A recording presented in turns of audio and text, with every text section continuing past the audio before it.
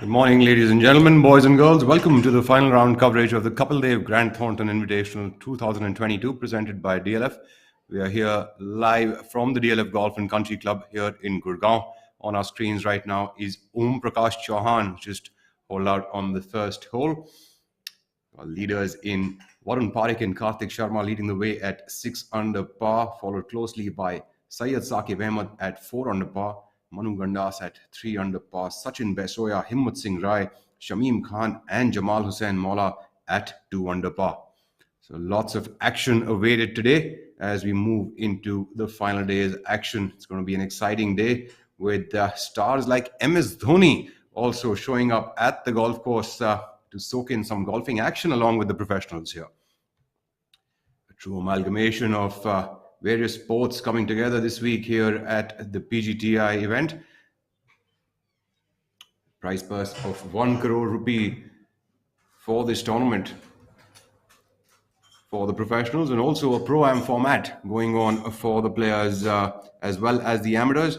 On both day 3 and day 4, we have seen that we'll be having amateurs paired alongside the professionals, who will be playing for their own championship as well. So the pair of the amateur and the pro will be playing together for their own prize, where the amateur wins some and so does the professional on each of the days. And we also have an overall prize for the 2 days, the 3rd and the 4th. And of course, the main prize money for the professional golfers of the 1 crore prize purse this week on offer.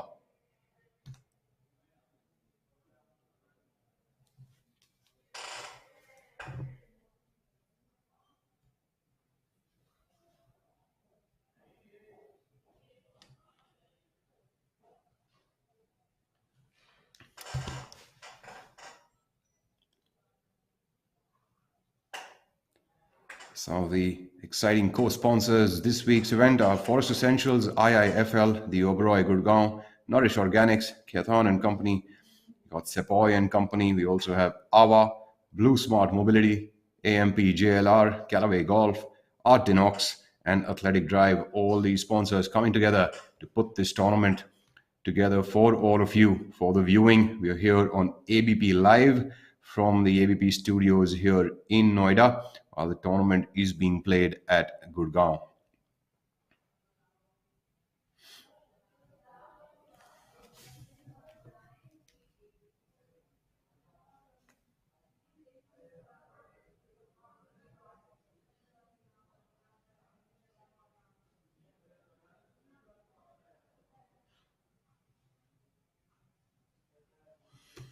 Picturesque DLF Golf and Country Club. Really challenging conditions here this week. Undulating greens and undulating fairways to be playing. And the wind tends to pick up around noon at this course.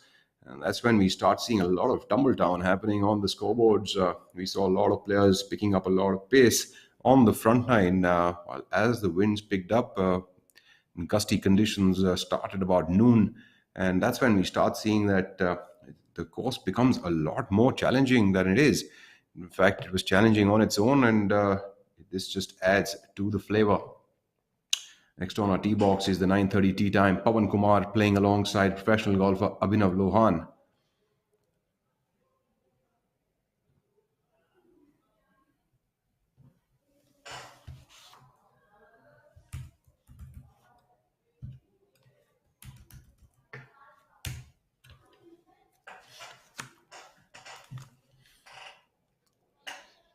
I'm your host for the day, Rahul Bajaj, along with my co-host Shaurya Singh will be joining me very shortly here in the studios.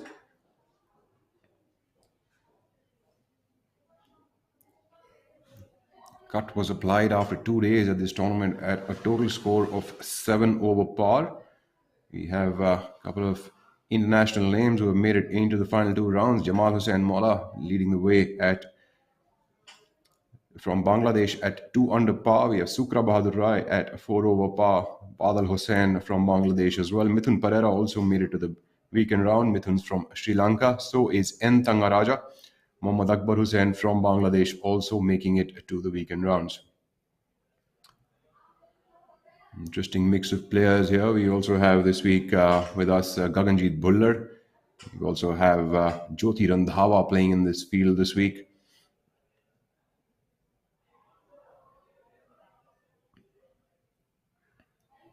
Ranjit Bhullar, international winner, multiple time international winner. In fact, a top professional from the country, is currently at a tie for 24th position at a total score of 5 over par. Jyoti Randhawa not putting up his best foot forward, currently at a tie for 34th position. Himmat Singh Rai, who's been plying his trade mostly at on tours in the United Kingdom of late, is back here in India competing on his home ground.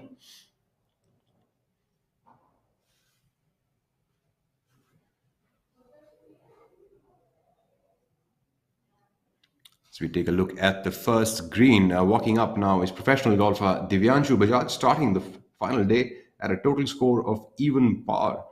Leader is at 6 under par. So I would think that considering the kind of golf course that this is, even par currently is well within reach of the lead, because the course is got pristine conditions. If someone wants to really get hot with that putter and their approach shots, it could be a completely different mix of things. We did see Syed Saqib Ahmed turning at, and Karthik Sharma turning at 4 and 5 under par respectively yesterday. So there's definitely a lot of birdies out there to be made. We also saw a course record coming in on day 2 from Arjun Puri from Delhi. It's Pawan Kumar on our screens now, taking off for the day.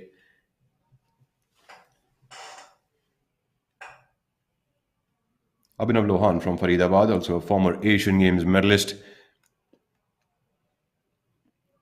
going with the big stick here on the first.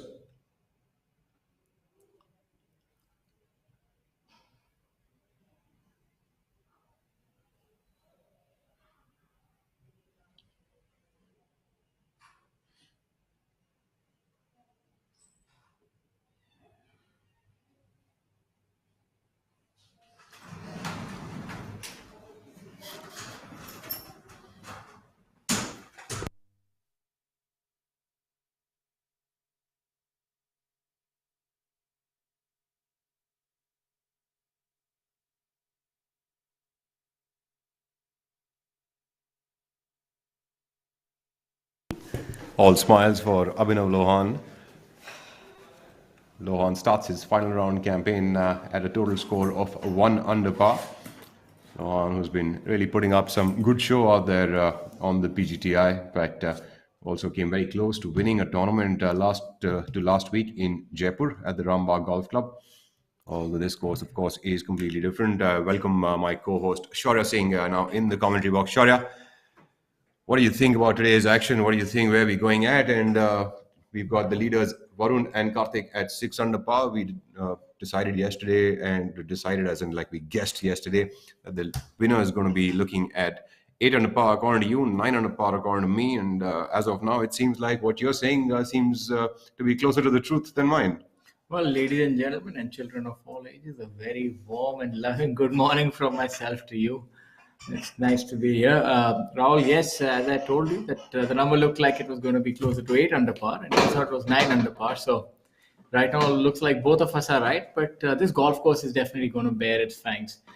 Not really known to yield low numbers, and I think it's going to stay true to form.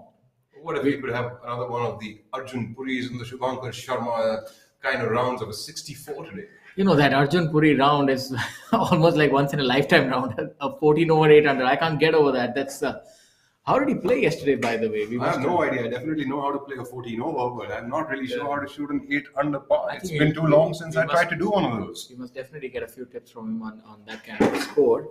But all things said and done, I think experience is going to come in handy today, and especially ball striking. And all these players on top of the leaderboard. Varun Parekh, good ball striker, but not really hasn't proven himself as a winner yet. So that might be something that could weigh heavy on the back nine. Karthik Sharma, also a young lad, hasn't won yet. Syed Saqib Ahmed has won once. So, but Manu Gandas is the player to watch out for. The way he's able to run away with tournaments. So And maybe Himmat Singh Rai could also, cause an upset here. He's 5 or 6 shots behind, but you never know. It's still early days. He could mount a good challenge. I think the front nine is going to be very consequential right now. Back nine, most of the players will falter. The pressure will be high, and those holes are not easy. Coming down the stretch, it's quite difficult. Well, at the end of the day, Karthik Sharma is playing on his home ground and he's been knocking on the door for far too many tournaments now. So he definitely has advantage. And Syed Saqib Ahmed, of course, appearing to be in good form, has been working hard on his game through the off season as well as his game seems to be getting back together now after that win in Kochi a couple of years ago. Seems like he's primed up for a victory too. And with that front nine yesterday, he definitely is showing that there's a lot of birdies in him. As we take a look at Divyanshu Bajaj from Calcutta, putting for birdie on the first.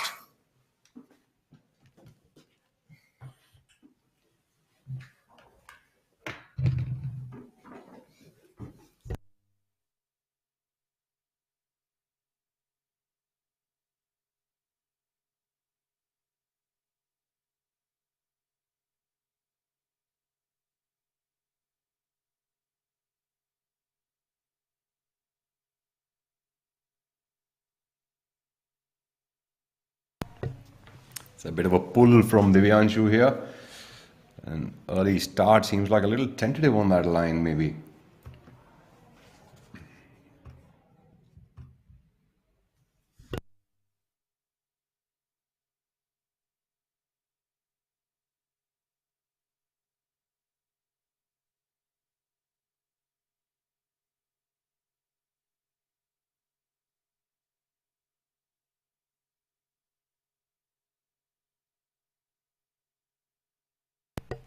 The amateurs will really enjoy today's golf and see how the professionals treat the final day up close and personal with them.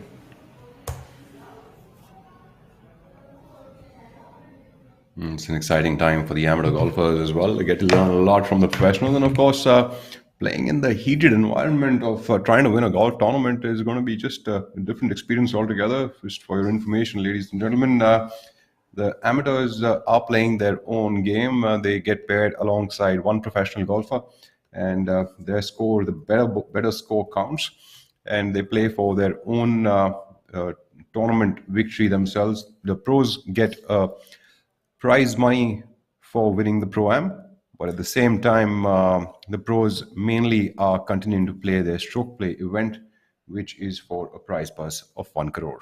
Interesting flag pin position on the first. Definitely a lot more challenging than yesterday's. Not too much room in front of that flag.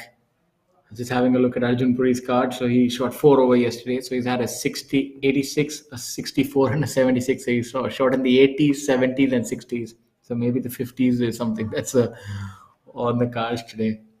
As we have a look at Dipinder Singh Kuller getting along very well this week at level par. Only 6 shots behind, so you never know his consistent game. Make a couple of birdies here and there, and could be contending once again.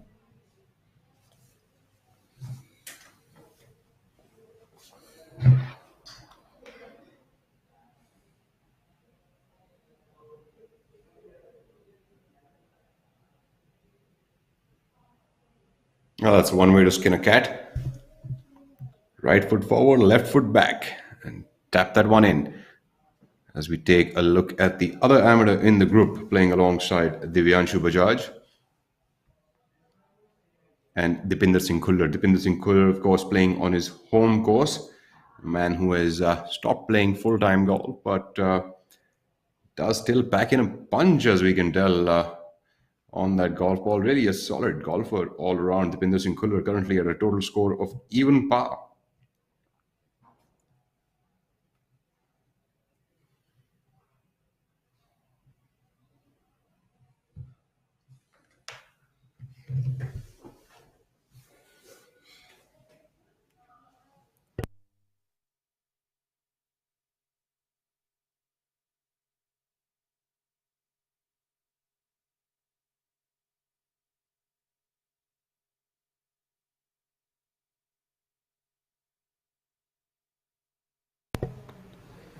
So we take a look at one of the amateurs coming up onto that putting surface with their approach shot on the first hole.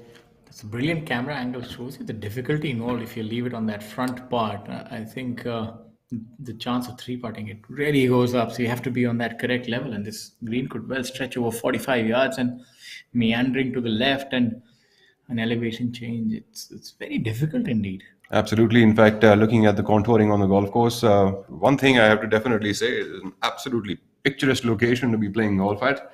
That is one, but yes, owing to the difficulty and the challenges that these shrubs as well as these undulations bring to you, in case the players do not put themselves at the correct tier and around the correct place in regards to the hole, it is going to be very challenging to make two putts. That definitely is the case. And in case they want to make birdies, they will have to place themselves absolutely immaculately. So a lot of pressure this week on where the tee shots are, where the approach shots are, and then of course you have a better chance of making a birdie. But that basically brings us to the point that each and every shot is important this week. Yes, I couldn't have said it better myself. Short, and this shot coming up it's going to be quite interesting coming out of the rough to that back pin position. But the good thing is here that the ball is sort of sitting up in the rough, so it's not unplayable per se. It's a ball above his feet, and Pawan anyway draws the ball, so he could aim slightly right of the flag and let it come back in. But yes, there's enough ball above his feet, so that could also, he will have to be slightly careful with where he aims this one. So we take a look at Pawan Kumar from Delhi. His second shot on the first hole. Really a hands-oriented player, isn't he? Using a lot of his hands to get on the ball, and a superb shot. His hands are good. Absolutely. I think I should continue with that style of swinging. First hole is a 386-yard par 4. A lot of players going with a fairway wood over here off the tee. The shorter hitters going with a driver. Pins perched up at the back of this green today. 31 from the front and 9 from the left. So really, you want to keep that golf ball on the right side of the flag. With these kind of flag pin positions, I think it'll become a lot more imperative to hit the fairways if you are to attack them with confidence. Look at some of the scores from yesterday. We saw Karthik Sharma shoot a 1 under par, although at one point in time, my apologies, level par, he was 5 under for that round. So really let a lot of shots slip by yesterday, and that's something hopefully doesn't end up ruining that miss and can make up for that. Varun Parekh hot on his heels with a 5 under par yesterday, so a low scoring tournament indeed, like just as we thought.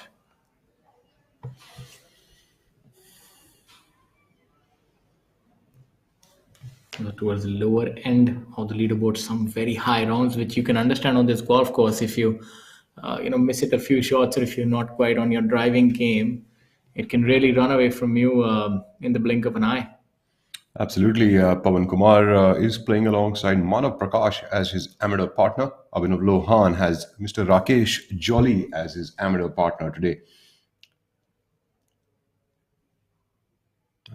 Manav Prakash has, of course, found the putting surface, but he's got a complete mountain to battle before he gets to the hole. As we take a look at Sachin Besoya teeing off now on the first. Sachin today is paired alongside amateur Rishabh Periwal. And there is Himmat Singh Rai, who is paired alongside Gangesh Khaitan.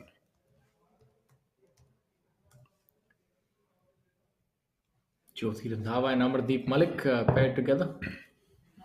Very nice, interesting group. Himmat Singh opting to go with the 3 wood. Likes to favor a draw.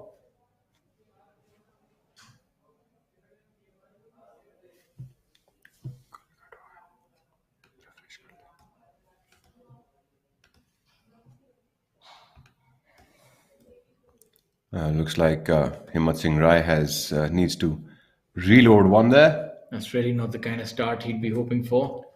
Last time I played a tournament. My apologies, Jyoti Randhawa is paired with Thanga Raja today. As we have a look at the first hole, this is really not something that he would have wanted. Is that a case of nerves, or just the kind of golf course that this is? But seems that his ball has been spotted. It's Nah, absolutely, it has been. I think he is in an all right spot. He'll be able to play a shot from there, as it seems. probably the worst feeling starting a tournament, trying to chase up the leaders and hitting an errant shot on the first hole, not knowing where the ball is. Was mentioning that last time I played a tournament with Himmat was at the Hyderabad Golf Association at the newly laid course over there at the time. And I mean, just the kind of perfection that he exhibits in the way he swings the club, it's quite something. He's really got those perfect positions going on in his golf swing. And in fact, it's surprising that he missed the fairway with that fairway wood because the last I remember, his fairway wood play was absolutely phenomenal. It clips them off the turf and hits them pretty high. That's a player here stuck in the thick stuff. Very difficult shot indeed. It seems like the player had to play for That's what can the happen on larger this. part of the green there. With the way the pin positions are located, it's going to be very difficult. Coming back to Himmat, I've played a lot of golf with him. We were actually in the same oil company, played a lot of the amateur golf together. Were even on some teams together, and so to be honest, his work ethic is something that inspired me and motivated me. I remember back in the day at Army Golf Club in Delhi, he would hit. We had a routine of 1500, 500 chip shots, 500 putts, and 500 hitting 500 balls. So I could never quite keep up, to be honest. I scaled it down to 400, 400, 400. It was just that kind of work ethic that he had. He would be at the golf course at 6 o'clock. I'll reach at 7. He'll say, "You already lost an hour, my friend."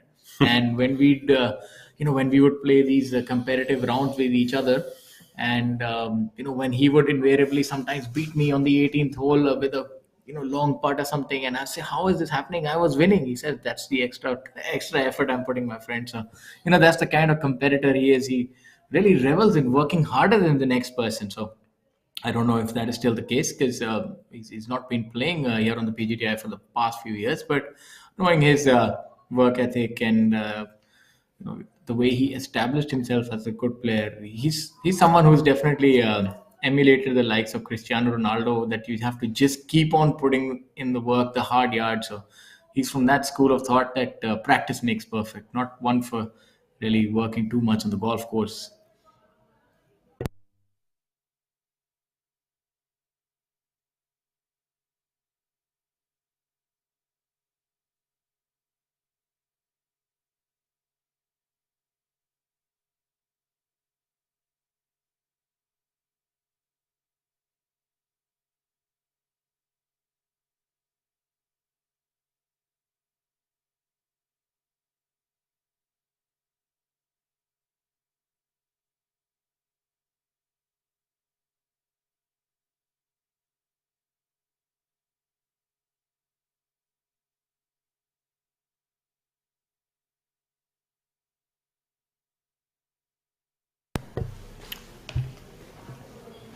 Pawan Kumar from that uphill lie did find himself over the green, which definitely short-sighted him to make that up and down as we take a look at Abhinav Lohan, who is now putting for birdie.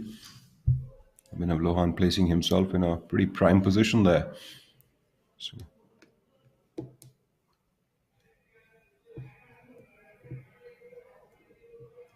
Oh, that's a brilliant putt. oh, Unfortunately, just staying up, maybe gravity will take over.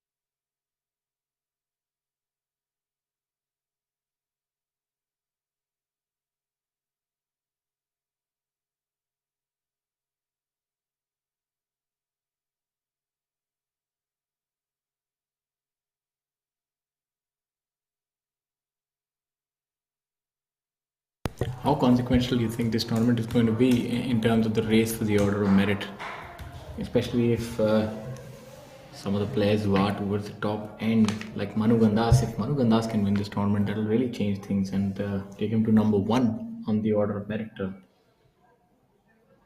Jamal Hussain can also catapult himself to top three. So Raj obviously could have done that, but he's not playing that well this week, according to his own high standards.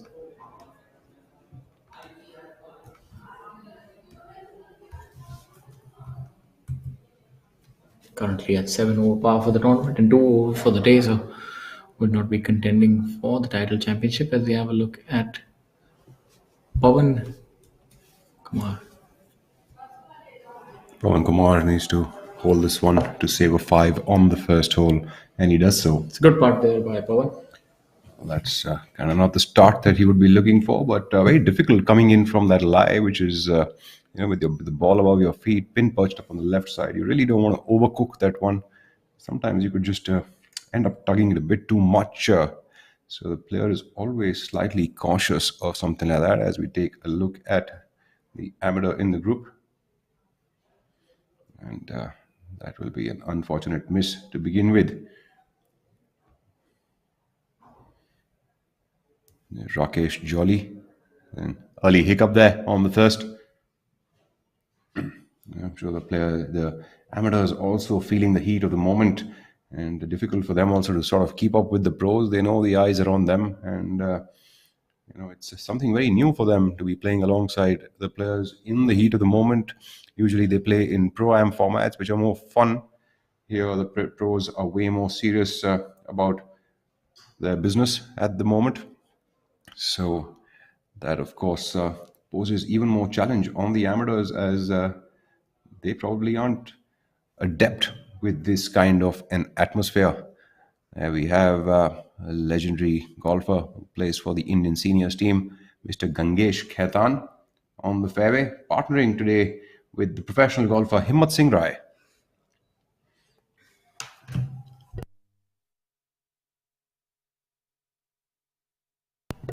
Man of the moment, Kapil Dev there on our screens, the man who is responsible to have brought this tournament here to Gurgaon, along with the iconic partnership with Grant Thornton. And in fact, just a few minutes from now, you will be seeing MS Dhoni and Kapil Dev both playing together at this tournament. This is going to be the first time that you will see two World Cup champions playing a round of golf together. That's really something that will be remembered, and hopefully that'll usher in the change that this game requires. These kind of stars descending upon this tournament is definitely going to take things to the next level. There we are, all the fans wanting a picture with Kapil Dev. I guess the Instagram feeds are going to be full of these today. Rightly so. Not that often that you get to hobnob with players of the caliber of Mr. Kapil Dev. I would say the man of the caliber of Kapil Dev. I think more than the cricketer that he's been, I think the way he's helping other sports also grow along with his own success is actually quite a sight to see. And Kapil Dev, of course, has been doing great for other sports, including golf, and using his success in the field of cricket to help others, and that of course goes a long way. And the last conversation that we had with him, which was in the commentary box itself, and he just showed up and he was gracious enough to sit with us for 5 minutes. We did speak to him, and one thing that I really took back from there was just how genuinely he actually wanted to develop sports and help kids pick up more and more sports, and in fact churn out more and more sports people from this country. And that in itself was a sight to behold, and his words will never be forgotten. All the PGTI team there, along with Mr. Dev.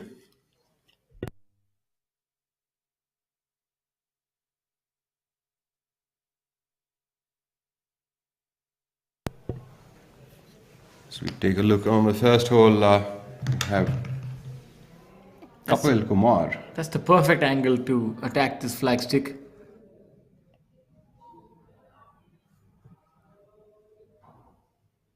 Not That's a bad. pretty good shot, actually. He will give him about 20 feet up the hill.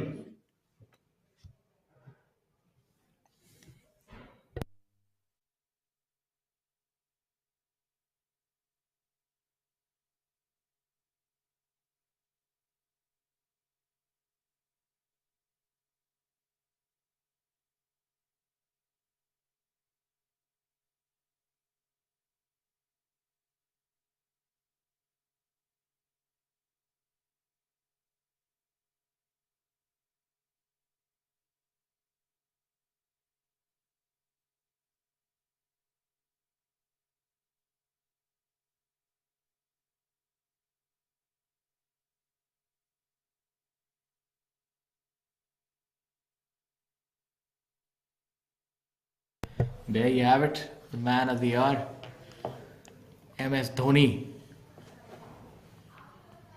There'll be a lot many more pictures being clicked, and we'll be seeing him tagged all over the place, wouldn't you? Once a sportsman, always a sportsman. Ushering in a brilliant era for the game of golf.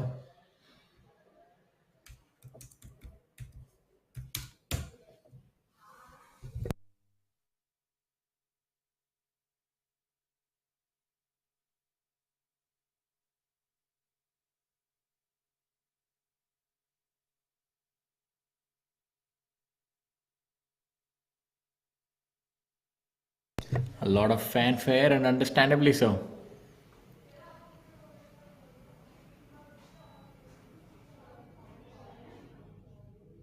Well, my knowledge in cricket isn't far too much. Of course, we know the legend MS Dhoni well. Everyone in this country would know him. But at the same time, just to sort of go through who he has been and what he has done. Of course, everyone already knows about it. He's a former Indian professional cricketer who was the captain of the cricket team in limited over formats from 2007 to 17 and in Test cricket from 2008 to 2014. Yes, and also another interesting tidbit: both Kapil Dev and MS Dhoni are also army officers, so that's another thing to note. So Absolutely. they're serving the nation in more ways than one, first through sport, and then obviously through their other endeavors now. Let's see if MS Dhoni can produce the helicopter shot. That would be something to see. His patented shot. Absolutely. In this group today, you are going to see Vishesh Chandiok playing alongside MS Dhoni, Ashish Beriwala, and Kapil Dev.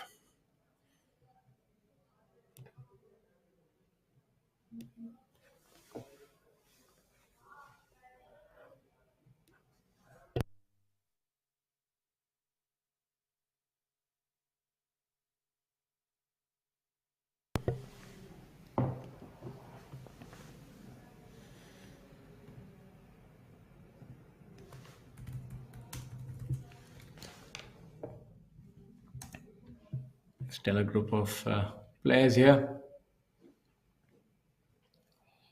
Kapil Dev, who has himself been a fast to medium bowler, of course, known most for the victory at the 1983 Cricket World Cup, the first captain to win the World Cup.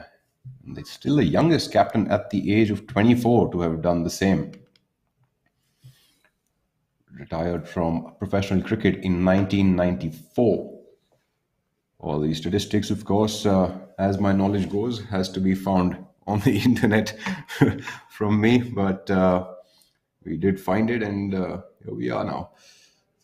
Who's Sight to the better behold. golfer? I would think Mr. Dev has been playing for a long time. Not too sure about how long MS Dhoni has taken to the game of golf.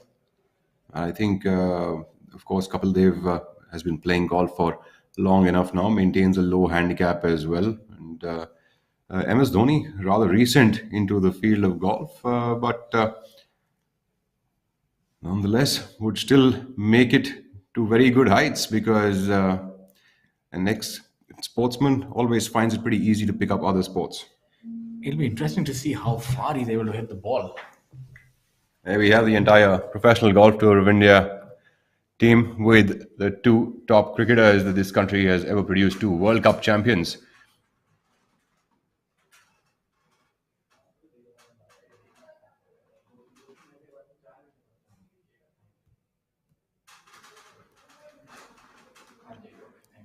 Bangladeshi Jamal Hussain Mola also not losing the moment there.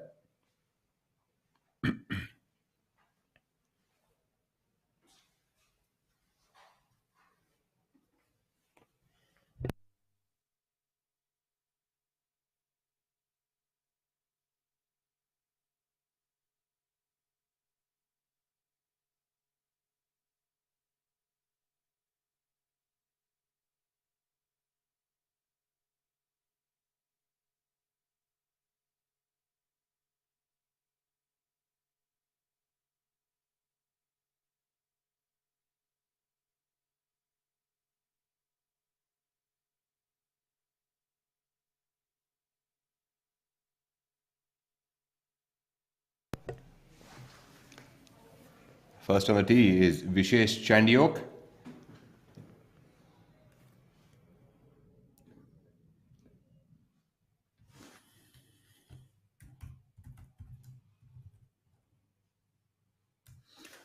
Seems to be a very nice and smooth swing that MS Dhoni seems to possess.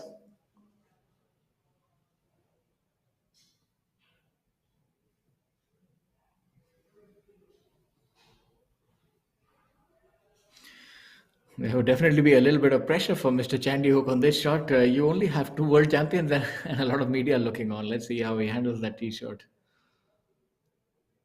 Oh, he's done well. Vishesh Chandiok, who is the CEO of Grant Thornton India.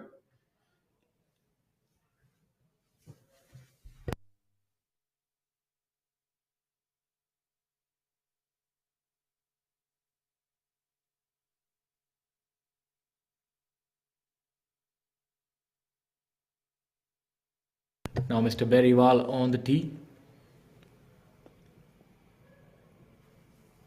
Going with the driver. Mr. Ashish Beriwala, who is the director of SRMB Steel.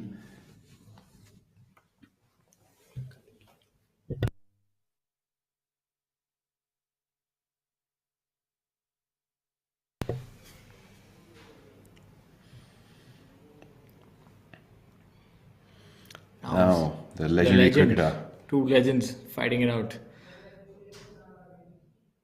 Going with the driver as well is Mr. Kapil Dev. Not taking much time at all. Absolutely, he's always been a very fast player. I think that's definitely a sight for sore eyes. A quick play. Fantastic. As we take a look now at MS Dhoni going off the first tee here at the DLF Golf and Country Club. Indeed, a special day for golf in India, where we have two World Cup champions of the greatest sport of this country coming together at a golf course, promoting Indian professional golf. Opting for a yellow ball. Easier to spot it, isn't it? Different from the others. Let's just see the swing, if it bears resemblance with his fantastic cricket shots. It's a powerful swing indeed.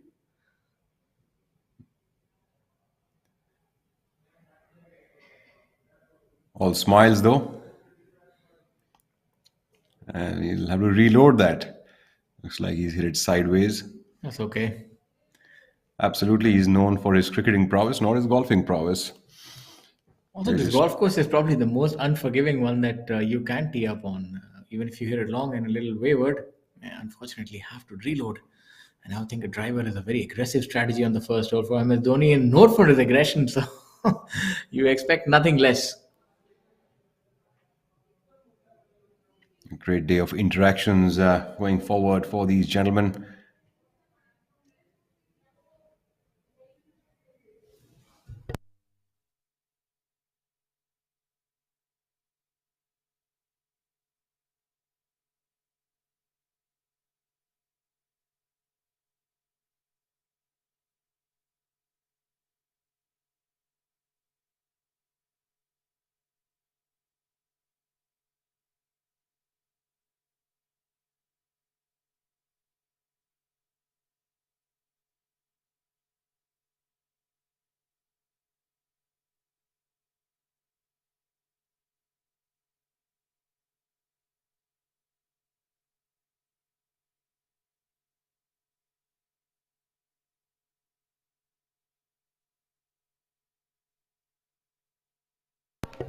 Truly seeming like walk of the champions, isn't it today, Shaurya? What do you think? Is cricket and golf come together today in real terms, doesn't it?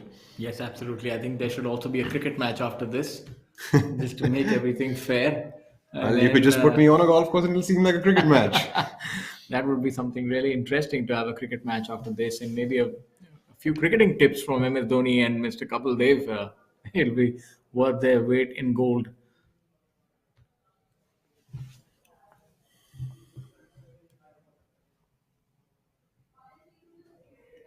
First hole, the par four here. In another news, looking at the golfers now. Um, Varun Parekh yet to tee off is at 6 under par alongside Karthik Sharma. And from the players who are on the golf course, Jyoti Randhawa and Shivendra Sisodia off to good starts, 1 under par after 6 holes. Now at call 1 under par.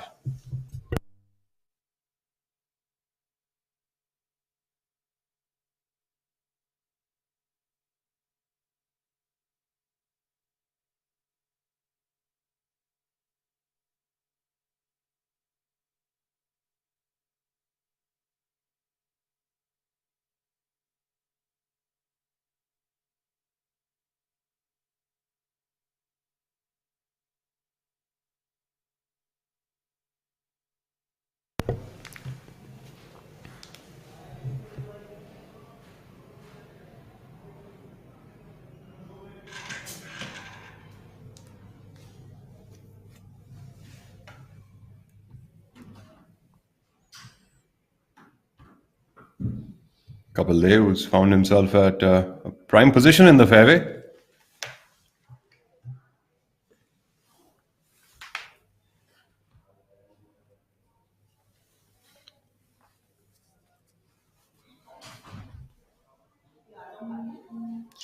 Mr. Beriwala is lasering his distance from the flag.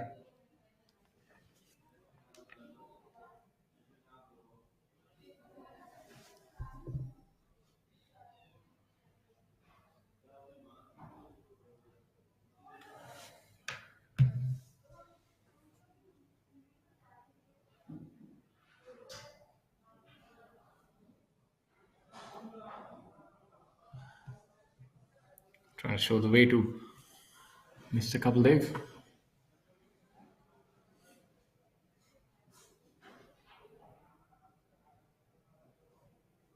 Mr. Beriwala seems to have short-sighted himself in the left rough there. It's going to be one very, very treacherously difficult shot to Well, see. might as well enjoy it while you're there. Yes, I Dear, think it's look at more about Kapil the Dev. experience. Not wasting too much of time on that one, right? Just getting on the ball and shooting it off. And Look at that beautifully golf so. shot. He's a World Cup champion after all. I'm What do you stumped. think? I'm stumped. Look at that golf shot. And within 1 second. That's why I found it so difficult when he was playing alongside me in an amateur tournament. He told me, please, is it possible that you can speed up? A beautiful golf shot there from Kapil Dev. Look at MS Dhoni's Dhoni. drive. That's a long drive. Well,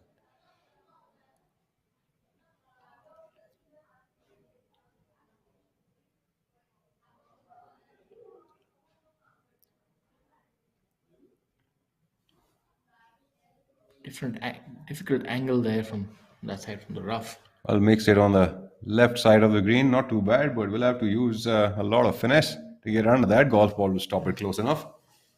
Nevertheless, luckily this isn't his main job. But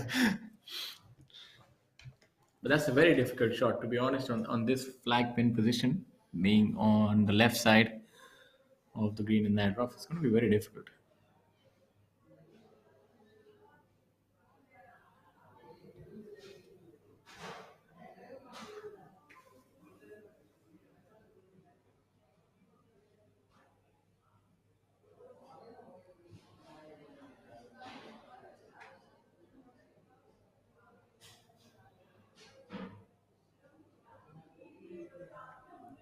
Vishesh Chandiok is known to be a pretty good club golfer.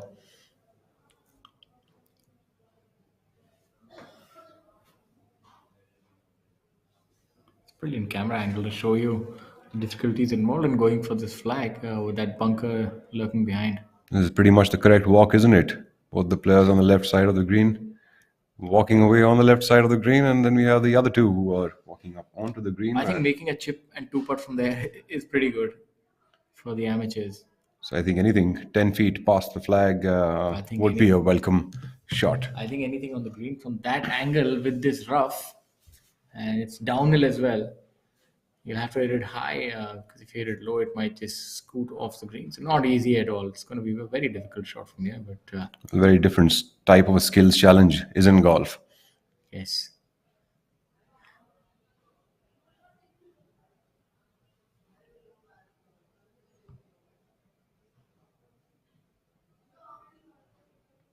Obviously works very hard on his fitness, and that's visible still. Yeah, that's what, like, once a sportsman, always a sportsman. Has a great passion for motorcycles as well. MS Dhoni, starting from having a collection of even RD 350s. Anyone from the 1980s and 90s would remember that motorcycle. Of course, has a ton of super bikes as well. Really being tested here early on. The Might golfing gods are giving him some difficult shots to contend with. Might need to get some wrist work going there. Has done What a really lovely well. golf shot there by MS Dhoni. Look at that. That's superb finesse, isn't it? I'm speechless. Really, I'm speechless. And I'm Amazing saying golf shot there. You see Kapil Dev hit that shot and down MS Dhoni with that kind of a chip. I think Mr. Beriwala must be feeling the heat right now. Too much pressure Yes, for all absolutely. his time that he spent on the golf course. That must be a lot of pressure for him now. And after seeing MS Dhoni hitting, Well, and you can see indeed, a his lot of talent. pressure. You can see that pressure because you see a cricket legend hit it to 3 feet when he's not supposed to. The other one is sitting 10 feet for birdie. I think I'd be sweating bullets. I noticed that a lot of these ex-cricketers actually have a weak left-hand grip owing to their cricket, I think, grip on the bat. Well, there we are.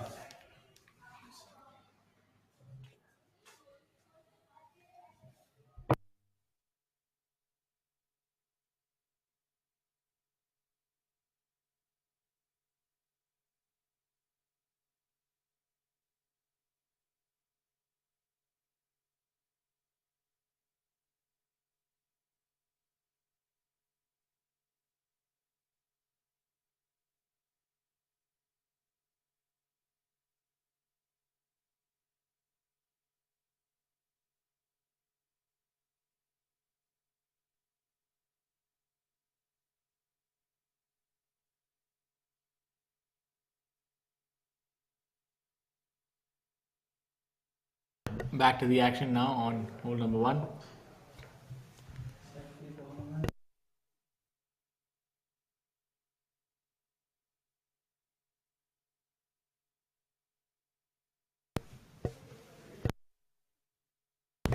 Kapil Dev now putting for birdie on the first hole. Not wasting too much time on that as well. Looks like he's playing that one slightly from the left side. Using a claw grip. See there, weak left-hand grip, and that'll be a tiny lip out for Kapil Dev on the first hole. Easy par there. Knocks that one in with one hand.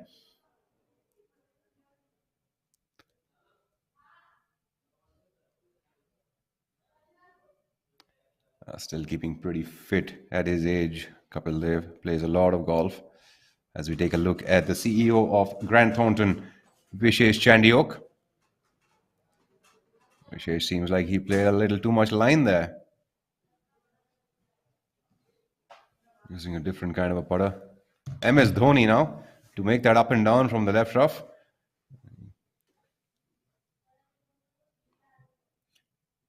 That'd be quite something to make that up and down. Easy peasy. No problem there. Lemon squeezy that made it look really easy. Well, We there all we have smiled it. after that, rightly so. Well, I'd be quite ecstatic in case I made that up and down myself after spending all those hours around the chipping green.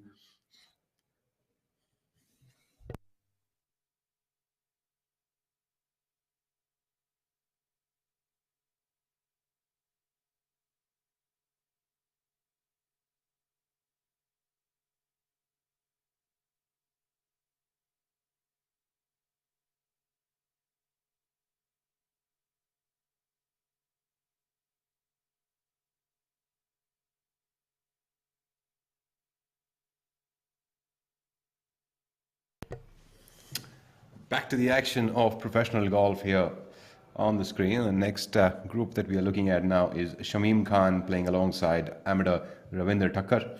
Jamal Hussain Mola from Bangladesh with his amateur partner Amlan Bhattacharya.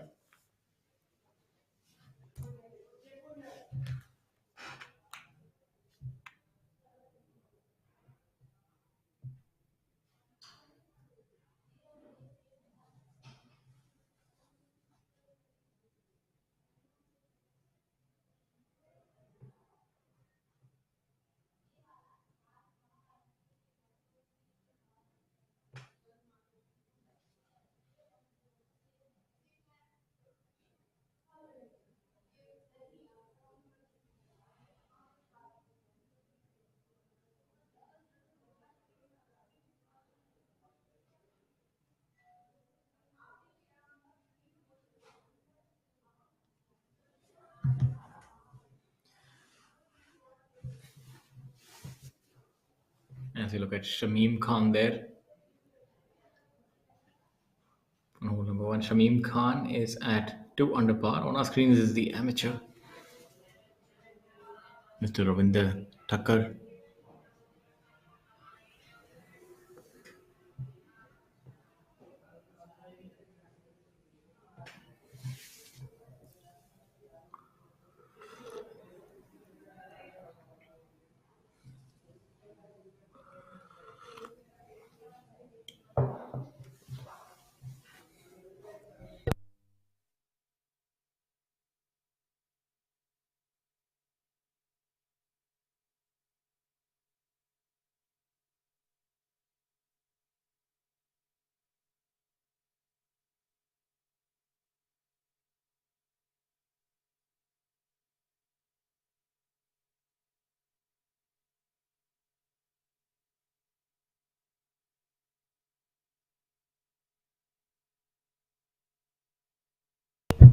Shamim Khan with a superb shot there on the first hole. He knows he needs to start moving early on in the day, attacking that flag position, giving himself all of 12 feet to make birdie on the first. Shamim starting his final round campaign at a score of 2 under par, 4 shots off the pace. Well, Shamim with the experience that he has, and Jamal Hussain with the amount of knocks he's been making on the door to win, he also starts at 2 under par. And one of these players, with the amount of experience that they have on them, could actually make some damage on that scoreboard. I wouldn't be surprised if one of them actually ends up making a couple of birdies on the first few holes and getting close enough to that leader. Jamal Hussain Mola now. Coming up after that selfie with MS Dhoni.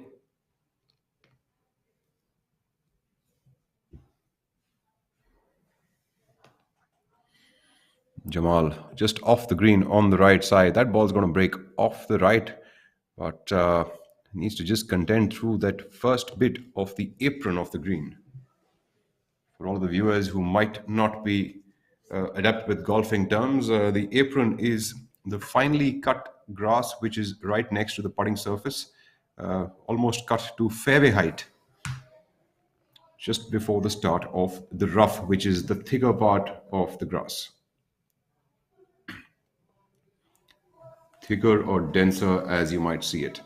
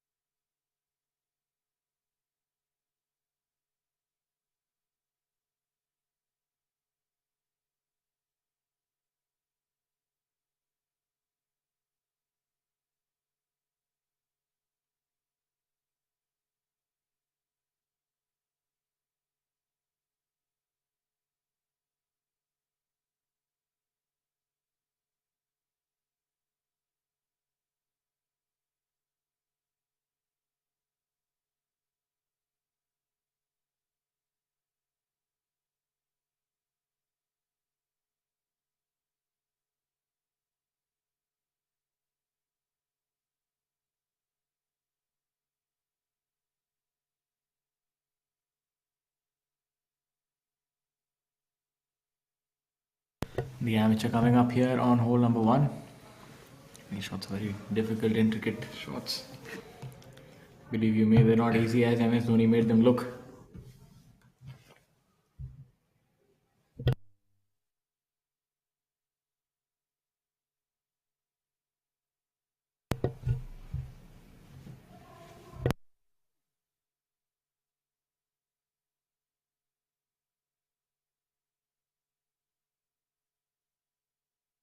Now Syed Saqib on the tee. He'd be looking to emulate some of that form that got him that victory a few years ago. Saqib Ahmed is paired alongside amateur R. Vishwanathan today, and Manu Gandas is his fellow professional, playing alongside amateur partner Vikram Bakshi. A very strong grip with the left hand. Does he favor a draw? He's always had that strong left hand grip. In fact, he hits a very strong ball flight, can shape it both ways. I believe he's recently married as well. Yes, I think it's been around a year since Saqib has been married. Congratulations to him on that. As we have a look at Jamal, like we had a look at that putt yesterday on 17th, and we said, yes, that looks like a makeable putt. This, on the other hand, does not really look like a makeable putt. There are many different shades Well, of could grass this there. be a makeable chip though? Because he's not electing to putt at all. Sometimes the slope, a consistent slope one way makes it a little easier to at least have the apex point. I think they have these subtle breaks one way or the other. They're quite difficult to hold these kind of putts. There you see it's turning a lot more than he anticipated, but he'll be happy as long as he can make his four here.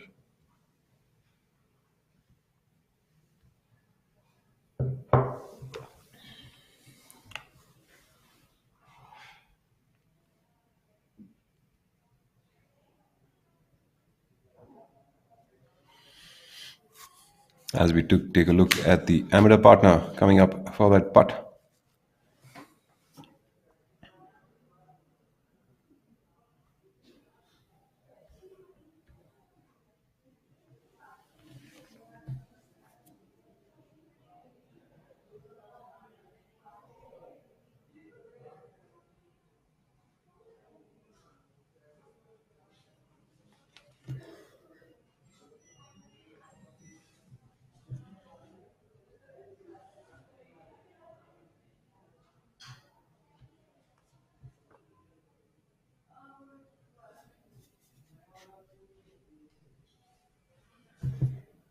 On the tee now, ready to shoot, is our leader, Karthik Sharma, along with his playing partner, Varun Parikh. Both of these players leading the tournament at 6 under par after 3 rounds.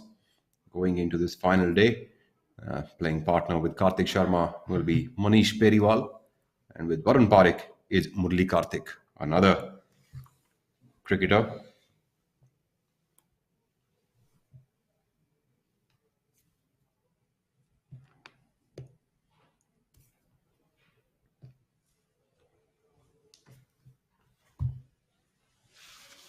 Murli Karthik has his own records in the sport of cricket. Hits the ball quite well, plays golf left-handed, and I've seen him hit the ball. He's able to get it to almost 300 yards at times. So I played a pro-am with him at a very different kind of a golf course here in Gurgaon itself, which is completely made on AstroTurf. And you're supposed to play there with these foam balls. Very interesting format of play for the amount, for the other type of golf, for the amount we play of that. Very different and very new, in fact. If it gets Were you good windy, at, it was very difficult to were you- judge. Were you good at foam golf? I was all right at it, but it was so difficult to judge because the ball's really light and the wind picks up. So difficult to judge how far that ball will go. It could just fly everywhere. At least Well- that levels the playing field. Skillful players also will be hitting errant shots thanks to the condition there. And the ball, of course, goes about like maybe 50% or 60% shorter than your normal distances.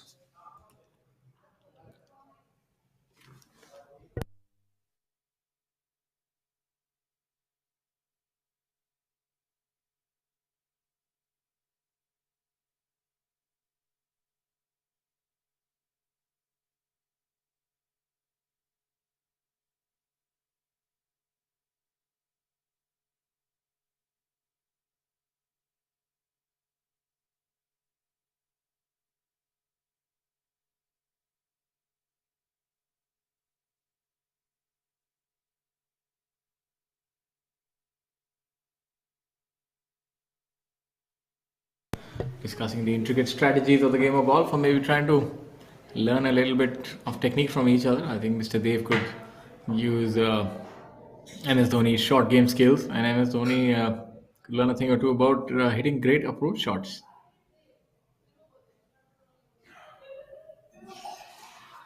Last time we spoke about fitness with Mr. Kapil Dev when he was here, that still remains in shape, and that's one thing about sportsmen. They keep working on their fitness throughout their lives, evidenced by how fit they still are.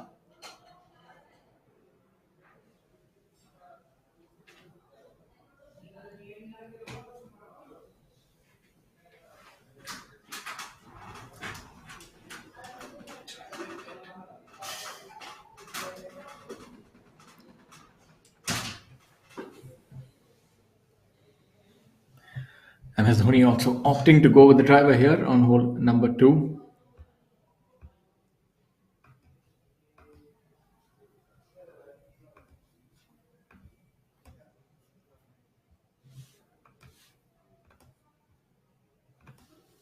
Second over par 4 at 454 yards.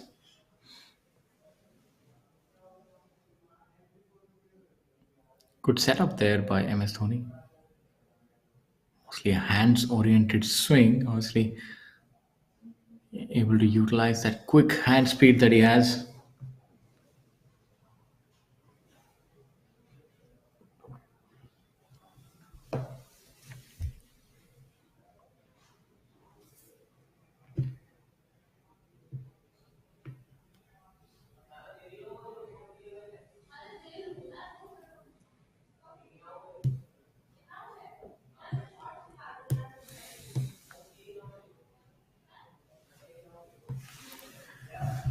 Mr. Vishesh Chandiyok now on the tee.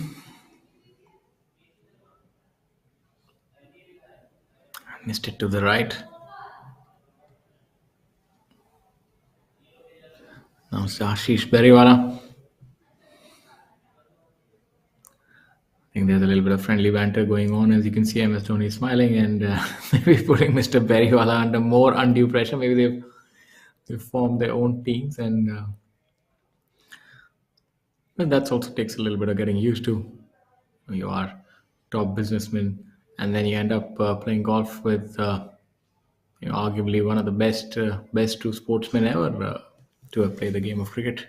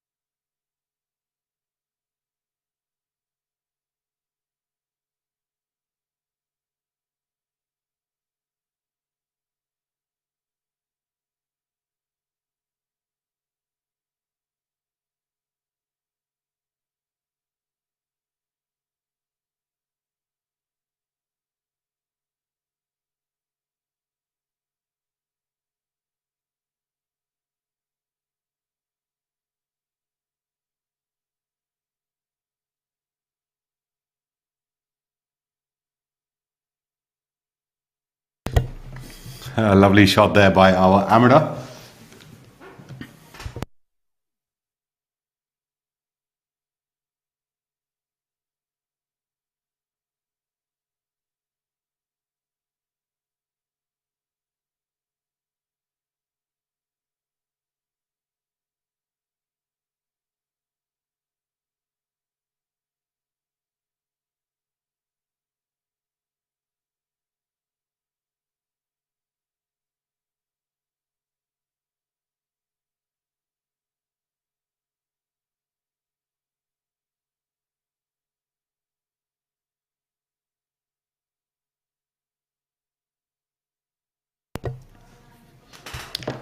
I wonder what he's looking for in there when the golf ball is lying outside. Reminds me a little bit of the movie Forrest Gump. The scene reminds me a little bit of when Forrest is running, and look at that, run Forrest run. It can happen on this golf course, when you hit the ball in the wrong place and you think about life choices. How did I land up here? I was looking at the fairway. I wanted to hit the green. Someone might want to tell him that he only has 3 minutes to do this. Karthik Sharma, our leader, teeing off now on the first hole. This is when it comes down to heavyweight championship. In the blue corner, the southpaw, Karthik Sharma teeing off.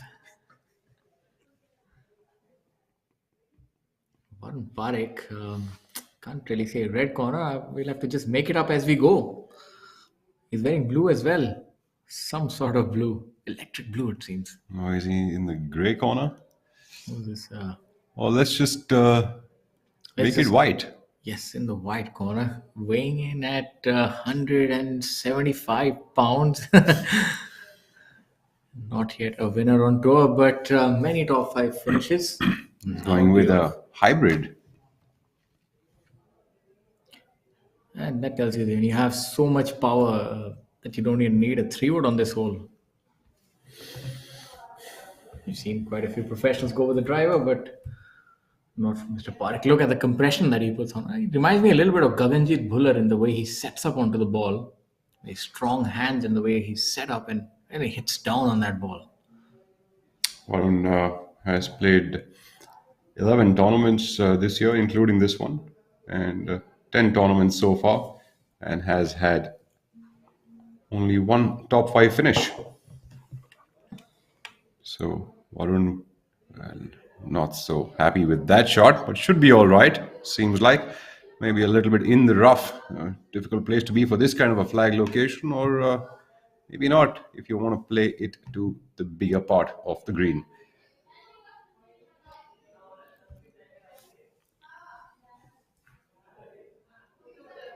Who are you looking, as far as the other groups are concerned, to make a run today? From inside the top 10, maybe Abhinav Lohan? Well, I definitely think that Syed Saqib Ahmed and Manu Gandas have a superb chance. And so does Shamim Khan and the group of Jamal Hussain Molla along with him.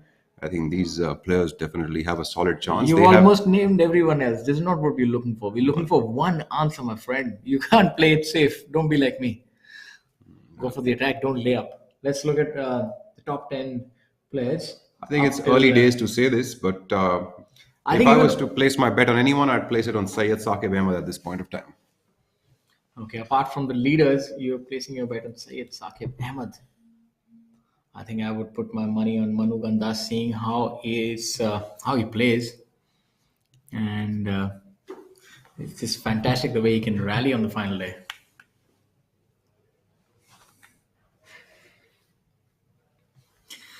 Got a couple of shout outs from a former professional, Mr. Raj Randhawa, who's really enjoying our live telecast. And he's also come in, he's saying he's putting his money on Syed Saqib Ahmed. So let's see if that is the case. So it's either Manu Gandas or Syed Saqib Ahmed who seem to be the challengers at this point in time.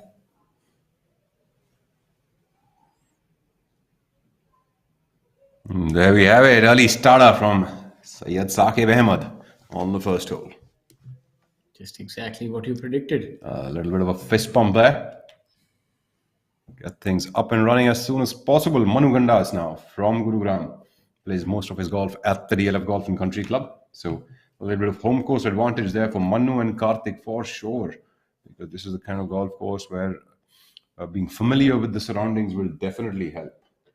And that's one thing. And another thing that we've seen that he's not deterred by anything that happens around him. And that kind of an attitude on the final day is something that you definitely want to have.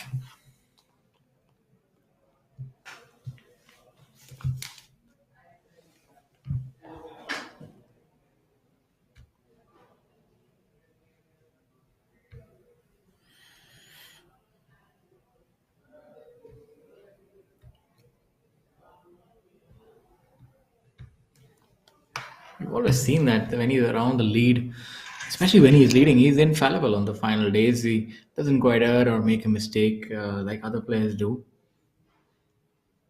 Look at that. But easily done. Manu Gandas, of course, a very, very strong contender.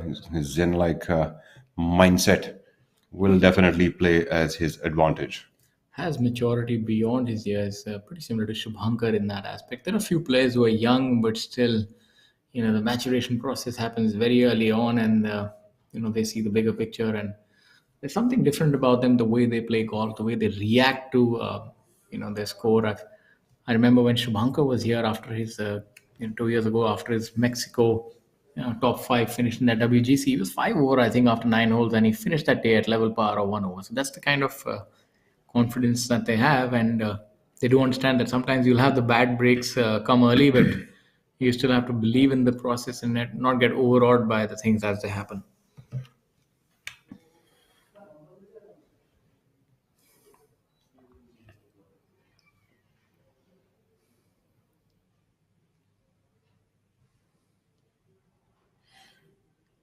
Kartik Sharma, who has found the fairway. Varun Parekh seems to be in the thick stuff.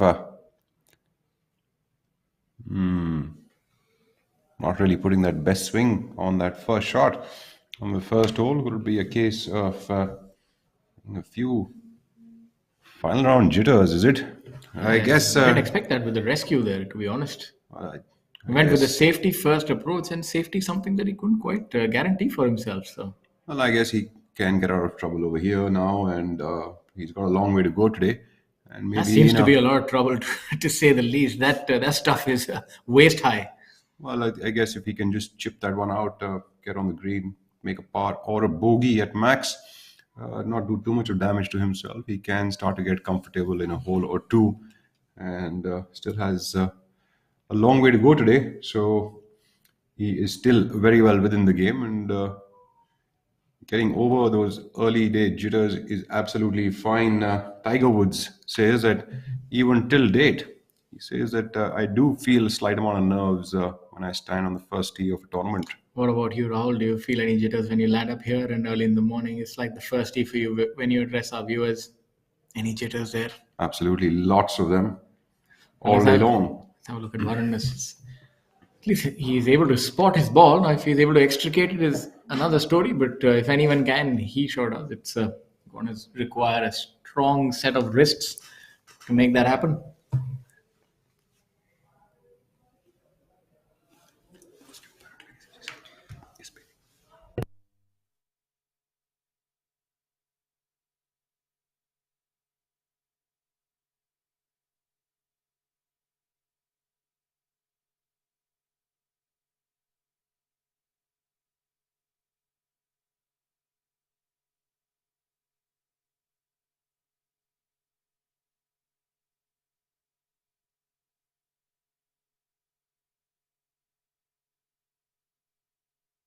Seems to be in deep discussion with the caddy. Not sure what they are trying to decide. I think if the discussion is going on for that long, then maybe he has a few options, which is always a good thing, or maybe he's just waiting on Kartik to hit his shot. And one thing you don't want to do is multiply your problems.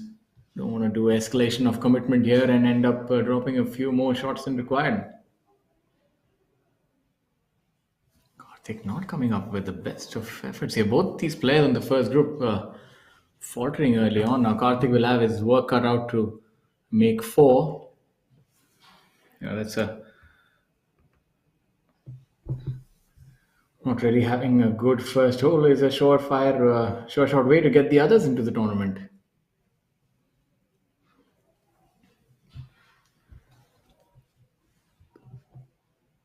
Varun Parekh, as we wait with bated breath.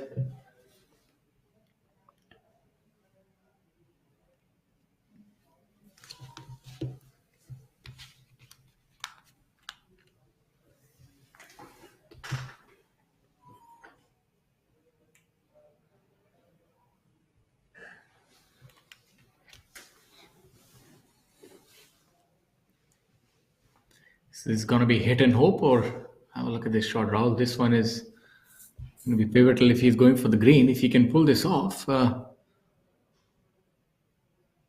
he's just chipping out the prudent approach. Well, that's the best thing to do from that position at this point. I think just lower down the damage. If he can place himself even 15 feet to the flag, he'll at least have a shot at a par on the That's first. a little bit of an anticlimax. He took so much time. I thought he was going to go for the green or do something adventurous. Well, I think the ball in those shrubs is not easy to even hack out because half the times you can't even get the club onto the ball in this kind of rough. Look for a lot of spin on his third. This is the ideal yardage, being in the fairway. Might have all of 100 yards.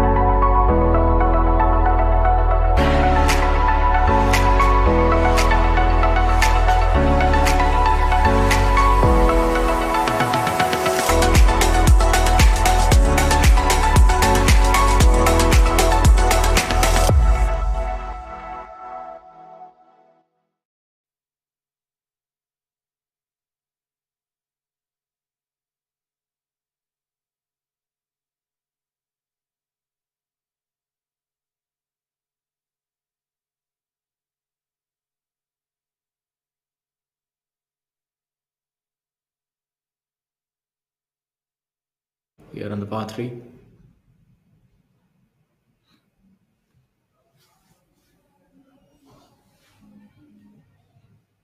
Those quick hands will come handy. How you used to stump other players out, especially those runouts were epic. And that's something that he can recreate here. You can see that hand speed even when he's chipping. Quick hands is something that helps you accelerate through the ball. Look at that, he's done. He's getting some adulation from the other player. Another good shot there by MS Dhoni. Seems like his shot game is on point. Ali using the slopes. Look at that. I mean, Beautiful seriously, golf this shot. this is unheard of level of brilliance in terms of shot game, deft touch. Ladies and I mean, gentlemen, he's got it all. I think MS Dhoni definitely can look at his second wind, so as to speak. I think he should look at golf more seriously. He definitely has the skills. He has the fitness, has the skills. Should go for it. Look at that kind of touch. ladies and gentlemen, for all the kids who are watching, you might as well practice a ton of cricket to improve your shot game. Absolutely, hit the ball long and then improve your shot game. I think Mr. Beriwal also, following suit, has hit a brilliant shot. As he used the slopes as well as Mr. Look Dhoni. at that. That's what they say. It's the company that rubs off. So they're keeping great company and hitting great golf shots.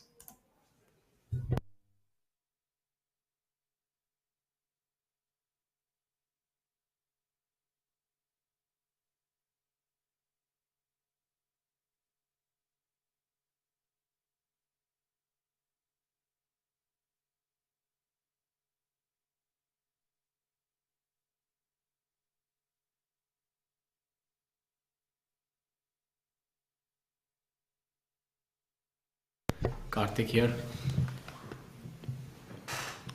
Leader also seemed to have short-sighted himself. He will have another 9 feet to go now to save his par here. Seems to be the ball of Varun Parekh. Yes, that's his ball about 15 feet from the flag. If that's him, seems to be walking past the flag. Actually, Murli Karthik's ball. Yeah, missing that putt, but that's all right. A brilliant shot. That's all that matters.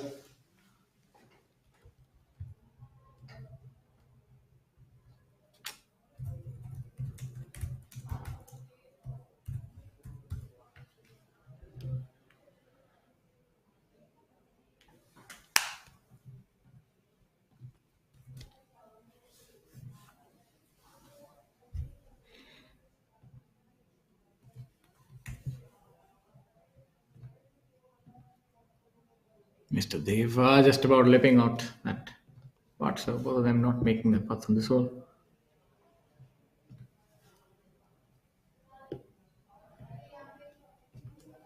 All right, well done.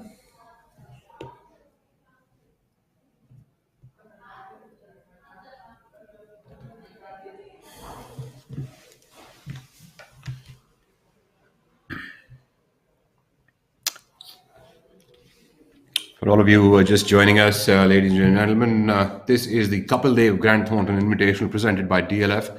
We are here at the DLF Golf and Country Club. That is where this tournament is being played. So if you're around the vicinity, please do go visit and have a look at the best golfers in the country and also the best cricketers in the country. Incidentally, that is Murli Karthik on our screens, former cricketer. We also have MS Dhoni and, of course, the great Kapil Dev playing here this week. Great partnership between Kapil Dev and Grant Thornton to present this 1 crore prize money event and the Pro-Am format, an iconic format, of course, to bring together amateur golfers as well as professional golfers. This is one of the few events, only the second event, of course, in the country so far, wherein you get to see the amateurs get to see the professionals really in the heat of the battle. Karthik Sharma here, who has a putt for par on our screens, playing on his home ground this week. Been knocking on the door long enough. It's about time as that door opens up for him.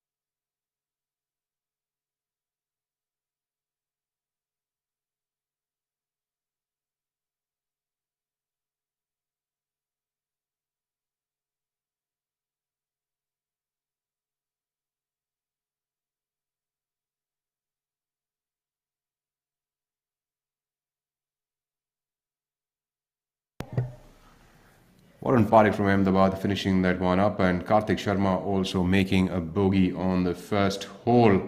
Seems like a slight amount of tumble down going on over here. Too many players bunched up within one shot of one another. The players, one of them definitely needs to separate themselves from the rest of the crowd as we move along the front nine of this golf course. Certainly need to make a lot of things happen over here. As we take a look at the next group, which is coming in now on the first hole, is Yuvraj Singh Sandhu, who is currently number 2 on the order of merit on the PGTI, has won 3 tournaments this year, playing alongside Sudhir Sharma. Sudhir Sharma has been paired alongside Mr. Ravi Khanna as his amateur partner, and Yuvraj Singh Sandhu paired alongside Mr. Danish Aman as his amateur partner. The amateurs and the professionals are paired up together for a team championship, which is a separate championship for day 3, a separate one for day 4, and there is also an overall Pro-Am prize for these 2 days. And moreover, the professionals still playing for their prize purse of 1 crore rupees. Sudhir Sharma on the right side on our far screens, shooting up with that laser, finding the exact yardage to that left top flag position. They both these leaders got off to the worst possible start. I feel this the first hole is not one of the most difficult ones, to be honest. I think you're hitting a 3 wood, and then a pitching wedge, and maybe even a sand wedge for the longer hitters. So that's the kind of start that you don't want to have. You've given the others an opportunity, a ray of hope, and the door is ajar, so as to speak, for the others to sort of enter into, and obviously makes for great viewing and spices things up.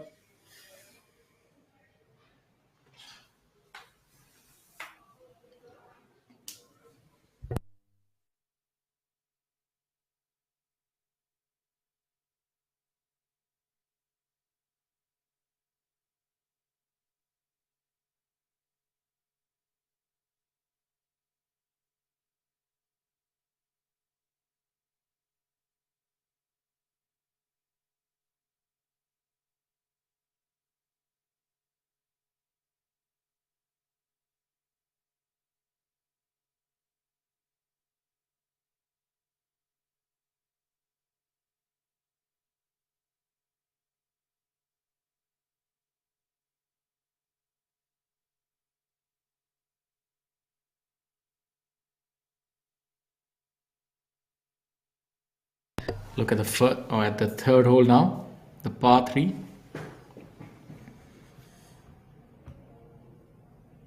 Narrow green makes for a small target.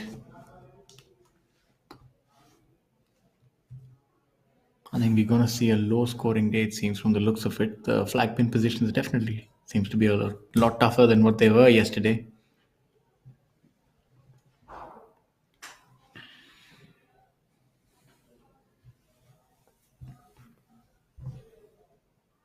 Jamal Hussain and Shamim Khan making their way onto the third hole now. On the third hole here at the DLF Golf and Country Club is a par 3 of 209 yards. A flag position today on the third is 19 yards from the front edge and 8 yards from the right. So players mostly will be hitting a 4 iron towards this hole. Some of the players will need to hit a hybrid club.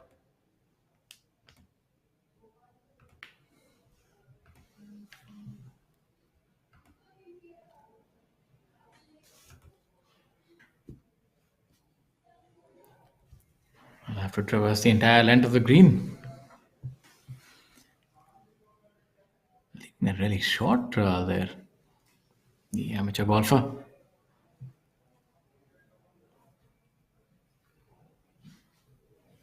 Shamim Khan is really good at putting, especially when the greens pick up their pace and they're above 10 on the stimp meter. That's when he becomes a lot more effective. His style of putting is to die those balls right in the hole, and the speed control that he has is something that sets him apart from all the other players, especially when it comes to the green. But he's not been that effective on the final days of a tournament recently. As we look at Jamal, has he made that? Seems like a putt that went around the globe. Brilliant putt there. The undulations on these greens really make it challenging for the players to be able to get putts close enough to the hole or make it in the hole. You really have to be putting yourself in the correct spot. Otherwise, you could be flirting with a double bogey. My apologies, with a 3 putt before you even know it. As you can tell from Shamim's putt, that ball is going to break from the right to the left with a lot of slope to navigate. Great judgment there from Shamim Khan. Has he made it all the way up to the hole? Oh, what a great putt by Shamim Khan. Syed Saqib Ahmed is up at 5 under par now, leading the way alongside Karthik Sharma and Varun Parekh, who have ended up dropping an early shot here on the first.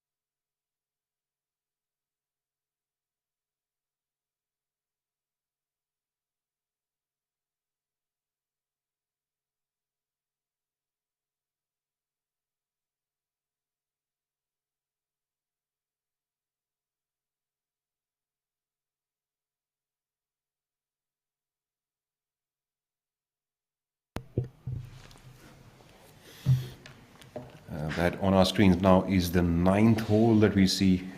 The ninth hole is a par 4 here at the DLF Golf Club. Some of the players like to elect to go directly for the green.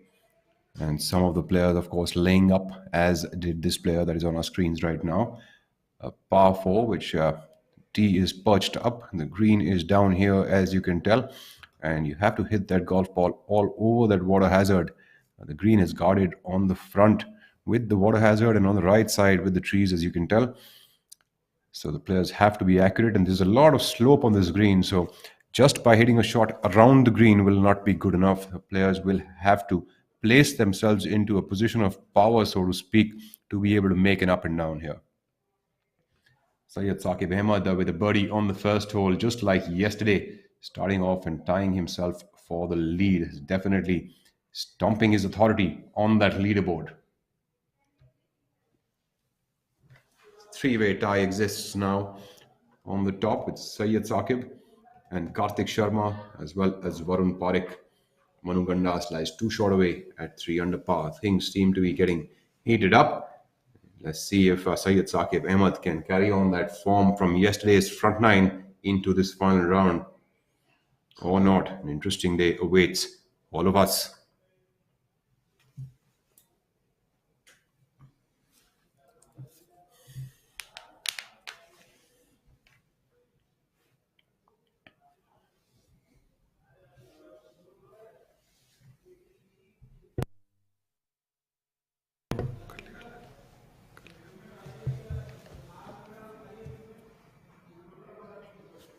Picturesque location, this DLF Golf and Country Club, designed by Gary Player. This new layout is one of the most challenging layouts in the country. We had the Indian Open here a couple of years ago, and it was one of the most challenging events, flanked by a lot of European Tour players as well as Asian Tour players.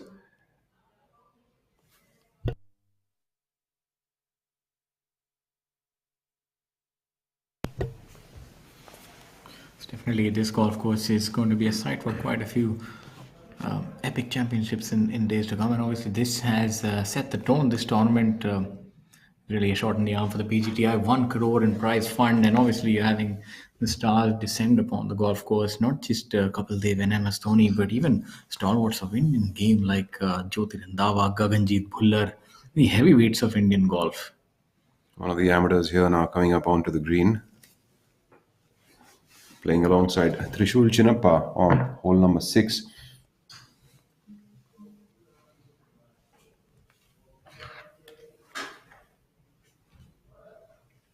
Trishul Chinnappa is playing alongside professional golfer Om Prakash Chauhan. Trishul is partnering Mr. Kulvinder Singh, his amateur partner, and OP Chauhan, the professional, will be partnering amateur Anil Pandey. They teed off at 9:10, currently on hole number 6. The 6th hole here at the DLF Golf and Country Club is a 446-yard par 4. So a hole which is not short by any means, and you can tell the amount of water there is, of course, a place which will act as a challenge to the players. The amateur making his putt, probably for a par. Om Prakash Chauhan and Trishul Chinnappa now have the playground to themselves. It's quite a difficult hole, to be honest. Is there any real birdie hole on this golf course where you can just stand up and hit a shot and say, yes, if I just hit a good drive, I'm going to get a birdie? Do you feel there is any hole here that can be a given birdie hole, so as to speak, Rahul?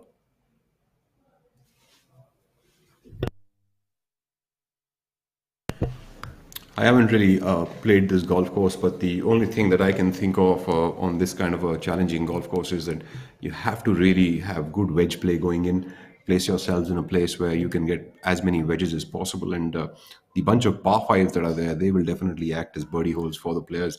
Although the flag, like what we had on the 18th hole yesterday, perched up on the left front of the green, that was a difficult flag to be able to birdie. So other than that, I mean, if flags like that are applied, even the par 5s will be extremely challenging to get the wedges close.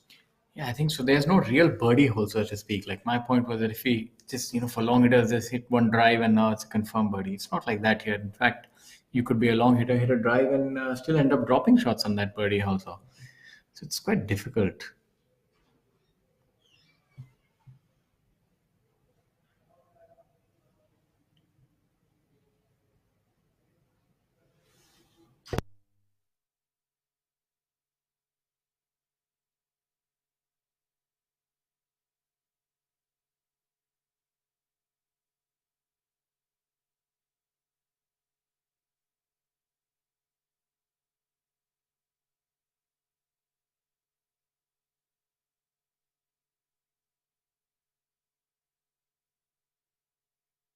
OP now on hole number six. A very wristy putting stroke.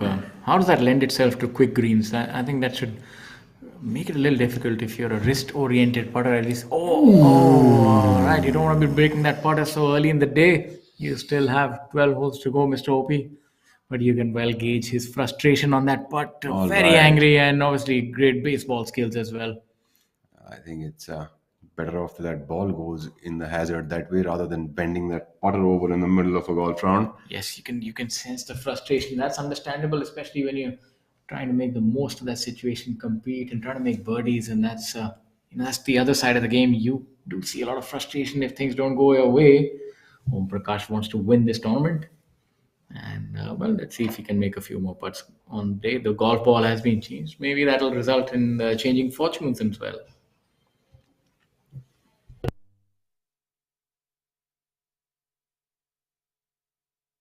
Well, as you were asking earlier, with the wristy stroke, it will become more difficult to putt on extremely fast greens, as although the wristy putting stroke does do very well for the usual Indian putting greens, as they are not extremely fast.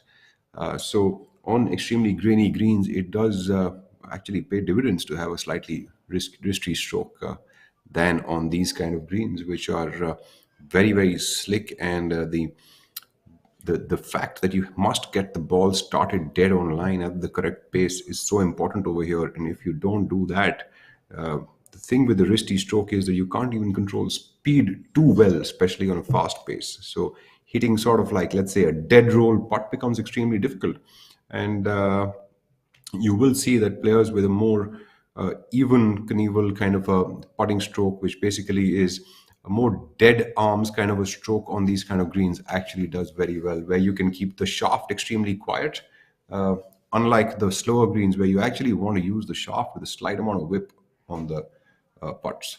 I like the way you call it evil Knievel putting stroke. I like that's something that I take away from your explanation of that. But yes, it's true.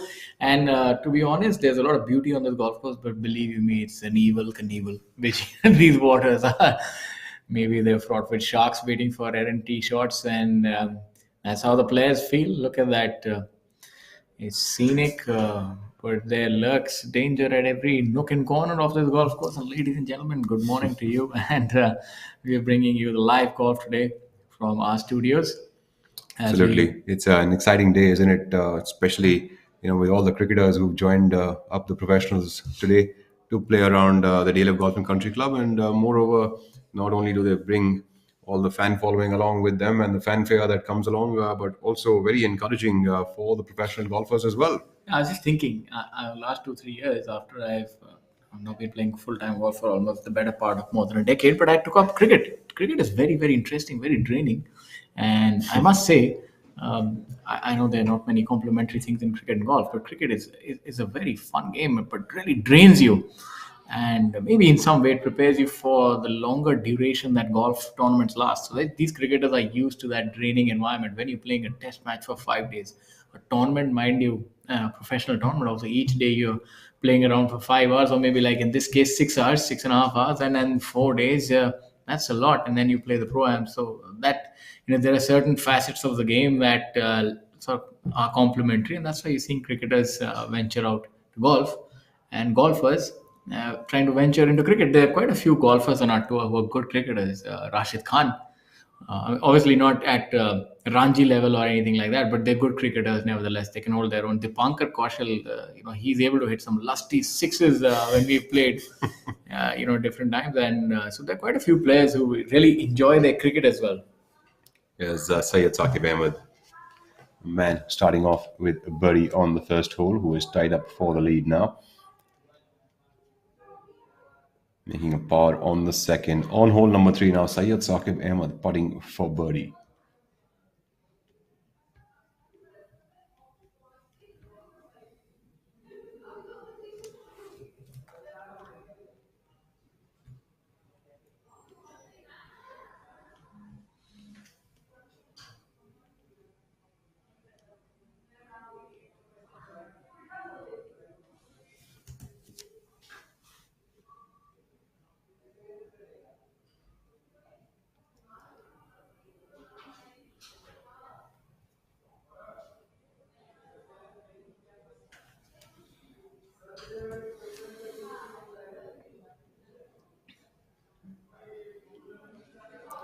The amateur golfer here putting out on the third.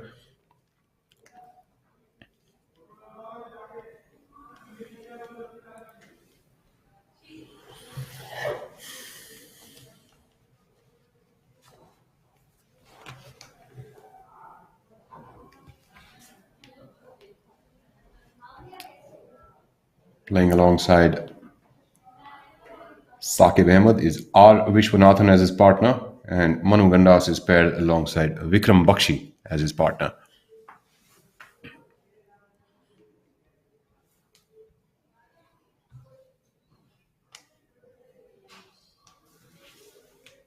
Divyanshu Bajaj making some early inroads with a 1 under par through the first 3 holes, getting up to a tie for 7th position. Currently 4 shots off the pace, very much in the hunt for his own maiden title. So we take a look at Manu Gandas, who is 2 shots off the pace. Can he get some stuff going early on in the day today?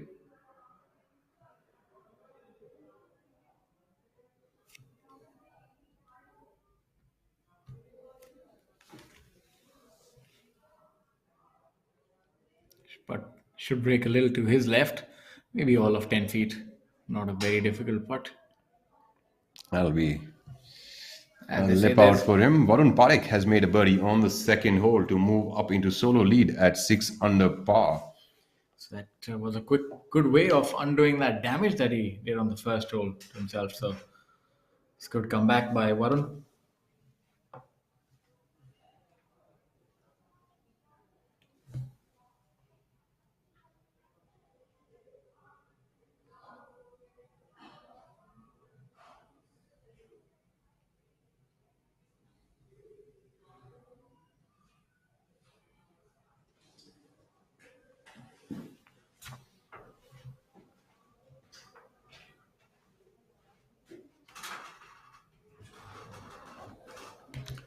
Syed Saqib Ahmed lining up his putt on hole number 3. These putts within 10 feet.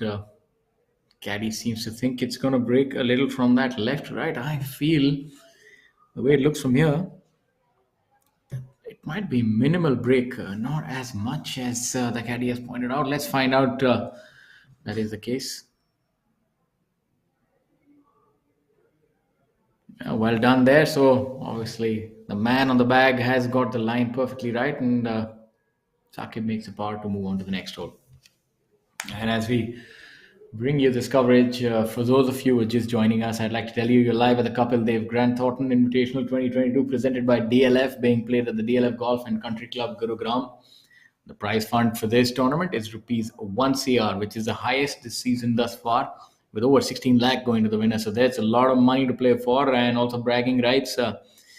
Not very often do you get to win a tournament in front of 2 World Cup legends. You're talking about Mr. Kapil Dev and Mr. MS Dhoni. So these players get to, literally play to the gallery, and this would be a tournament that the winner would remember for a long time, because you would have won the tournament in pristine company.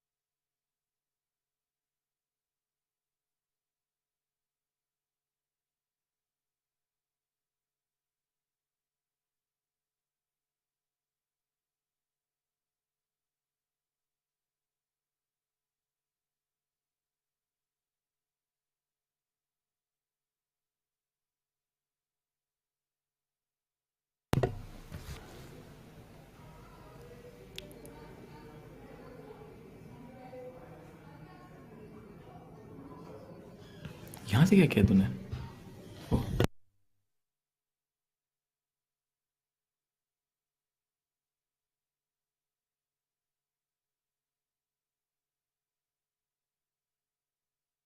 DP there on hole number 6. This is Devinder Khullar's home ground where he teaches golf. I think his students would be queuing up now to how does DP sir do it with minimal practice and maximum output. That's what's to be done. Next to the apron. I wonder how he got there. It's a tricky place to be in. Maybe he was getting too adventurous with his second shot. Short-sighted himself.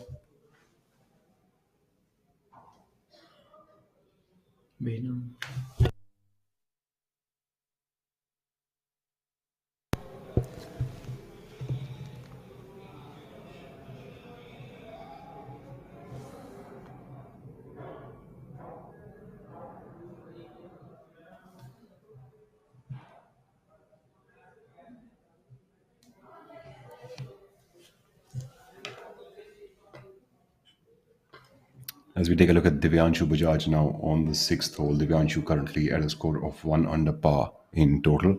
He is 5 shots off the pace. Divyanshu seems to have left himself short of the green here on the 4th. The 4th here at the DLF Golf and Country Club is a 558-yard par 5, stroke index of 13, so not the most difficult of holes.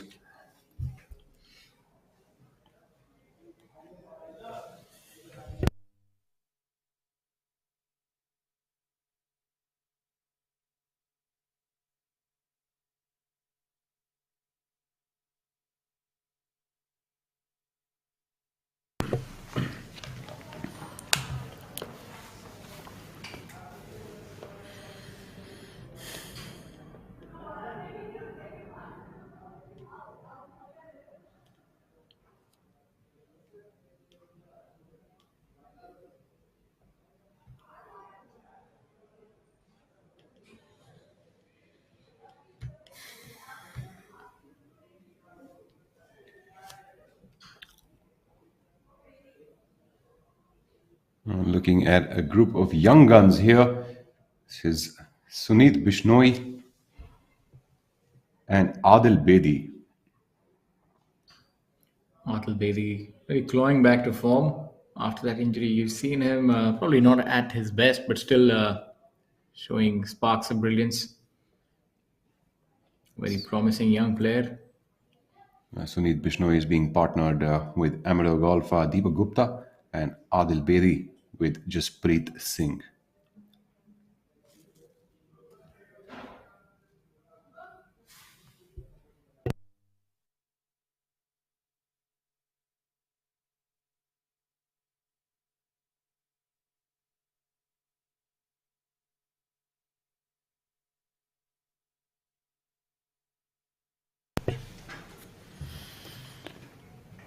We have Adil Bedi on the 9th hole now, putting for his birdie. Adil currently sitting at 4 over par for the tournament and level par for the day.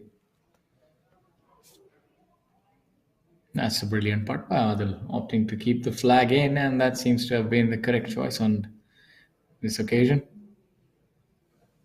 Sunnis would be hoping to follow suit there.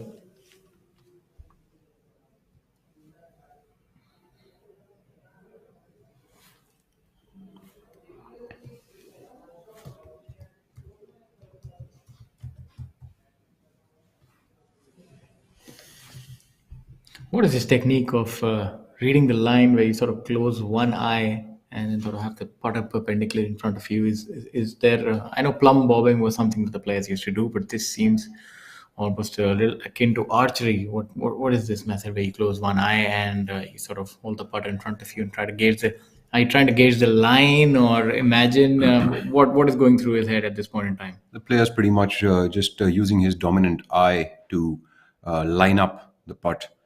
not really anything else. And that's exactly how it helps, Shaurya. Maybe you should Yeah, try that sometime. I'll be doing that Oh, tomorrow. no, please don't, because that might just add more time to the amount of time you already take. So we take a look at the amateur partner now on the ninth. Beautifully done there by Sunit Bishnoi. Sunit Bishnoi currently at a score of 4 over par for the tournament, even par for the day. Adil Bedi also at even par for the day and 4 over for the tournament.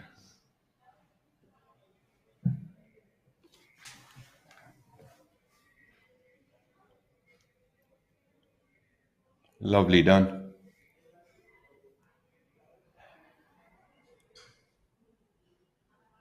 Solid putt there for the amateur golfer on this ninth hole here at the DLF. For all of you who are just about joining us, ladies and gentlemen, I'm Rahul Bajaj, your host, alongside my co-host Shaurya Singh. We are presenting to you live the Kapil Dev Grand Thornton Invitational, presented by DLF, being played at the DLF Golf and Country Club in Gurugram. Iconic partnership between Kapil Dev, the legendary cricketer, and Grant Thornton, putting together this beautiful tournament at this beautiful venue for a prize purse of 1 crore. We look at Harinder Gupta from Chandigarh coming up with a wedge on hole number 9 after laying up in the fairway, not going for the green from that tee box. Some of the co-sponsors this week are Forest Essentials, IIFL, the Oberoi Gurgaon, Nourish Organics, Khaitan and Company, Sepoy and Company, Ava, Blue Smart Mobility, AMP JLR, Callaway Golf, Art Denox, and Athletic Drive. So a lot of companies coming together to put up a superb show over here. Arjun Bhati coming up onto the green on the 9th. And both the professional golfers putting up a superb wedge approach here for this top left flag location on the 9th. Won't see too many drivers today with that flag pin position. What do you reckon? Absolutely. The flag position is 42 yards from the front edge and 6 from the left. It's like hitting 3 extra clubs from the yardage that you're at to the front edge. So I spoke with our fellow professional Aditya Raj Chauhan yesterday. In fact, for me, I saw one of his highlight reels on this hole, and I asked him how long is this hole playing and what is the yardage that the players are getting to carry it all the way to the front edge. And he said, with the tee right at the back, it's 309, and with the tee, which is a little ahead, it's 300 yards to carry it to the front edge. So obviously, not for the faint of heart, and not for those who don't possess that requisite horsepower to get there. And that's a lot of carry, to be honest with you. But only a few players in this field, I feel, have that to be able to carry that ball 310 yards. Maybe Abhijit Chadda, likes of Veer Alawat, Yuvraj, and a few others who can actually have a go at this green.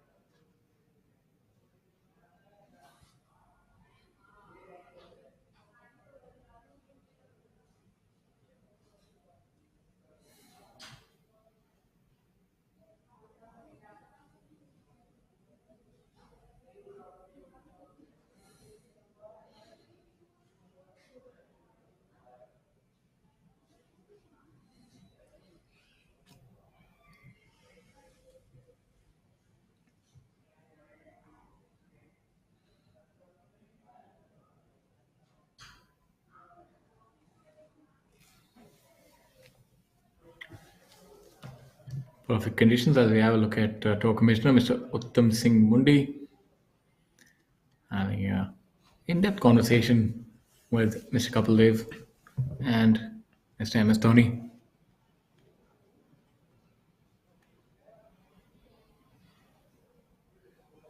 As they walk up to the 4th hole.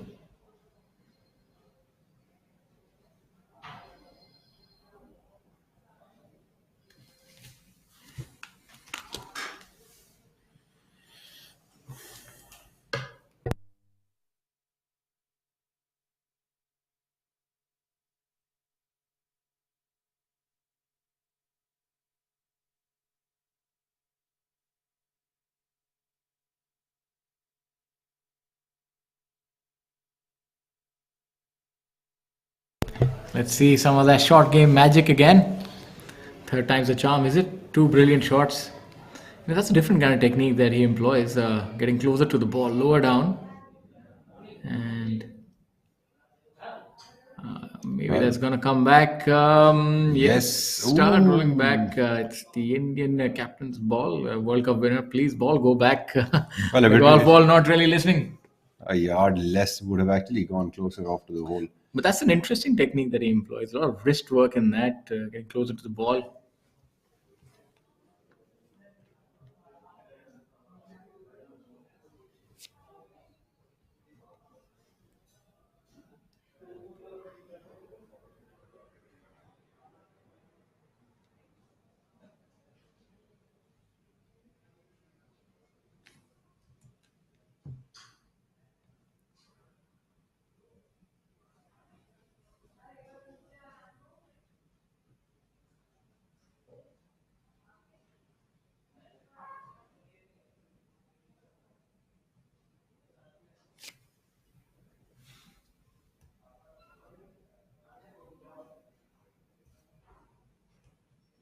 Taking a look at the leaderboard, Syed Saqib Ahmed has made a double bogey on the third hole to go back to 3 under par for the tournament. Mahendra Singh Dhoni now putting from over the green. I do like the way he goes about his golf. Doesn't take much time. Absolutely.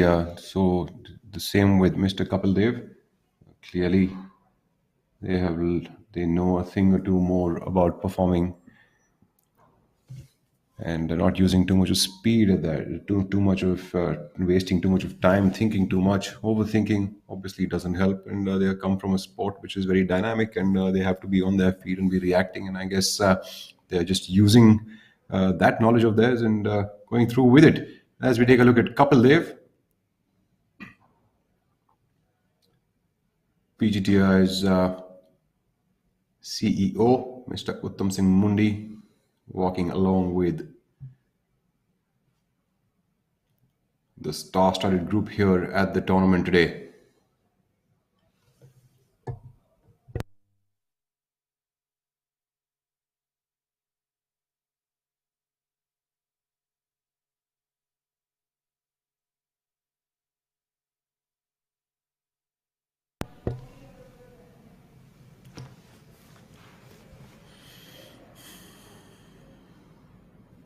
So we take a look at Mr. Ashish Beriwala.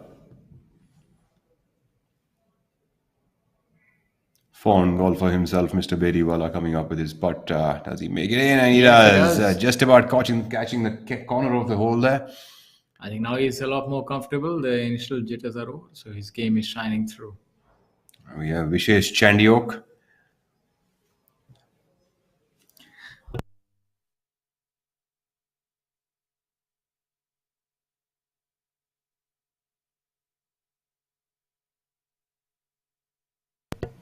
Good putt there. Solid putt there by Mr. Chandiok.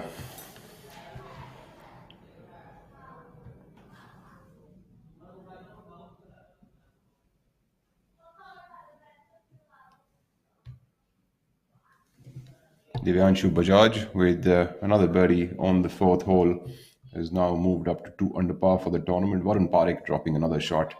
Very bogey, birdie, bogey kind of start there for Varun. Varun and Karthik Sharma still lead the way at 5 under par. Syed Saqib Ahmed and Manu Gandas at 3 under par. And Divyanshu Bajaj now at 2 under par, tied alongside Shamim and Jamal Hussain Molla.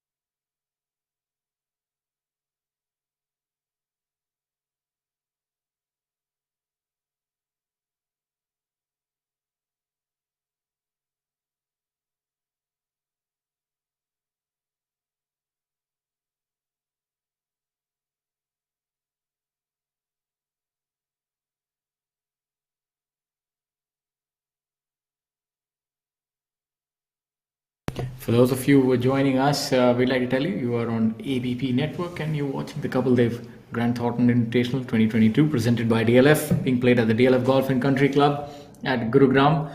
This tournament boasts the highest prize fund of this season thus far at rupees 1 CR. And currently the leader is Varun Parekh and Karthik Sharma, both of them tied at 5 under par. You also have many legends in the field, including Mr. Kapil Dev and Mr. MS Dhoni, who are playing this tournament as amateurs invitees on this final day.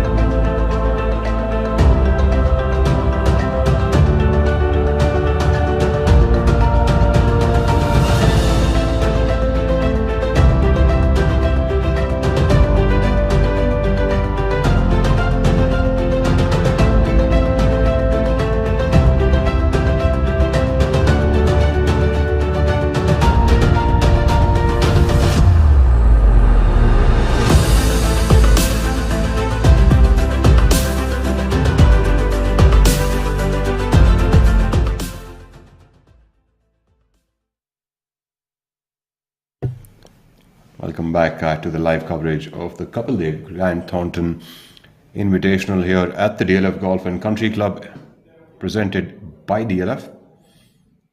A couple of movers and shakers on the golf course on this final day. Divyanshu Bajaj with an early start at 2 under par with birdies on hole number 3 and 4. Kshitij Naved called with birdies on second, as well as the fifth to be at 2 under par for the day and 2 over for the tournament. Sukra Bahadur Rai also catching up some heat, coming in all the way from Nepal, is at 2 under par for the day. Sunit Bishnoi from DLF is at 2 under par.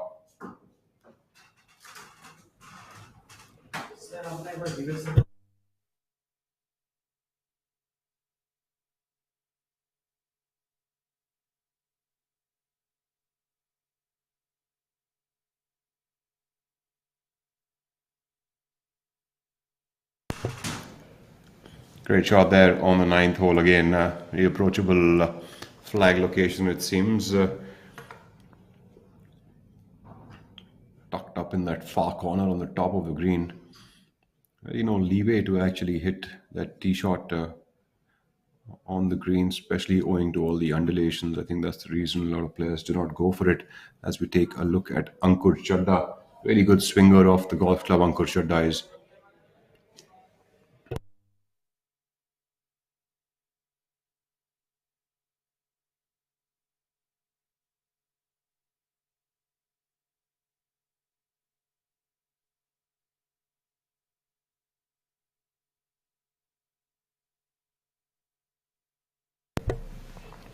Ankur Chadda with a wedge. Coming out of the rough, although that shouldn't be much of an issue. There's a lot of space with where this flag is placed today. Overshooting that by a bit. I think that's the problem when you get a little bit of a rough kind of a lie, because there's too much grasp between the club and the ball. You do have the chance of catching a flyer, basically not being able to impart enough spin on the golf ball. The ball can come out a little too hot sometimes from these locations because of that.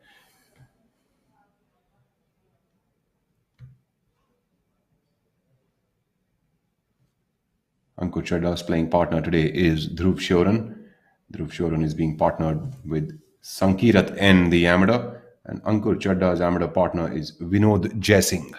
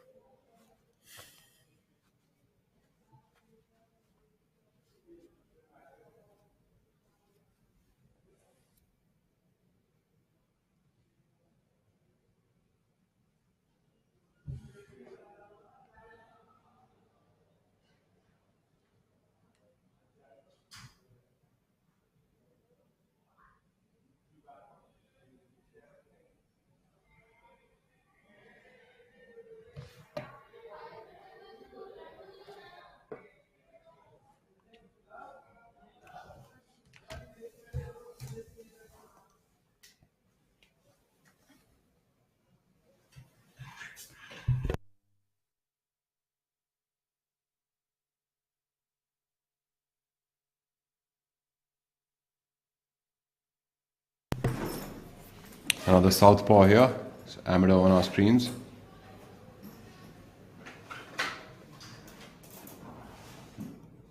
Going from the front all the way to the back, 42 yards in that flag location today. That's a long way away with the putter.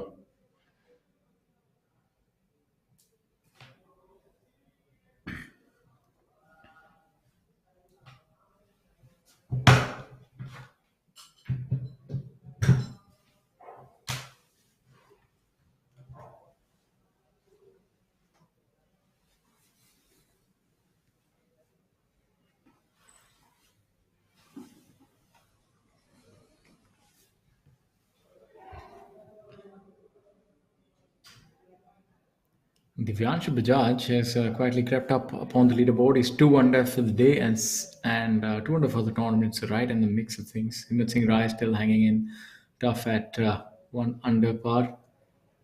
From the chasing pack, you have Kshitij Namatkar, Sukra Bahadur Rai, Sumit Bishnoi, all of them 2 under and at 2 over for the tournament. But I think the tournament is not going to go into blue numbers. Uh, it would be one at least 5 under par, I assume. So the chasing pack would need to make a move sooner rather than later. We're seeing sedate starts by all the players in the top 10. None of them, apart from Divyanshu Bajaj, who did not start the day at 10th, has an under par round going on. Otherwise, from the top 10 players, there are no under par rounds. So I think it's showing you the tone of the day. So the golf course is proving rather difficult for these players to navigate, especially during the first phase of the round, and that's a good putt right there.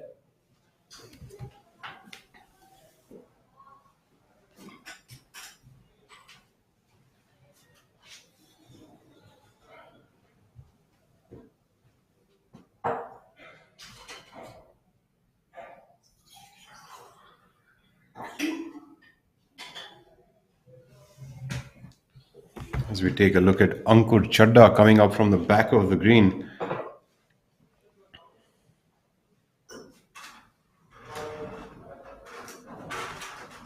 That will require some finesse to be showcased from Ankur. Needs to pop this ball out quickly. That's so slick, that shot. It's a really difficult one to get close enough to the hole. Ankur would have at 15-footer now to be able to save his par on the 9th.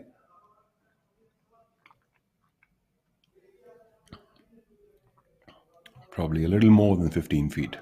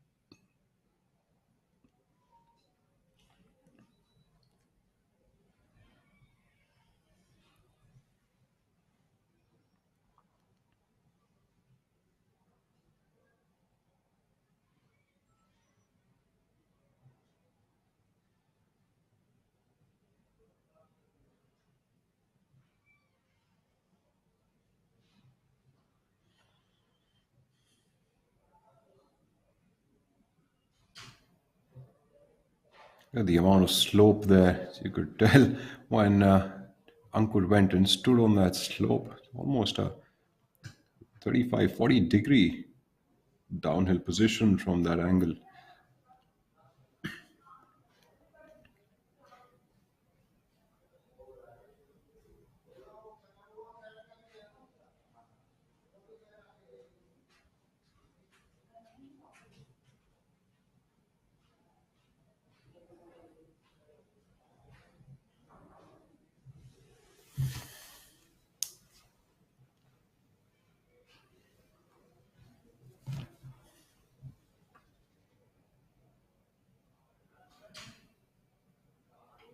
Good try there by Ankur Chadda. He'll have to settle here for a 5 on the ninth hole.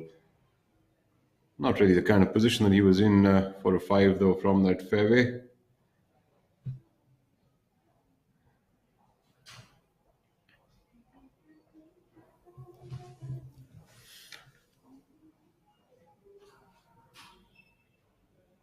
Looking now at Dhruv Shoran, coming up on the ninth hole himself.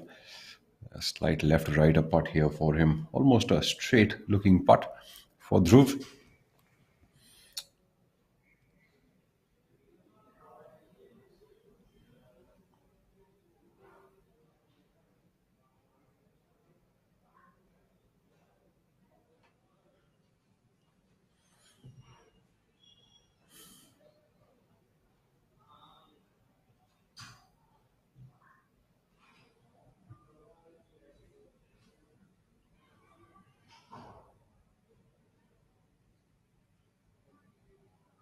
Dhruv Shoran currently at a score of 6 over par for the tournament. Makes that one in conveniently on the ninth.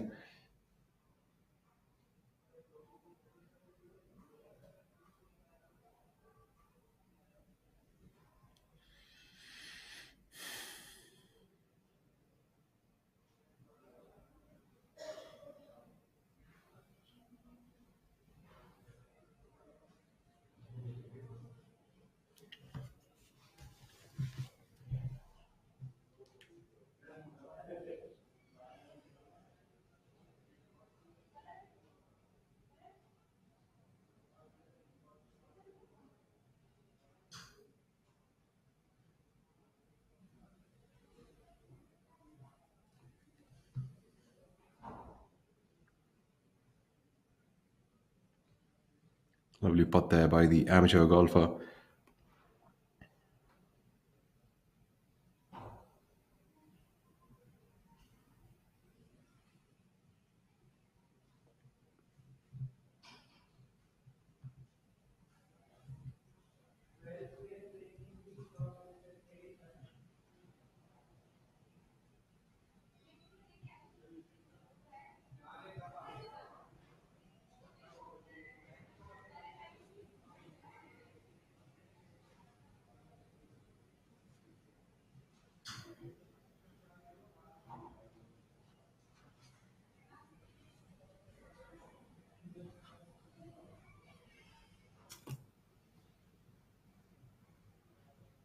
Himmat Singh Rai on our screens. Himmat had a bit of a slow start today with a 6 on the first hole. Followed it up immediately with a birdie on the second to be at 1 over par for the day. Himmat, who's played pretty consistently through the first 3 days with 71, 70 and 73 on his cards.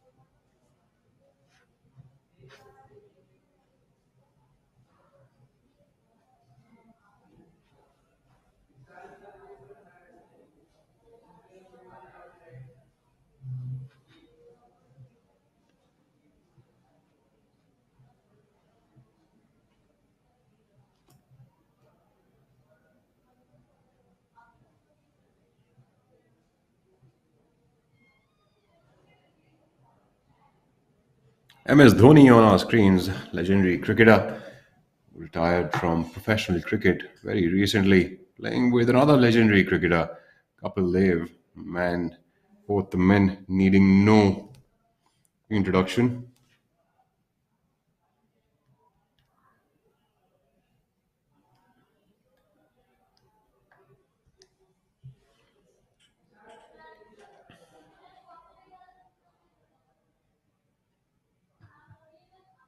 There we have Mr. Chandiok, who will be coming up from the similar location.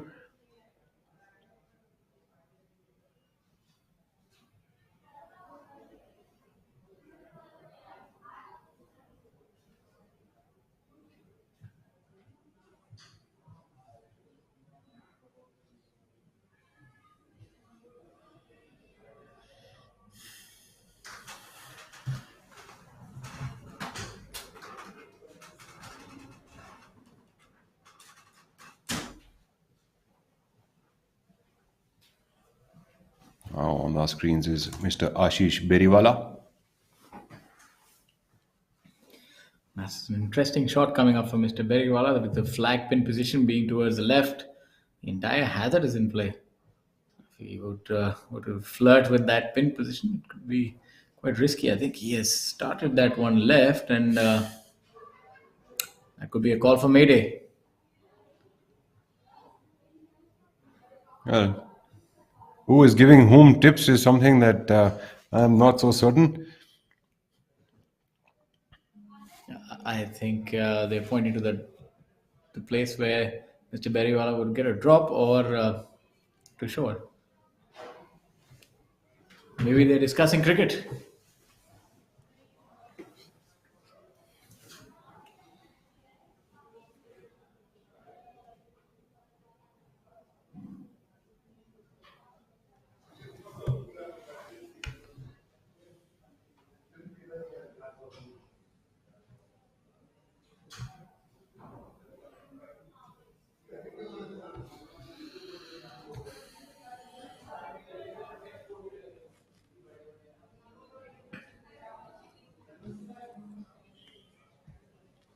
All of them walking down on this fairway reminds me of, oddly enough, reminds me of that scene from the movie Reservoir Dogs.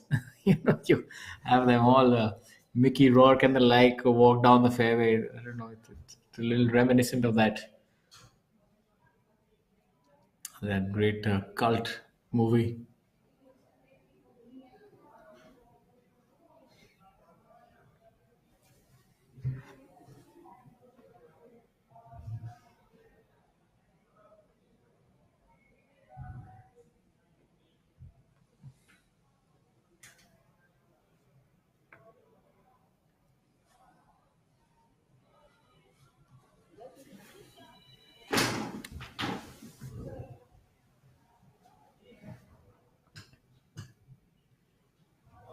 Kapil Dev on the sixth. One-handed putt there for Mr. Dev and almost making it in the hole. Kapil Dev, a very regular golfer, playing a couple of rounds a week.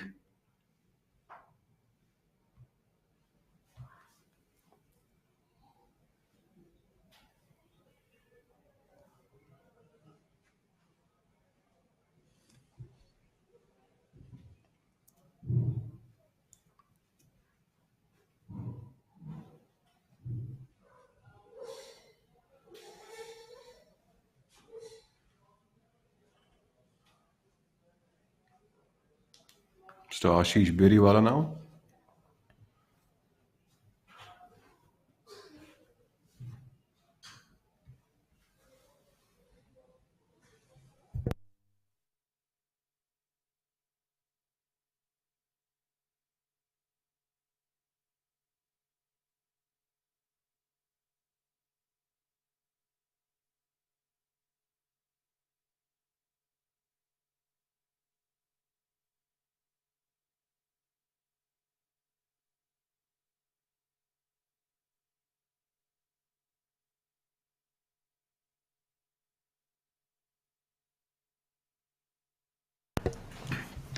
MS Dhoni now on the sixth hole. A very uh, peculiar way of standing for a putt. As if he's about to tap it in.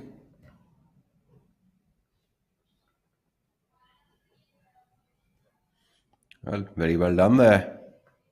Almost making it look easier than it is.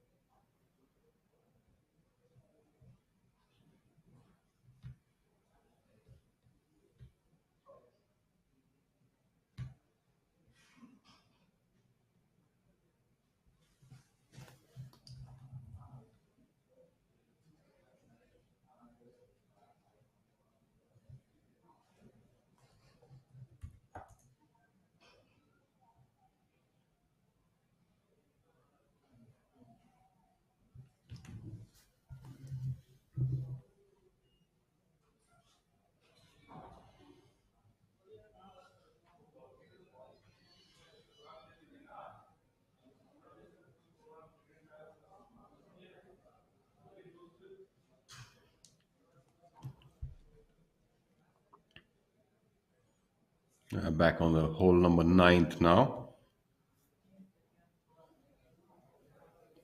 Taking a look at Kapil Kumar, who just lived out, playing alongside Manav Jaini from Delhi. Kapil Kumar is partnering Colonel Mohan Sharma as his amateur partner. Manav Jaini's amateur partner is Rajat Kapoor.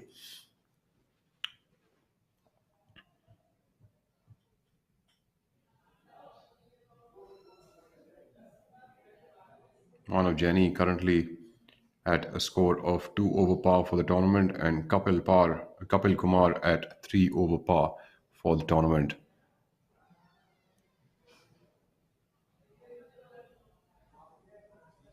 No problem there for Manav Jaini. Really, really good with the flat stick is Manav. So we take a look at Kapil Kumar, who needs that tap in to save his par here.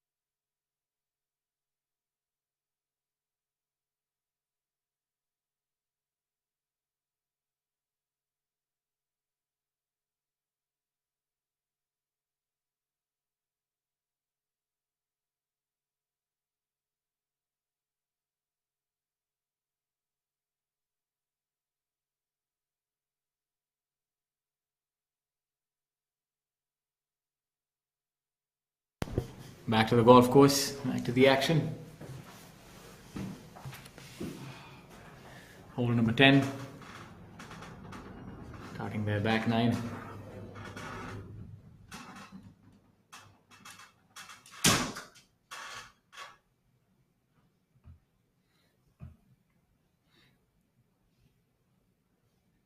Back at the ninth hole, we see that the players have laid up here. That seems to be the prudent approach.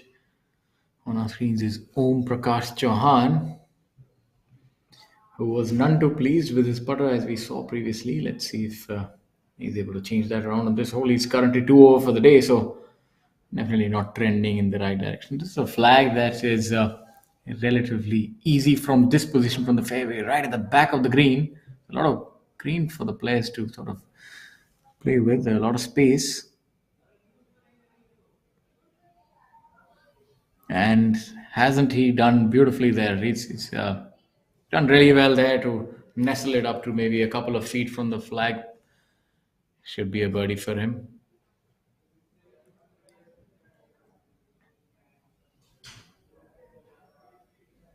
Players would normally tee off with something like a 5 or a 4 iron, and maybe the shorter hitters with the rescue club, and then go in with a sand wedge or a lob wedge, depending on how well they've hit their approach shots. And as we have a look at the proceedings, currently the leader, Varun Parekh, sitting at 4 under par, Karthik Sharma at 5 under par. As we have a look at Trishul, cutting a figure of fitness, takes his fitness very, very seriously, does Trishul.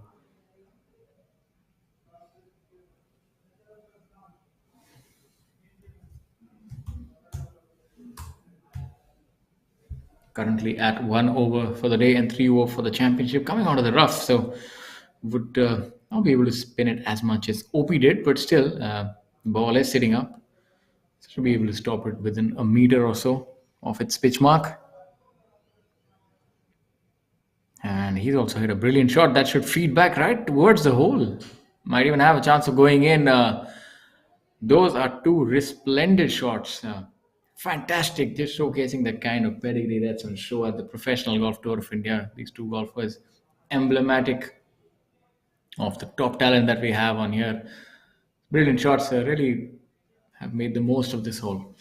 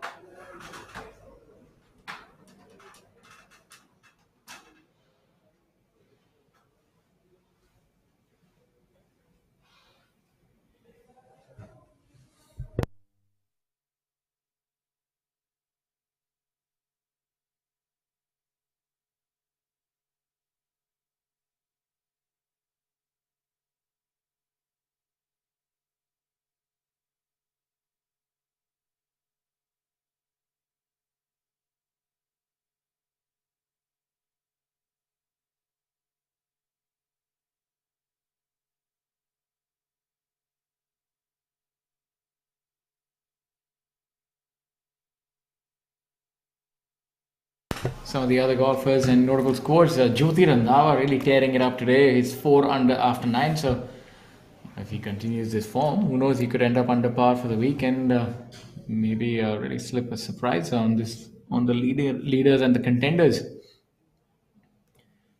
Sarthak Chibber 2 under for the day. 9 over for the tournament. Arjun Sharma having a good day today. Uh, had a had an outing to forget yesterday, and today has done well so far. He's 1 under after 3 holes. Gaurav Pratap Singh and MD Akbar Hussain at 1 under for the day. Abhijit Singh Chadda at 1 under. And Sukra Bahadur, Kshitij, and Suneet Bishnoi, all three of them at 3 under for the day. So consistent scores. Divyanshu Bajaj now in tied 5th position at 2 under par. So nobody quite able to break away from the leading pack. As we have a look at the amateur at hole number 6.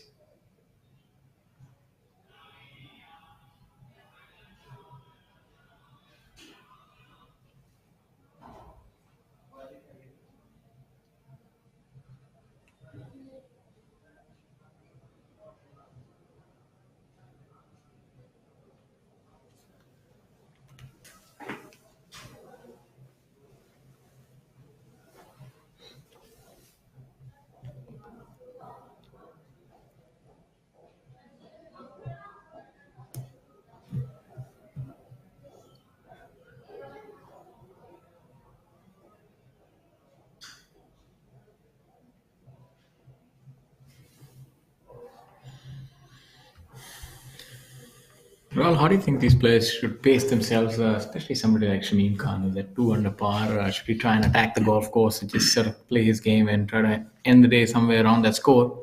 I think that's a very, very valid point. If you take a look at Om Prakash Chauhan, we will get back to this conversation soon. It was a brilliant shot by him and a good putt. So the putter would survive another hole, hopefully.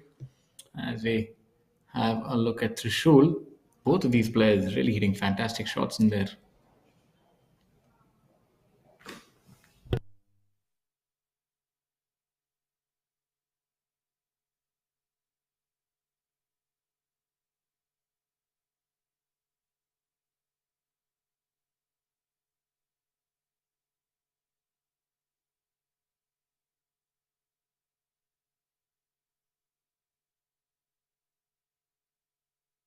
Look for this putt to break a little bit to the right. A firm putt towards the left hand side should be the way to go ahead. You would have already gotten a read of Om Prakash's putt. Well done there. A pair of birdies. Firm it was. So what are your thoughts on that? How should a player pace himself on a golf course like this, which is fraught with danger? You can't really force your way around here. I think at this moment, this is an extremely important question that you've asked. And usually, I think usually as a player, you can tend to sort of try to push the pedal too hard when you're in a situation where you're 2-3 shots off the pace, which today we've got a bunch of players within that number. And although I feel like on a track like this, Dhruv Shoran. Under reading that. So on a course like this and the way the scoring is going, I think it is really going to be a game of patience, and especially also owing to the conditions on the golf course.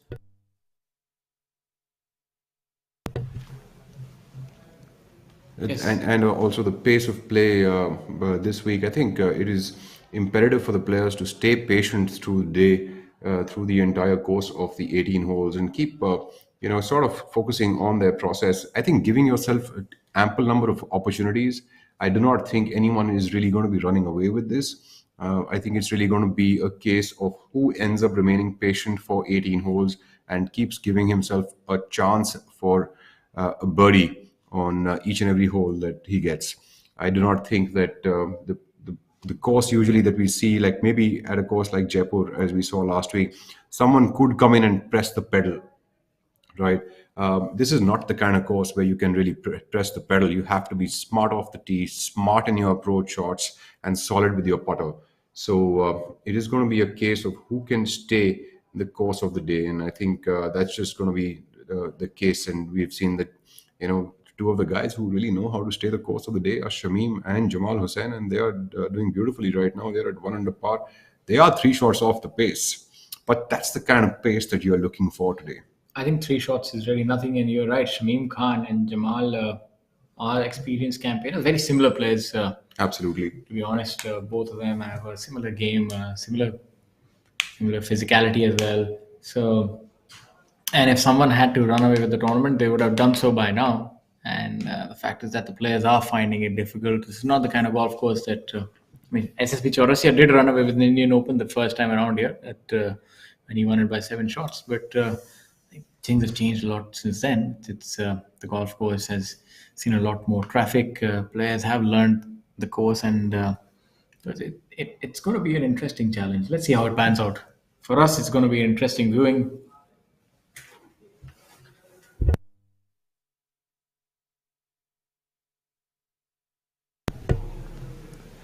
It's interesting that you mentioned about SSP Chaurasia running away over here with the tournament, but we have seen that in the past as well, that SSP possesses the tee shots which are very strong, which is what this course demands. He is a really good iron approach player. Again, the demand of this golf course, and we all know his nickname is Chipper Chaurasia, which basically brings us to the point that he is also very good with the flat sticks. So a man who possesses a skill set like that will definitely be running away with the tournament. Having said that, the guys on top of the leaderboard aren't really catching pace. In fact, if anything, they are slowing down.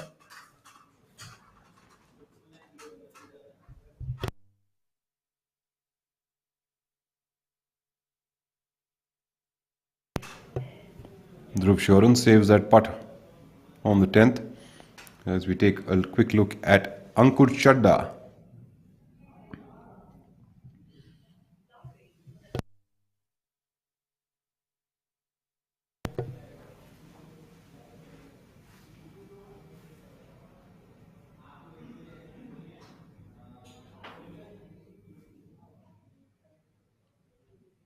Ankur Chadda about 3 feet away on the 10th hole.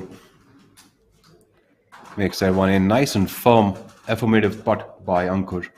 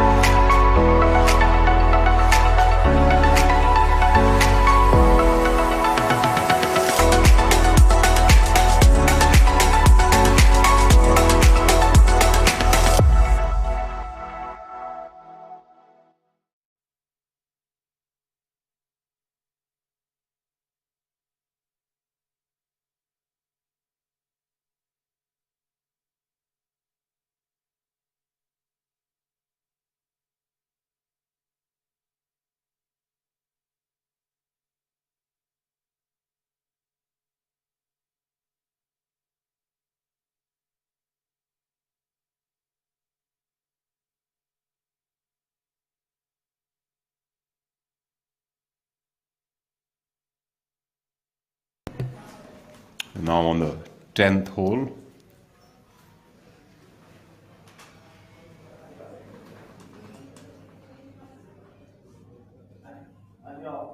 On the 10th hole right now is coming on the group of Kapil Kumar and Manav Jaini, who are playing alongside Colonel Mohan Sharma and Rajat Kapoor. If I'm not wrong, is this the same Colonel Mohan Sharma that I'm thinking that this is? I think this is Shubhankar Sharma's father.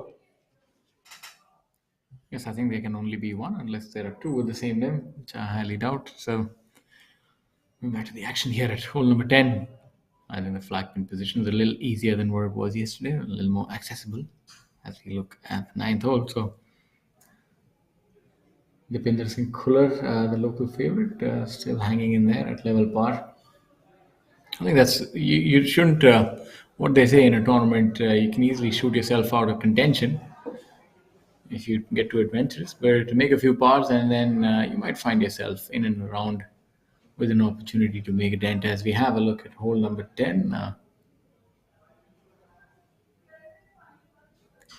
Players has left his club, so obviously not the kind of shot that he was hoping for. We see pitched next to the flag, might have gone over, owing to the fact that he was coming out of the rough there.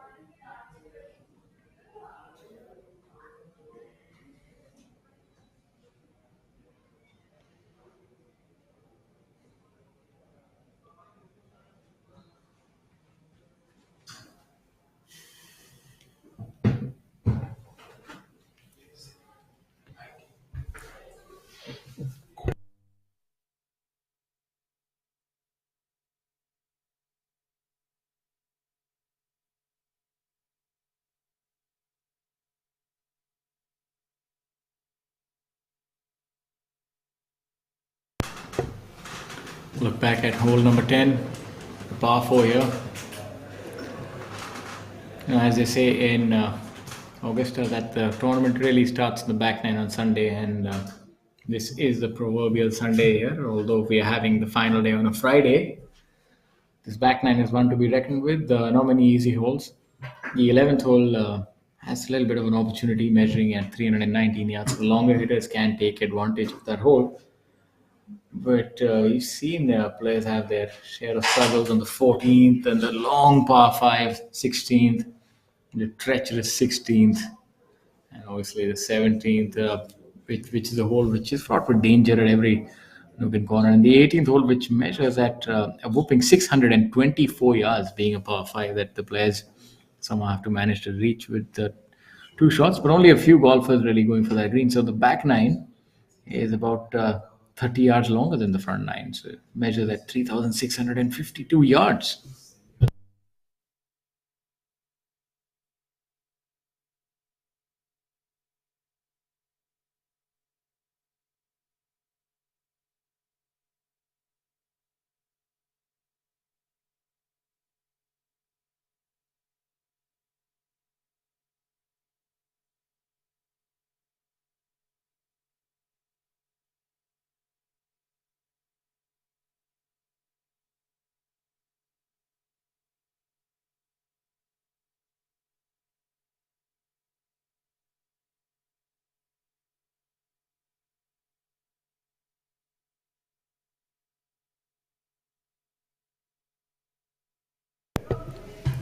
Hole number 10 now. We saw that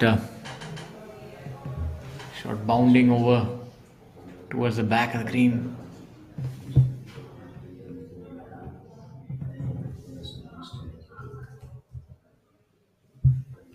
It's a group of Kapil Kumar and Manav Jaini.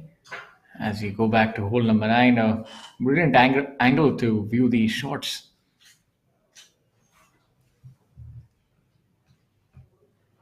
That seems to be Dipinder Singh Khuller in the fairway.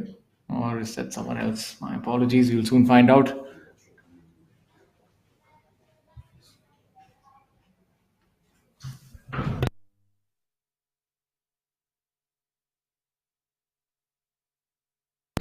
Divyanshu Bajaj, who's making his own run at 2 under par for the tournament. This could be a hole that he could move to 3 under par, and that's definitely near the driver's seat, if not in the driving seat yet. I think that that's not going to be it. It's going to be a tricky 2-putt from there, all of 40 feet. Not the shot that he was expecting to hit. You need to be aggressive on this backpin position, as we saw in the previous group with OP, and OP making his birdie alongside his playing partner.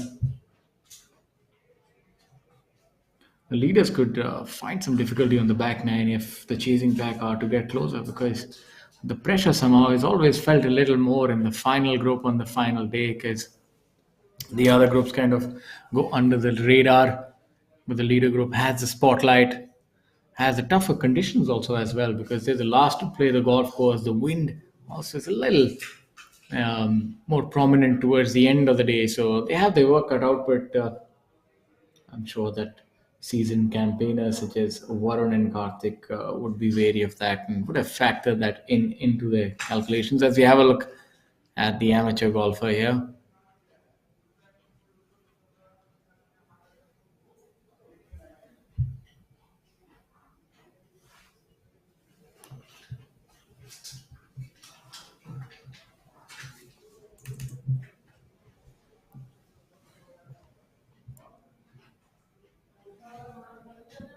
this is a group of Divyanshu Bajaj, Dimple Kocher, and Dipinder Singh Kular alongside Samir Bhala.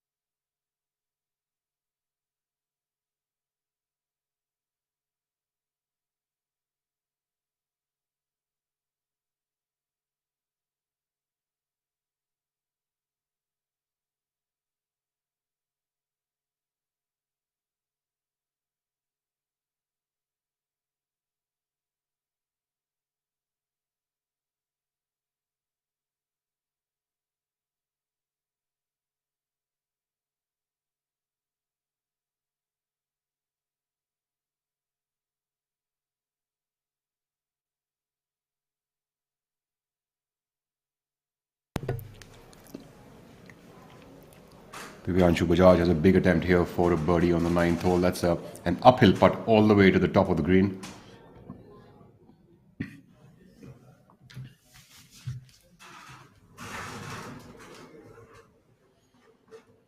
Divyanshu almost 70 or 80 feet away.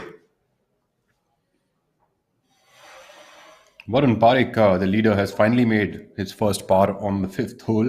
He's starting with bogey on the first, birdie on the second, bogey again on the third, and a birdie again on the fourth, and finally a par, giving himself probably some sort of respite on the sixth.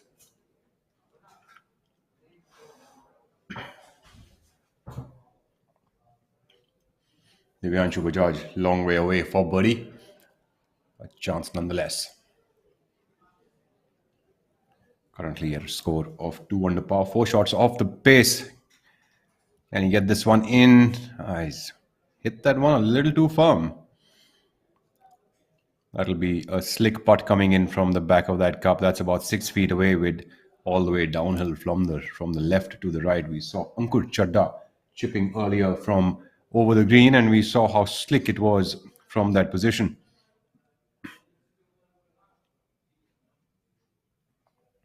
Dipinder Singh Kullar at even par for the tournament. Very steady golfer.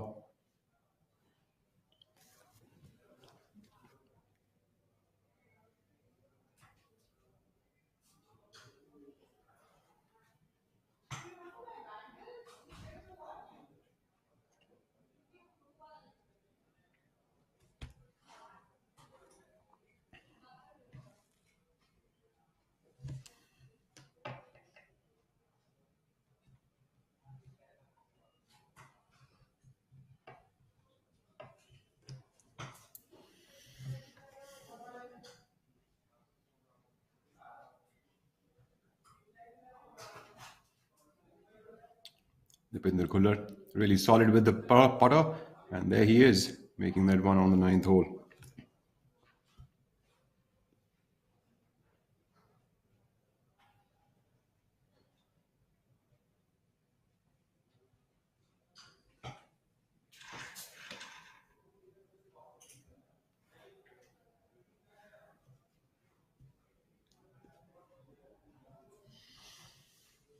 Divyanshu Bajaj for par on the ninth hole to stick around at 3 under par. This is important putt for him to hole. Not only does it keep him in the hunt for the title, it also solidifies more confidence as he moves into the back nine. The last 9 holes are going to be crucial for Divyanshu if he wants to get his maiden title this week.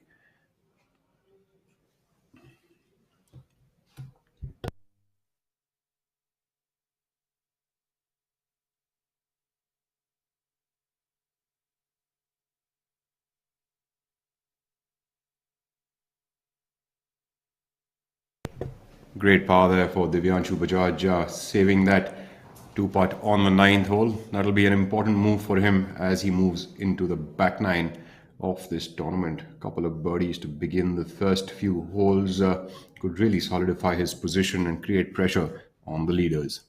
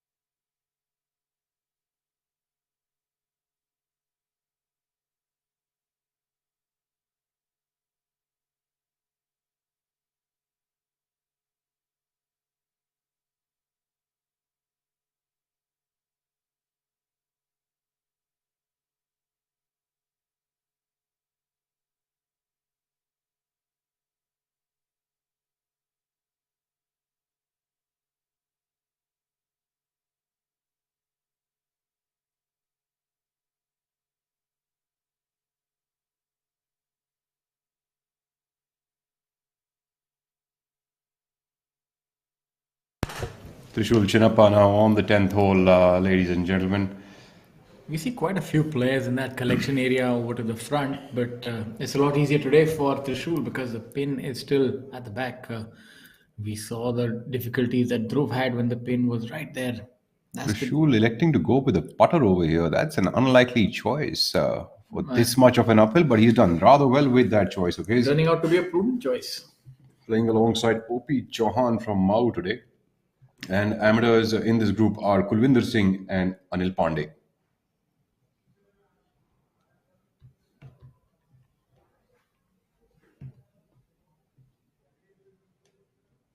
OP Chauhan is currently at a score of 1 over par for the tournament, while Trishul Chinnappa is at 2 over par for the tournament. With rounds of 70, 77 and 71 is Chinnappa, and OP Chauhan with rounds of 70, 72 and 74.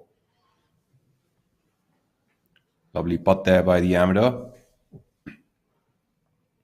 Sunit Bishnoi has quietly crept up the leaderboard. Fantastic run of golf being stitched together by him. 400 par through 12. We're seeing the leaders, the top 10 players, not really able to put their, put the pedal to the metal, so as to speak. But the chasing lot are doing their bit. Jyoti Randhawa also 400 for the day. Prakash Chauhan now would be looking to make this putt. You always talk about how easy it is to put on quicker greens as opposed to slower greens, but I think the margin for error is also reduced a lot, because if you get the wrong line of speed, it becomes quite difficult to hold these putts. But Prakash Chauhan has his own way of putting, and he'd add some loft onto that putter, and that does really well on slow, grainy greens. But these greens are completely opposite of that. So you need a little different kind of a quiet wrist action to be able to putt well over here.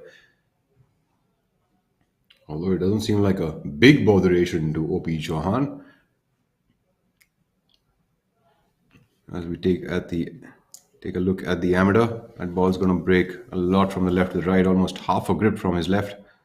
Also using a claw grip. That seems to have become a famous thing of late, hasn't it? Yeah, it's definitely the rage these days. I think the claw grip lends itself well to quick greens like this. That's where you can actually use the intricacies of that technique. Otherwise, if you don't have that kind of speed, then the claw grip is not one that lends itself well to slow greens. I think I might want to give that claw grip a little bit of a chance myself. You think I should try it tomorrow? Absolutely, why not? What do you have to lose? And when they say you hit rock bottom, there's not much lower you can go.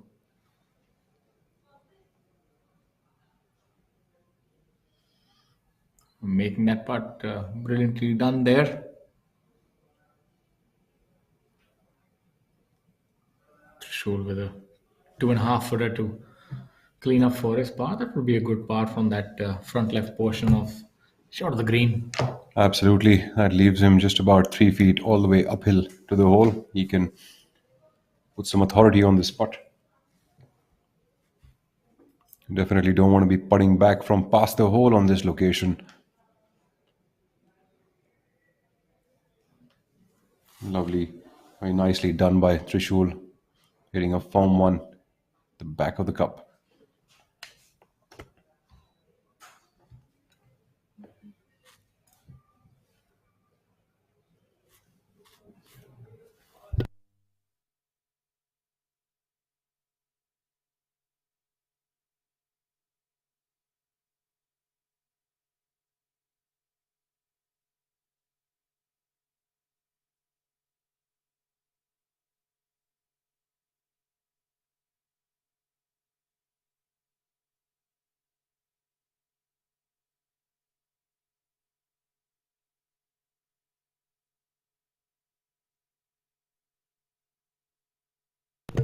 As we take a look at the left-handed golfer Murli Karthik, former cricketer.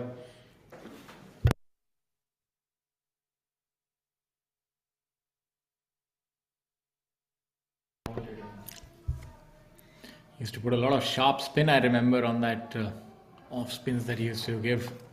Even the dusras at time with the left, the Chinaman kind of action that he had. Incidentally, he's also known for his commentary, just like you, Shaurya. Well, I'm not being accused of being known yet. So, why are you blushing? Oh, well, you've put me in such fine company, that's why. That's just where you deserve to be. As we take a look at our leader, Varun Parekh from Ahmedabad, who's leading the way at 6 under par. We are nothing if not mutual admiration society, my dear friend. We're the flag bearers of that as we look at Varun Parekh.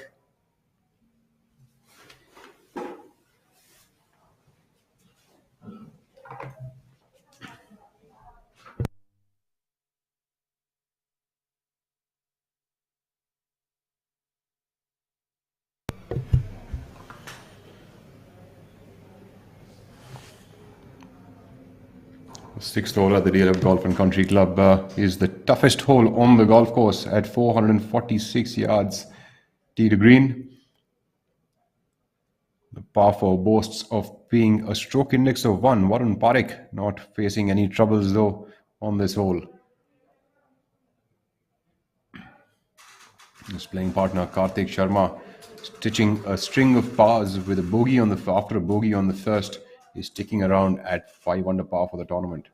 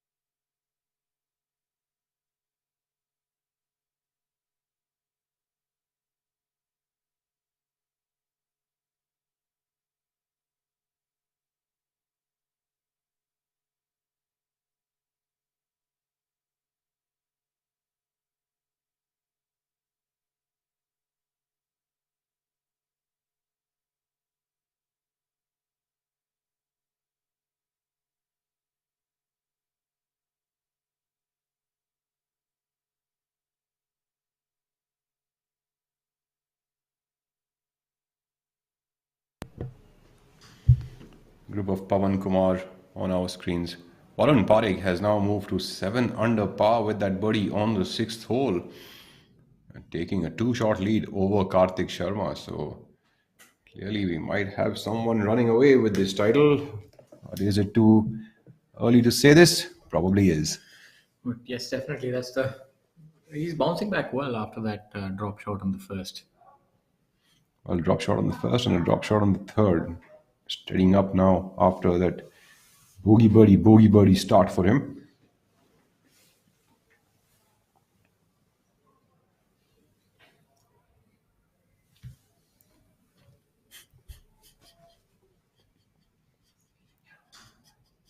Seems to have been disturbed by something on that putt, which seems rather innocuous to say the least.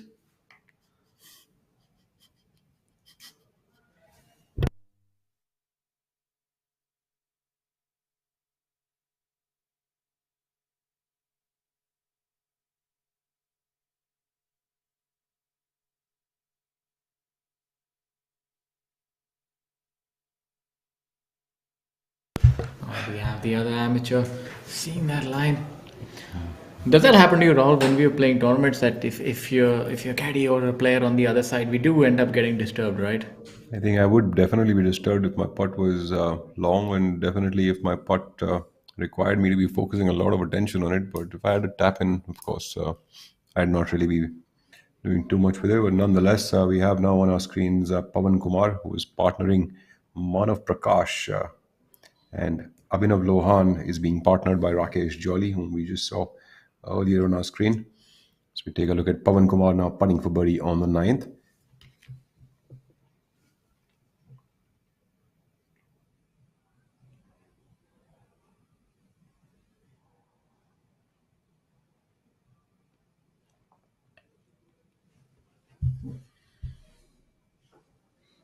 Brilliant putt there by Pawan. Pawan needs to make a couple of birdies. He's not having the best of showings today at 3 over par for the day. That should help him do some damage control, or at least start some. His playing partner, Abhinav Lohan, also having his own share of troubles currently at a score of 2 over par for the tournament. There On you our have, screens now. the marquee group, the legends. Actually, there are three legends in that frame. Mr. Mundi has also been quite an accomplished golfer in his own right prior to his commitment on the PGTI.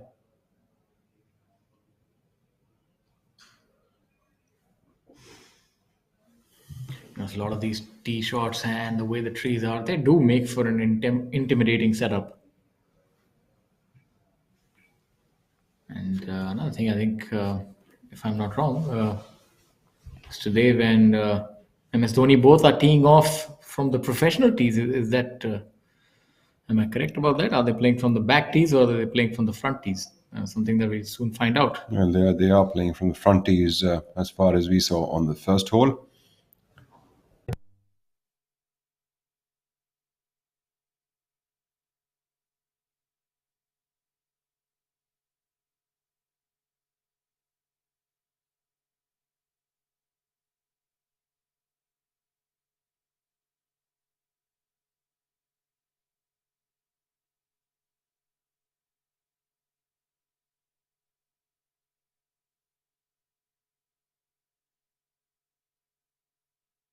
In-depth discussion there between Mr. Mundi and MS Dhoni. I think Mr. Mundi is giving a few golf tips to MS.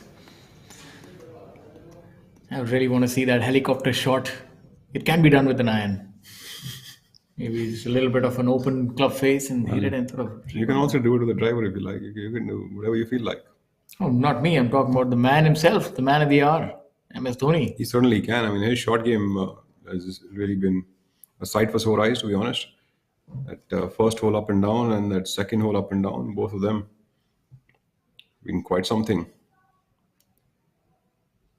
It's a long par five, a birdie opportunity for a lot of the professionals. I think 566 is a long par five, but it's the shortest. Is it the shortest here on this golf course? I think this might be the shortest.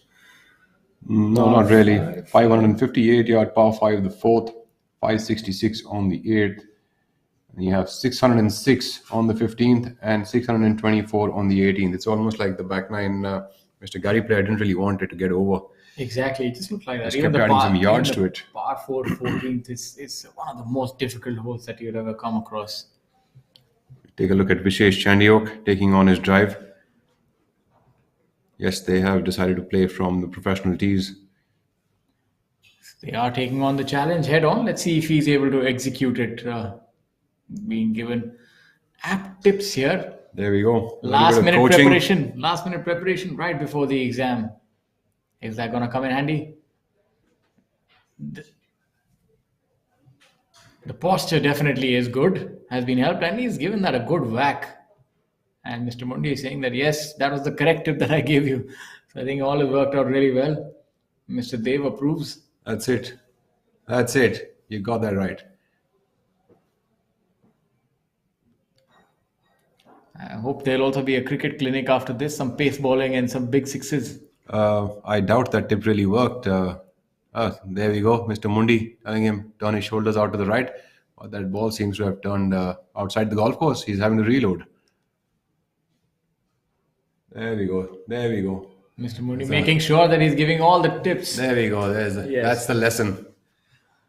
As they say, when there's so many prying eyes, there is a little bit of pressure as well. Should we call it the lesson tee? You only have two World Cup legends looking at you. How much pressure could that be? Huh?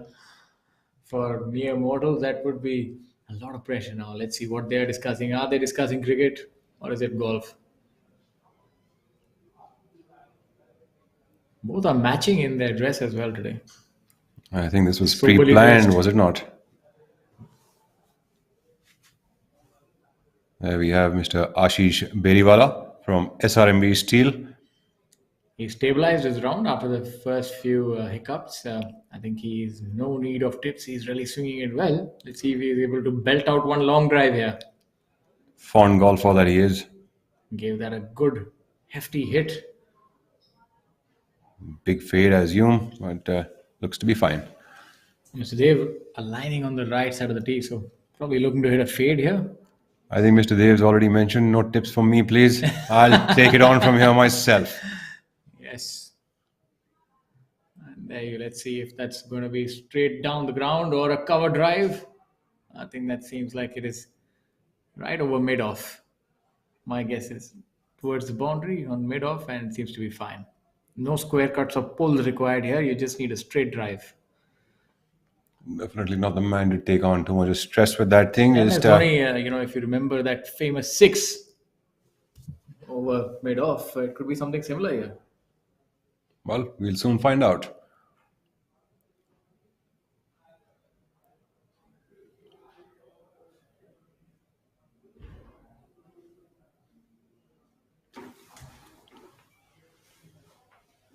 Makes a nice pause at the top and then whacks it up from there. And he whips it through. Seems like he finds it all right. Oh, he's looking for a golf ball. That probably is going to be one too many golf balls today for MS Dhoni.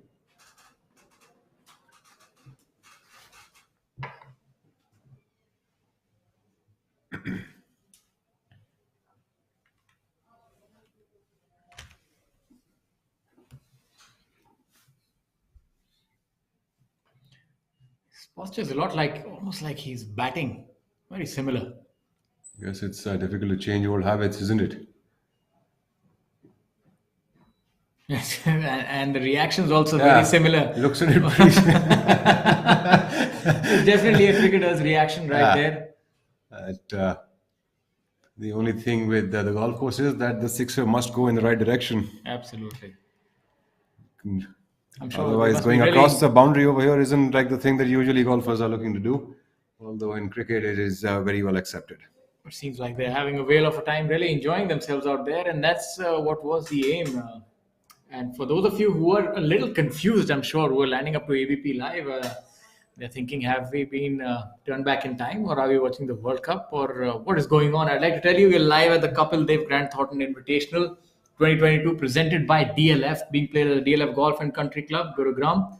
The prize fund of 1 CR, the highest on this season thus far. I'm your host, Shaurya Singh, joined alongside by my co-host, Rahul Bajaj, as we bring to you the proceedings. And this tournament is different. It's unique because the professionals are playing alongside the amateurs. And each professional has randomly been allotted an amateur partner. So that's a tournament that is going on within the main tournament, which is a stroke play that is currently being led by Varun Parekh and Karthik Sharma hot on his heels at 5 under par. And as part of those proceedings, you're having Mr. Kapil Dev and Mr. MS Dhoni playing alongside established business stalwarts. And on your screens is MS Dhoni. My apologies, Himmat Singh Rai. There you have it. We're so excited we can't quite decipher whether it's a golfer or a cricketer. Decent effort by Himmat Singh Rai.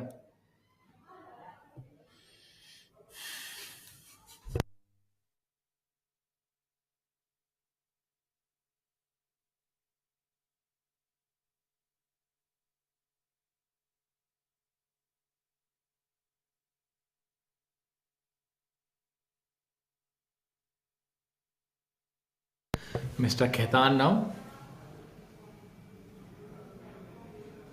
That putt would break a little from his right to left.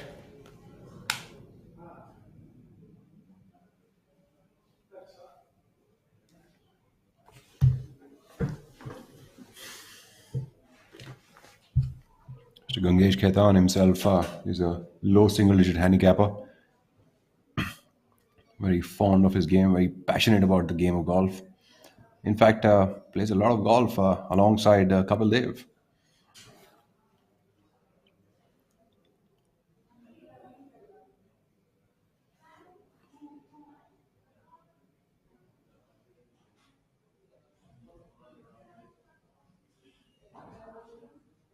Not enough pace on that putt. Not wasting too much time. Get out of the way, clean up. Give the pros room to finish off their putts.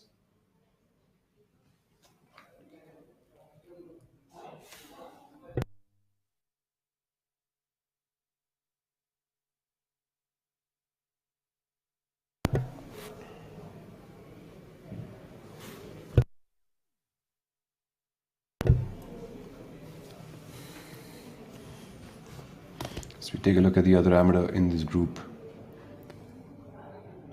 Rishabh Periwal. Rishabh Periwal has been paired alongside the professional Sachin Besoya. And Gangesh Khaitan has been paired alongside the professional Himmat Singh Rai. Unfortunate miss there. Seemed like a pretty good putt. Just probably a little bit of an extra read, wasn't it?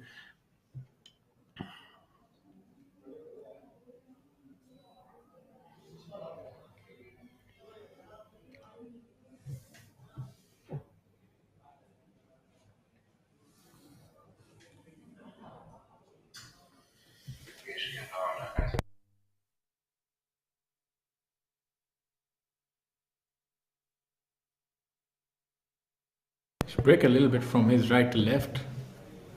Straightforward putt, not much to it. And right-handed golfers do prefer these kind of putts that break to the left. His ball is definitely going to curl a lot more than the amateur's putt because of the angle it's coming in from, and it did. Curl Coming in right from into the hole, my friend. That's just how he likes to do it. Himmat Singh Rai now, who I previously mistook for MS Dhoni. Let's see if he's able to make this putt.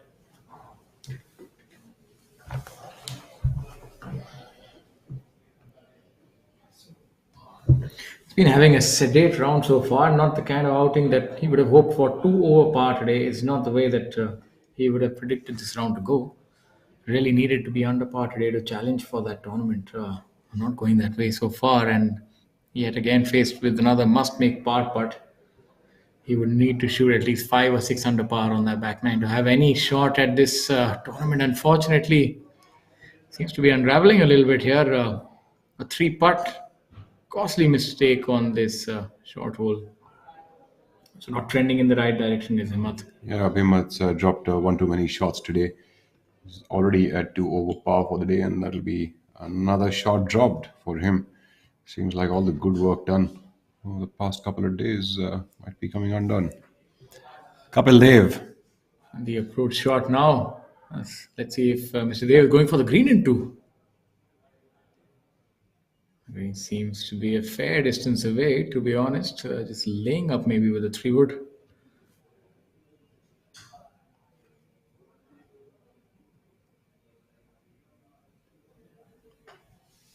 Is this some sort of a competition that they've chalked up amongst themselves? They seem to be in the same place, both of them. MS opting to lay up here.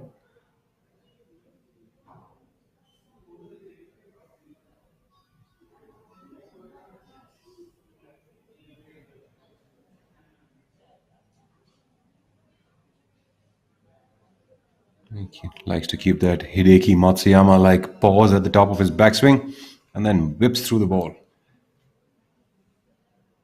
Doesn't seem like any problems there. Back in the fairway. I think they're Seems probably to be some playing sort like of a best ball off the tee.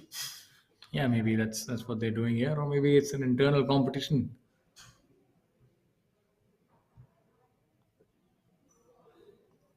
What I really do like about this group that they don't waste much time. Everybody's just playing ready golf, and off we go.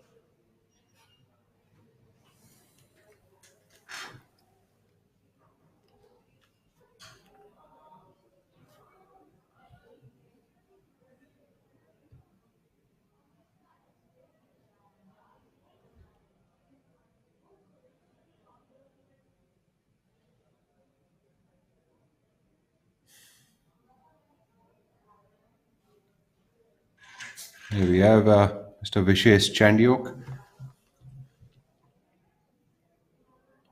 foreign golfer, CEO of Grant Thornton.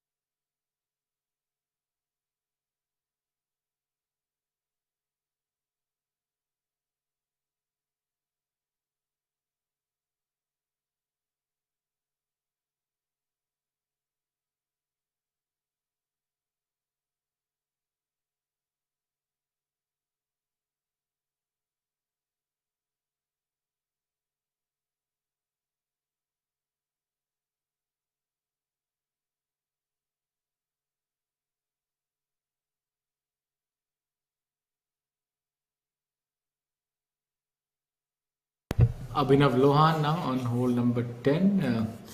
As the camera was changed, and we're back to Mr. MS Dhoni. Abhinav Lohan was at hole number 10 and currently at 2 over par for the tournament and 3 over for the day. So both Lohan and Himmat Singh Rai are not moving in the right direction. So they will have to really have a good back nine in order to be somewhere around the top 10, top 5 positions. Dipinder Singh Khuller has done really well on the front nine so far. He's at 1 under for the tournament, 1 under for the day. Divyanshu Bajaj as well tied alongside Dipinder Khuller. Varun Parekh at 7 under. As you have a look at Lohan cleaning up for his par. Syed Saqib Ahmed at 3 under par. Karthik Sharma at 5 under par. And some of the other notable scores: Suneet Vishnoi at 4 under par for the day. Jyoti Randhawa at 3 under par for the day. And Sarthak Chipper at 2 under par for the day. As we go back to hole number 8, the par 5, flanked by water for the entire length of the hole. So there's really not much space here for the players to really attack this hole.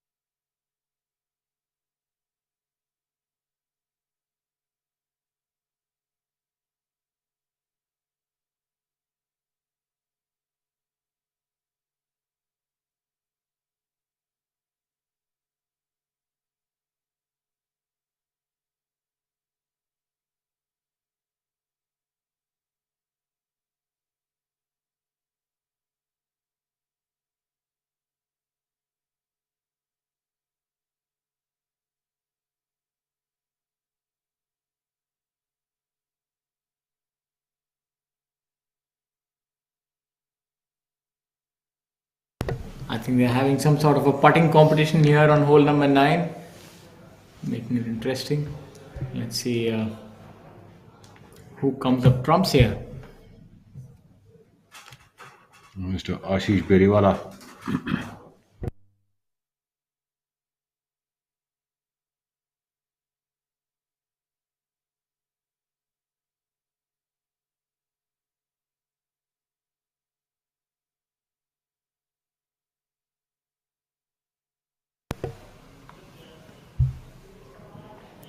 We have a little putting competition happening from the front of the green on the ninth hole between the World Cup winners and the two corporate honchos.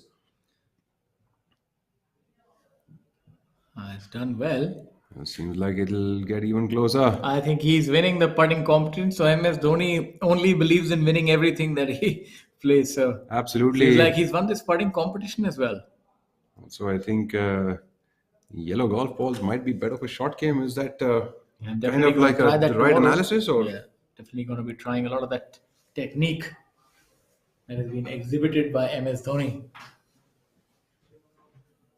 talking about golf balls, what kind of golf balls, Shaurya, do you think are good for general club golfers?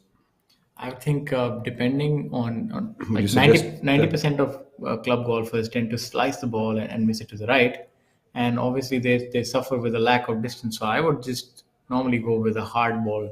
The softer, maybe these more advanced golf balls that we see the professionals play with, those don't really uh, help the amateur golfers. I feel they're better served. Brilliant putt there by Kapil Dev. They're better served by playing with hard balls that help them get a little bit of roll, and the control around that green would anyways be managed because they're not spinning it that much. So I would really think that the golfer who is above handicap of 10 or 12 should normally just play with a hard ball. Brilliant putt right there. Absolutely, he's got really solid short game. Basically, very good with his feel. So definitely, that's a really solid and good piece of advice there, Shaurya. I think that is a mistake that a lot of people tend to make. They tend to pick up the really high compression golf balls like the Pro V1s and the Pro V1Xs, and you know,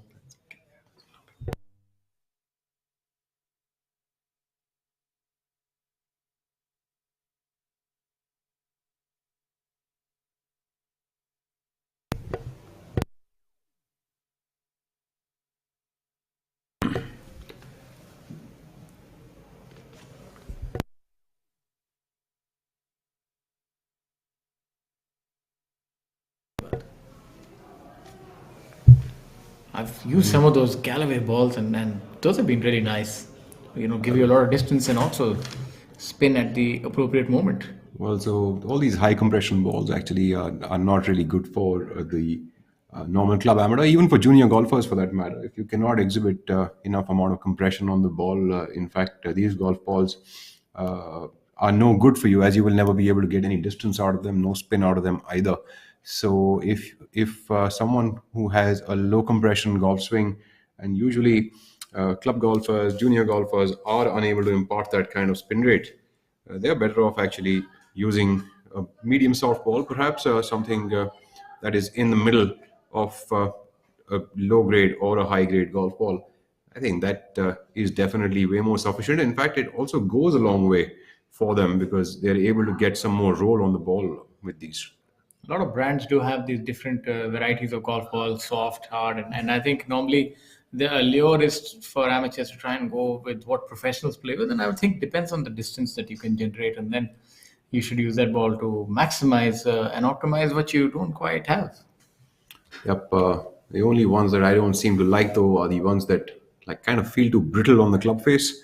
Other than that, any ball over that is something I'm always happy to play with.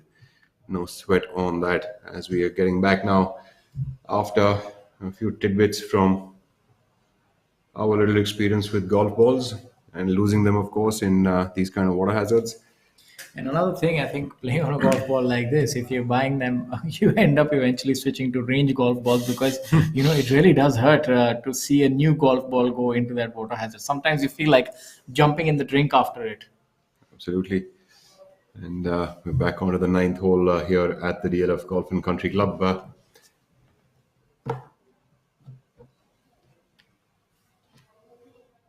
For those of you who are just about joining us, this is the Kapil Dev Grand Thornton Invitational 2022. You are watching the final round of this tournament. On our screens now is Shamim Khan and Jamal Hussain Mola, who teed off at 9:50 a.m.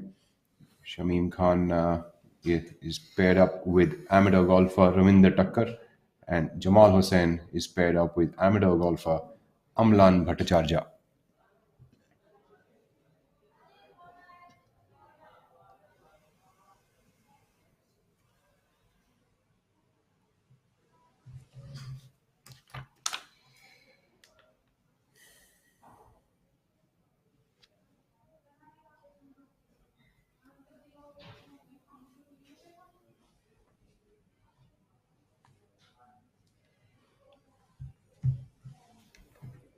There we go. Another ball over the green. Let's see if he does any better than what Ankur Chadda did from the similar position some time back. That really is, after seeing how Ankur's ball rolled off, uh, even after dropping it just half a yard ahead of himself. Really speaking, I don't want to hit that pitch ever. Hole number 9 now. MD Jamal. Jamal Hussain fairly close for a birdie, but all of about 20, 22 feet away perhaps. He laid up a fair distance behind. Yep, a lot of players I'm seeing are laying up way before the hazard. I think that is the largest landing area. And if you cut across towards the right side of the fairway, I think you still get a shorter shot to the green as because of the dogleg effect of the hole. Now you're watching the amateur golfer coming up. Mr. Ravinder Tucker. My apologies. I think that's Mr. Amlan Bhattacharya.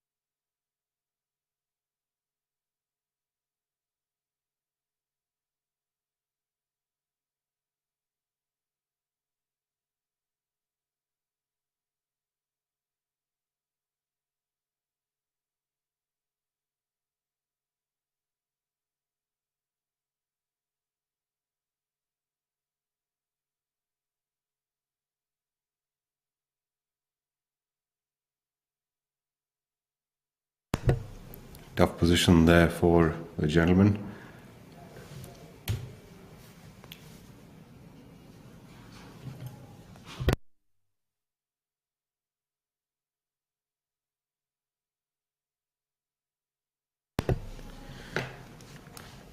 Coming out of the rough, that's going to be an interesting chip shot.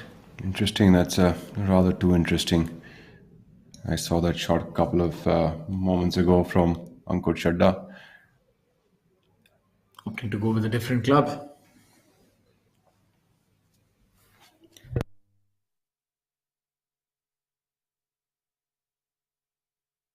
Let's see what Mr. Tucker can do from here.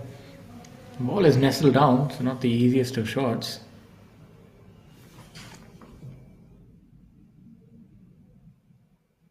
That's a decent effort. They're almost holding out. Well, that's pretty much that's slightly closer than Ankur Chadda's golf ball.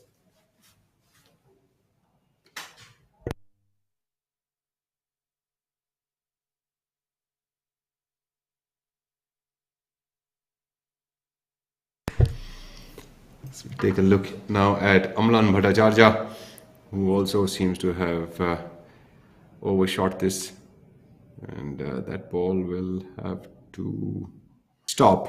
It's gone in 60 seconds. Apologies that Shamim Khan is actually on the green. He was slightly, we couldn't really tell whose golf ball was that over the green. Shamim and Jamal both are on the green, both at about 22-25 feet for birdie attempts.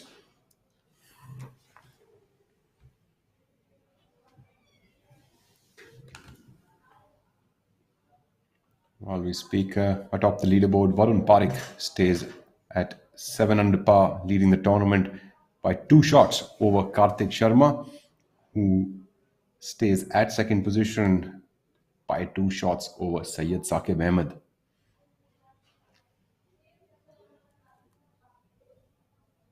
And Jamal Hussain Molla has dropped 2 shots earlier on the 7th and the 8th, so he'll be looking to make this birdie, losing that steam. Divyanshu Bajaj sticking around at 1 under par, Dipinder Khullar as well at 1 under par.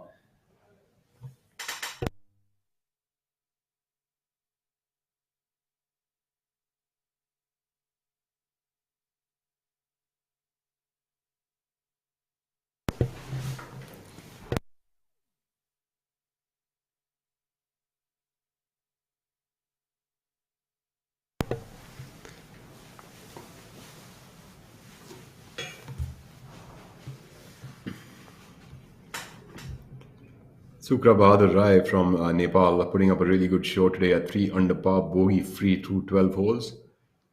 Yeah, he's really climbing up the leaderboard. We've not seen him in this position. Absolutely. Sukra Bahadur Rai is a top golfer from Nepal, but we haven't really seen him do too much of damage until now. It's nice to see him finishing up in the top 10. As, the other international name that we see in the top 10 as of now is Jamal Hussain Molla, who's pretty much a regular. He's a regular in the top 10. It's almost like a platinum member of the top 10 leagues. It's actually an oddity to not see him in the top 10 as he made that putt almost. He hasn't put enough pace on that one.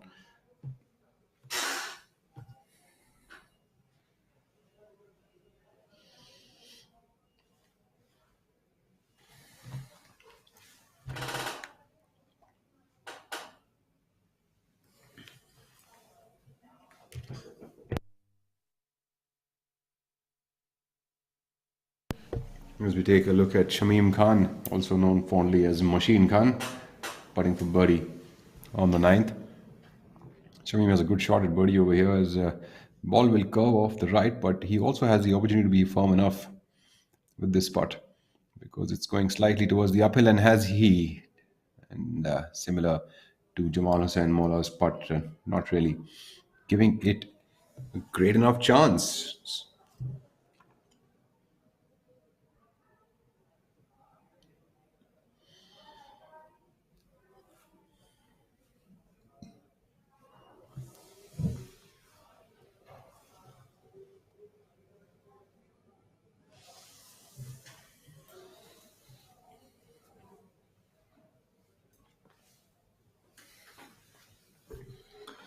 We see the amateur Mr. Tucker after that brilliant chip shot executed by him.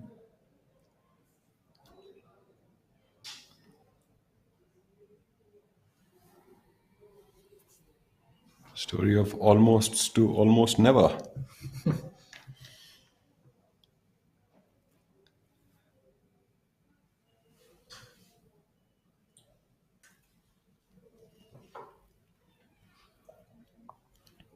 The other amateur in the group, Mr. Bhattacharya. Well, a right-left curler here. I'll have a lot of twist in the tail, so as to speak, maybe almost about a foot and a half to the right.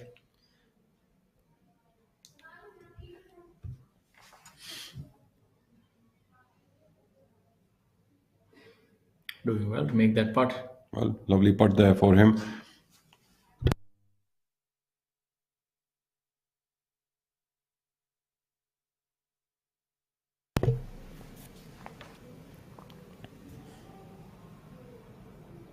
Nicely done by Jamal Hussain Mola.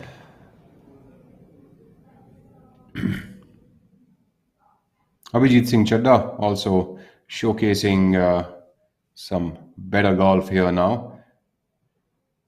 Currently at 2 under par for the day. This is the kind of golf course that would really suit Chadda's game. Unfortunately, he didn't get off to the best of starts this week.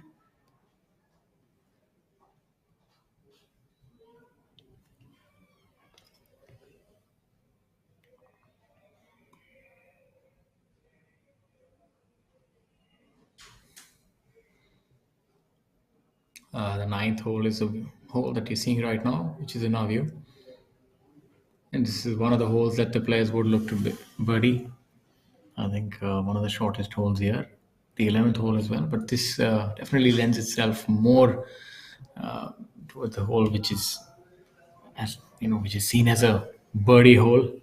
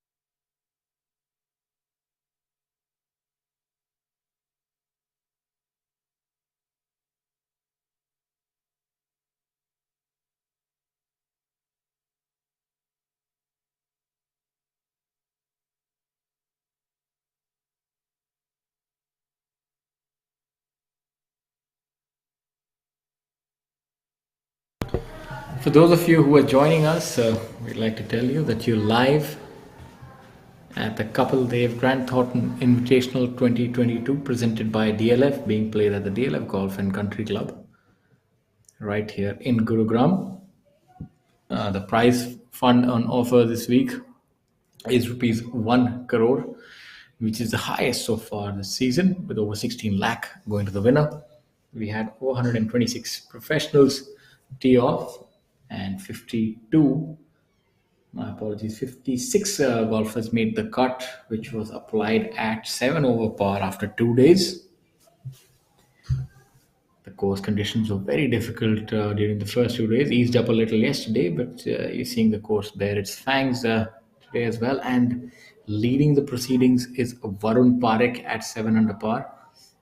He has a 3 shot lead over Syed Saqib Ahmed at 4 under par. Karthik Sharma at 3 under par in third position, followed by Shamim Khan and Manu Gandas, both of them tied at 2 under par.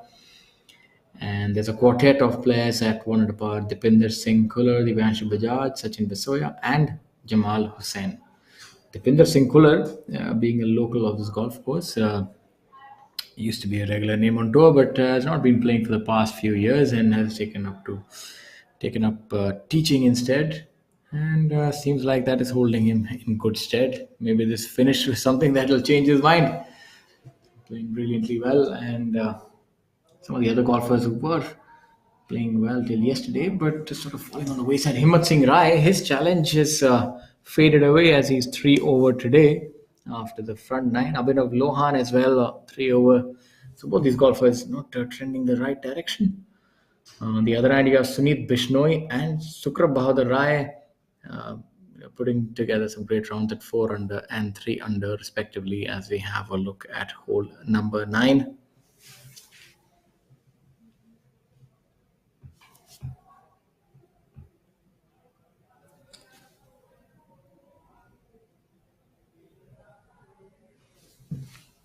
So the group of Manu Gandas and Syed Saqib Ahmed.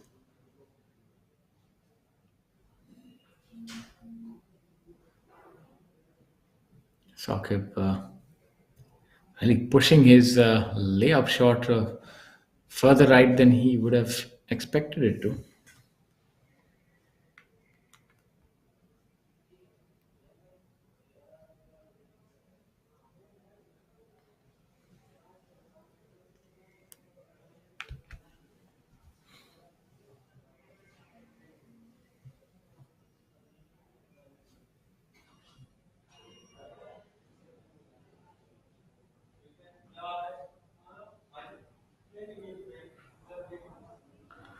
Seems to have the club head seems to have gotten stuck in the rough as soon as he struck the ball.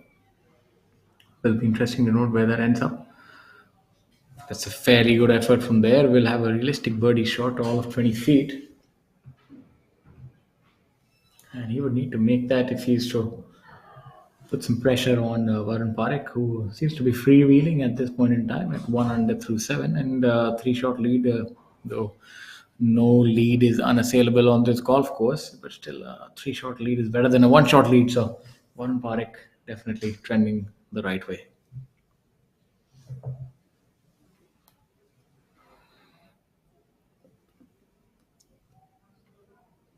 Not really seen any other players go with a driver on this hole, go for the green.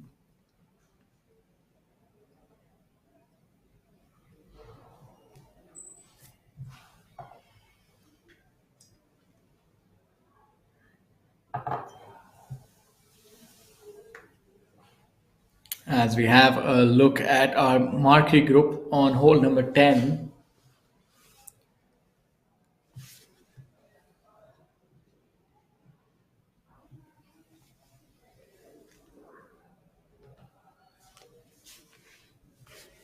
Having another putting competition, it seems, with Kapil Dev here going first. I think this is a very nice initiative to keep things interesting between this group and see who's able to come up trumps.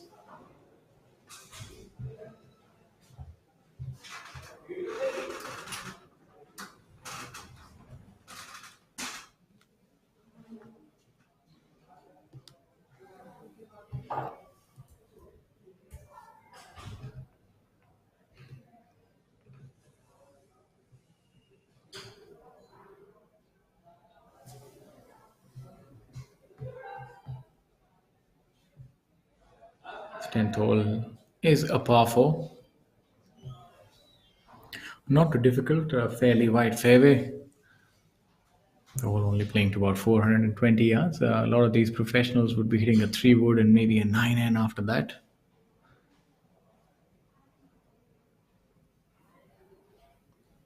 Mr.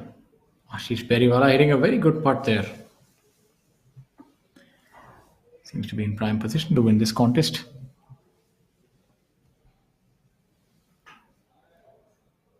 MS Dhoni now with his attempt.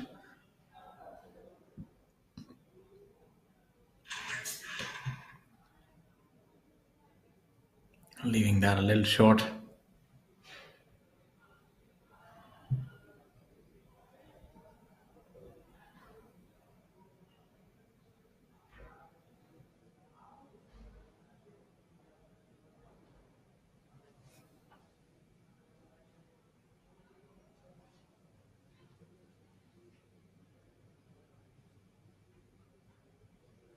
To Vishesh Chandiok now also leaving that short. So seems like Ashish Periwala definitely in pole position now.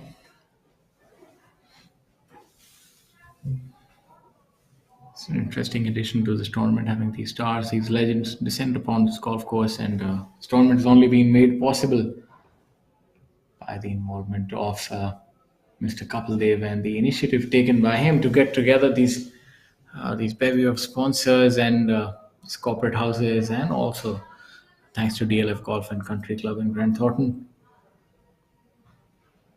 Very unique putting style.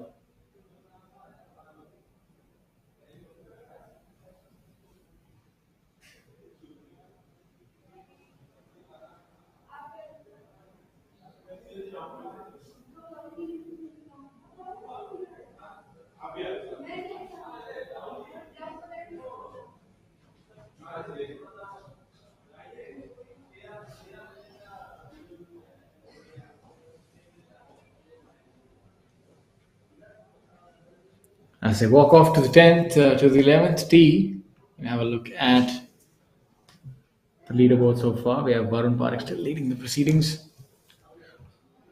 And look at some of the other scores. We have Sarthik Chibber at 2 under par, 9 over for the tournament.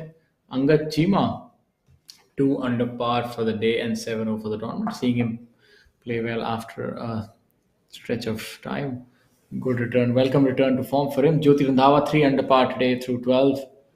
Abhijit Singh Chadda at 2 under par for the day, 4 over for the tournament. Adil Bedi and Harinder Gupta with an identical score of 1 under par for the day. Sunil Bishnoi, 4 under for the day. Divyanshu Bajaj still hanging tough at 2 under par for the day and the tournament.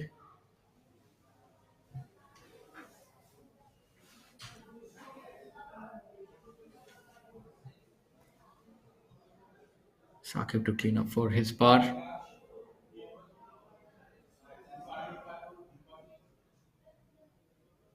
Doing so.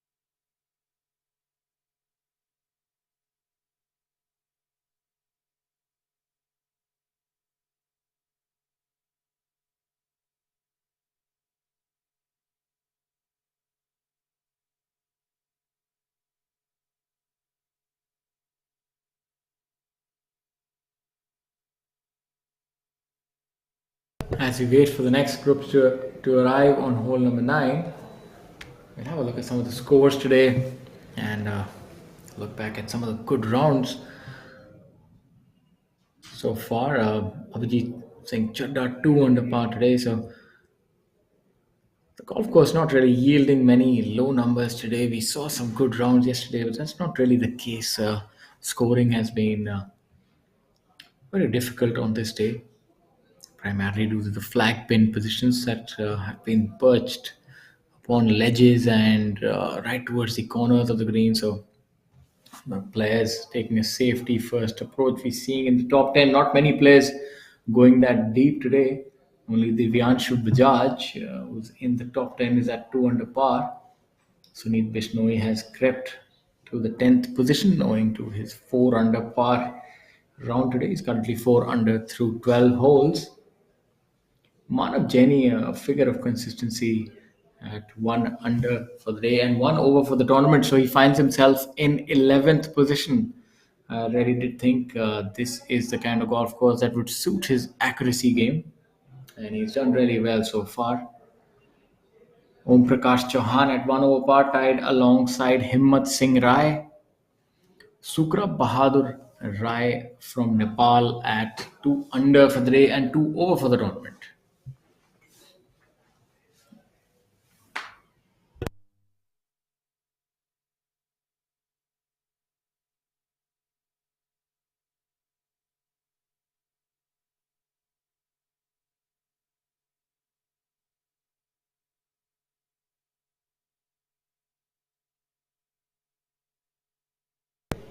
As we go back to the action on hole number 10, we have a look at Shamim Khan, who's definitely not had his best effort there. Seems to have almost duffed that chip shot, and that's come back all the way back towards the front left of the green. Maybe that's actually rolled off, so we'll soon find out.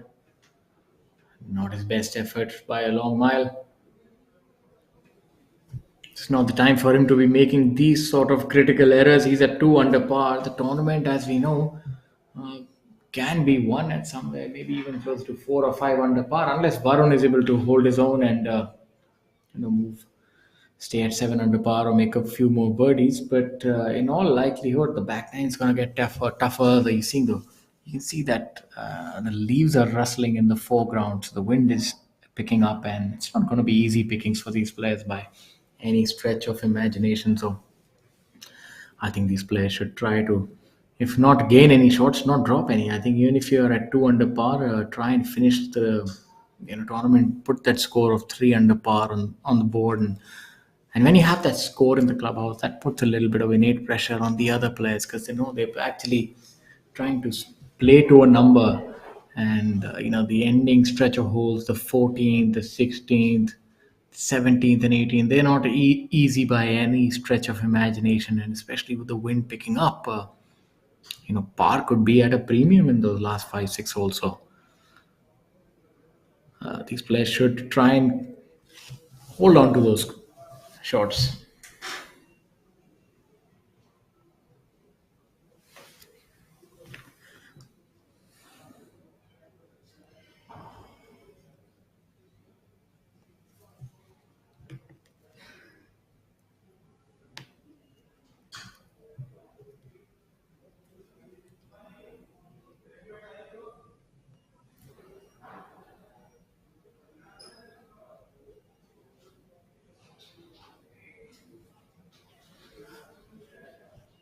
Shamim Khan with that lengthy effort, all of 30 feet to try and salvage a par.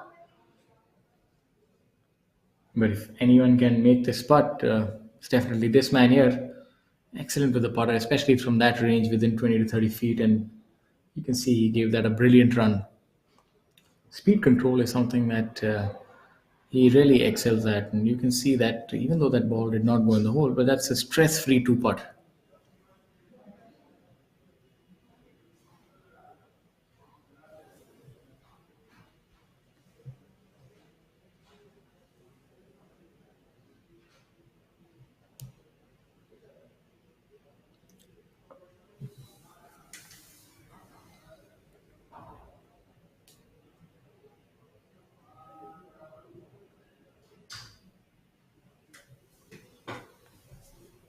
Now the amateur in the group. Oh, brilliant putt right there.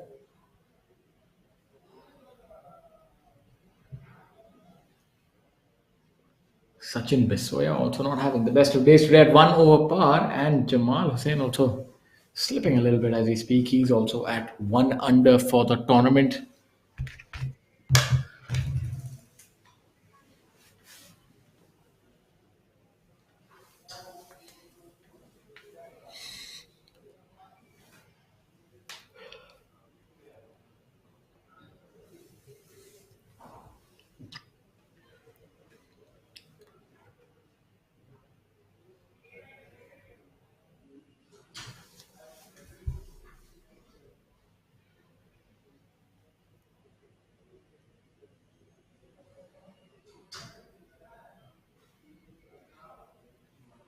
Let's see if Jamal is able to make this putt. Looks in, just about missing it on the lower side. So would remain at 1 under par if he were to make that putt.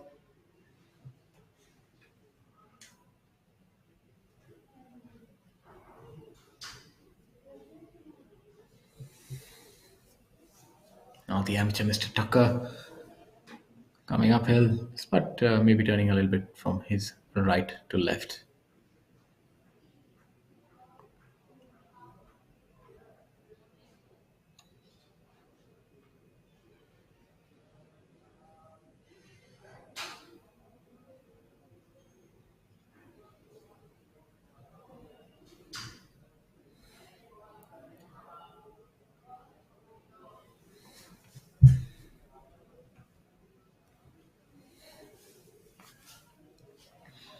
Divyanshu Bajaj has just made a birdie and moved to 2 under par, so he's making all the right moves on this back nine.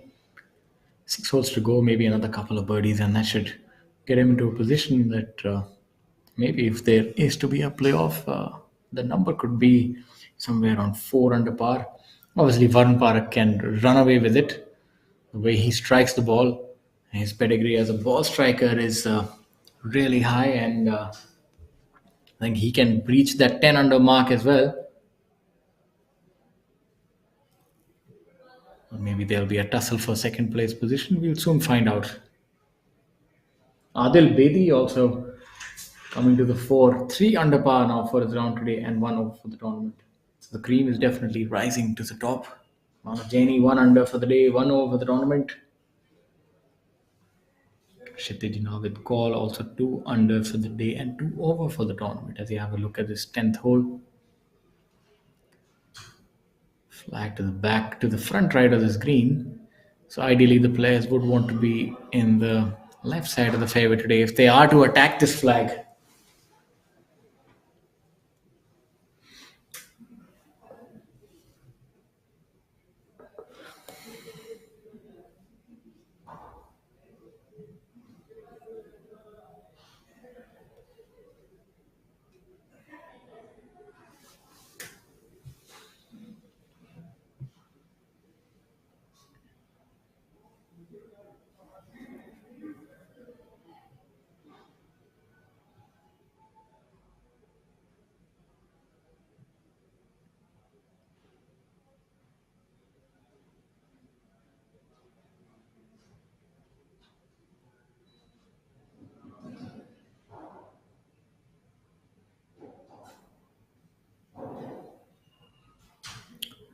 Now look at the cricket legend, Mr. Murli Karthik, the left-handed spinner. Also plays his golf left-handed, playing the 9th hole. Very good golfer in his own right.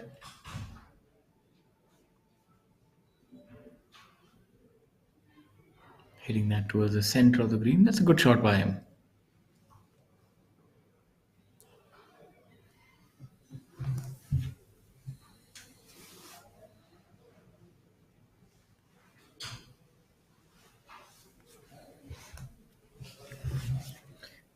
Varun Parekh now on hole number 9, also opting to lay up, laying up in that first cut of rough.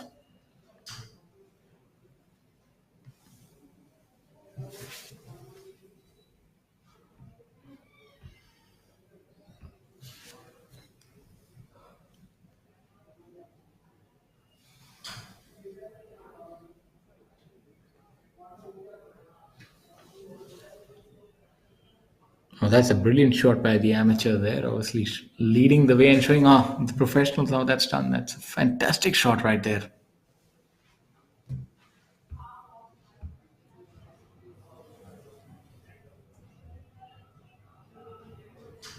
That was Mr. Manish Periwal who hit that brilliant shot on hole number 9.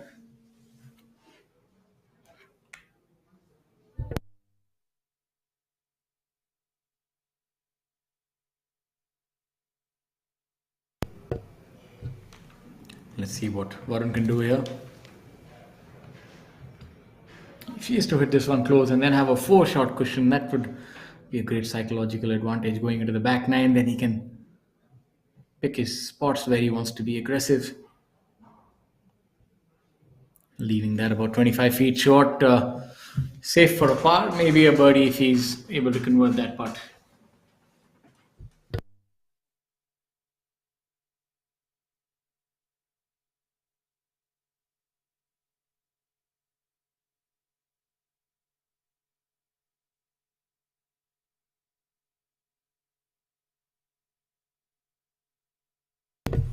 Karthik Sharma coming up on the 9th hole. Karthik currently at 3 under par for the tournament, coming off a double bogey on the 7th hole. Doesn't seem like troubles are stopping. Karthik going a little too aggressive for that flag location, has gone over the green on this hole. It's one of the toughest shots that we've seen for this flag location. We'll need to get that club right under that golf ball and downhill lie for the ball, and completely downhill going all the way to the hole while there is really no space there to stop it.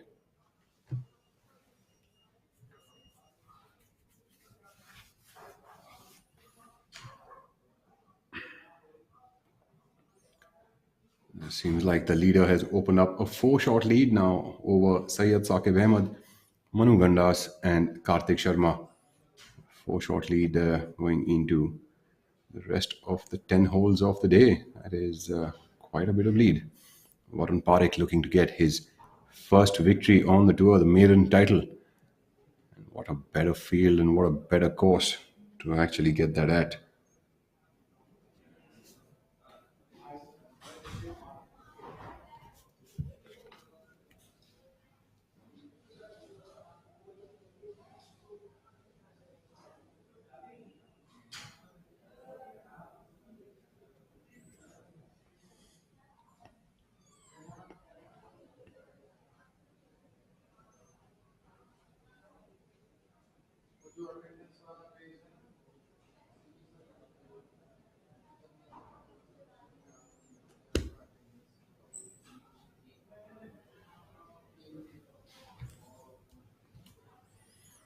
We take a look at ex-cricketer Murli Karthik, now a commentator.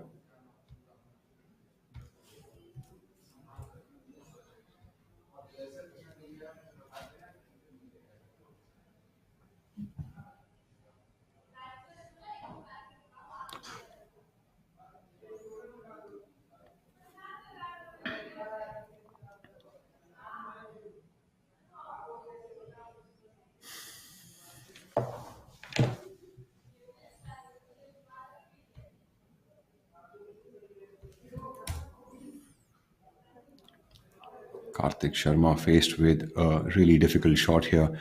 Ball is nestled down in the rough and is a downhill lie with completely downhill all the way towards the flag location.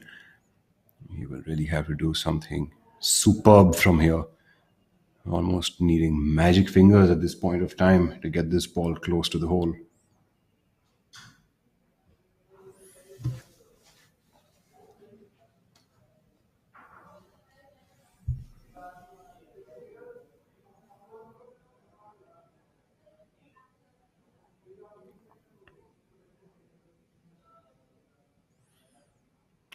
He needs to get that club to move up steep and get under the ball. Can he really get that club to slide underneath is what is required over here. He's trying to bump and run that one. Looks like he's done a fairly decent job, but really will be left with A long putt coming back about 18 feet now, maybe even 20 to save his par on the ninth hole. It's really a tough position to be in over this green on the ninth hole, especially for today's flag position. No room there to work with. So we take a look at Murli Karthik. Two left-handers in one group today. And incidentally, both are Karthik's. Brilliant observation there, Rahul.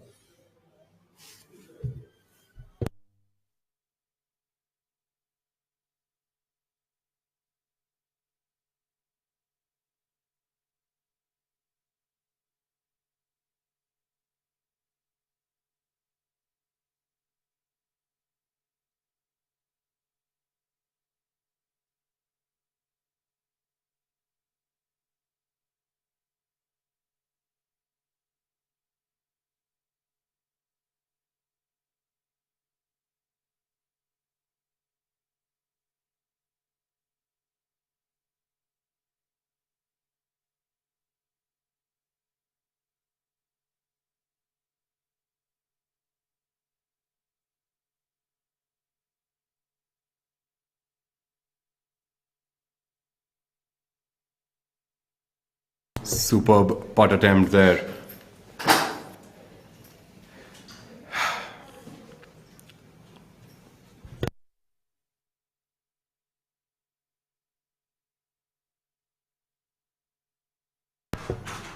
Warren Parekh trying to make that birdie on the ninth hole to open up a sizable lead, which is already sizable to 4 shots.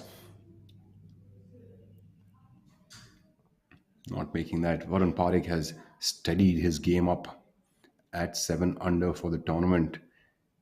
He continues to stay steady at that position. It'll be difficult for any of the players to go to beat him. As bottom below at the leaderboard, we've got Divyanshu Bajaj at 2 under par for the day and 2 under for the tournament, who has moved up to a tie for 5th position. That Divyanshu Bajaj looking for his best finish in the 2022 season. Saqib Ahmed at 3 under par, Manu Gandas at 3 under par, and so is Karthik Sharma, the left-handed golfer, now looking for making par. Karthik really needs to steady his ship up. Does he do that? That's a really unfortunate miss there. Seems like those bogeys aren't leaving him.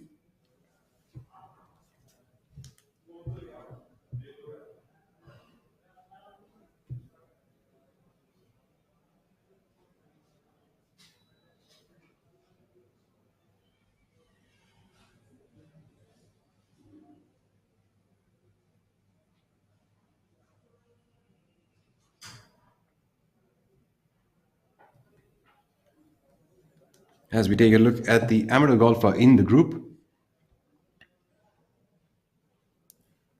Mr. Manish Periwal.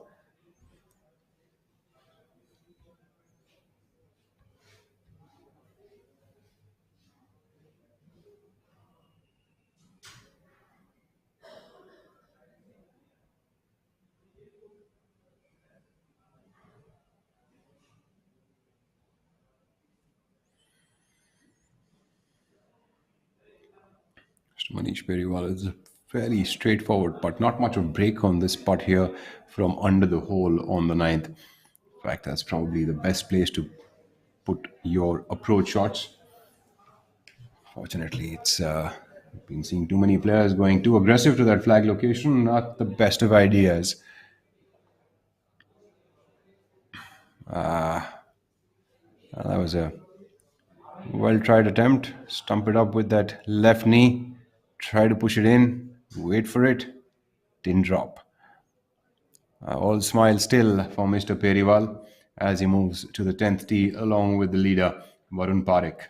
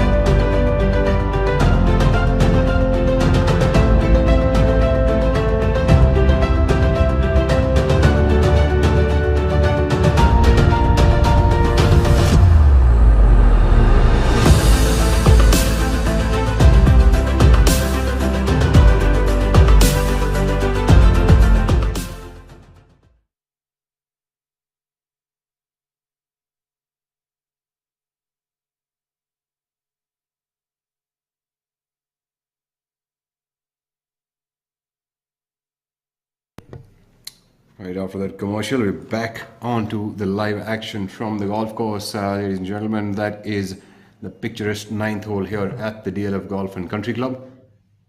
You're watching the Kapil Dev Grand Thornton Invitational 2022 presented by DLF, live from the DLF Golf and Country Club in Gurugram.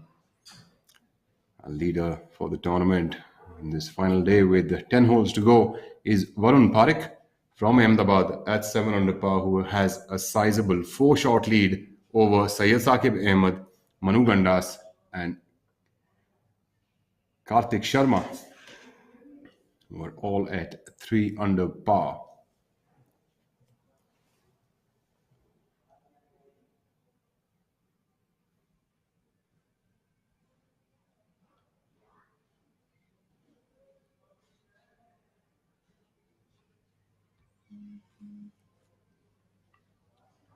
Some of the best rounds on the golf course right now. Jyoti Randhawa at 4 under par to be at a total score of 3 over par for the tournament. The other notable scores out on the course. Angad Chima playing after an injury which left him out of action for almost 6 months. He hasn't really played many golf tournaments this year, and coming back into good form with this round of 3 under par with still 6 holes to go.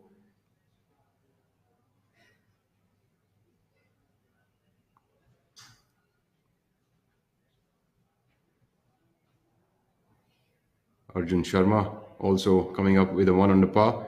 These are all the scores from slightly the bottom of the leaderboard, players who are making some moves and trying to shoot their best days out here. We also have Kshitij Navedkar and Sukra Bahadur Rai both at 2 under par for the day.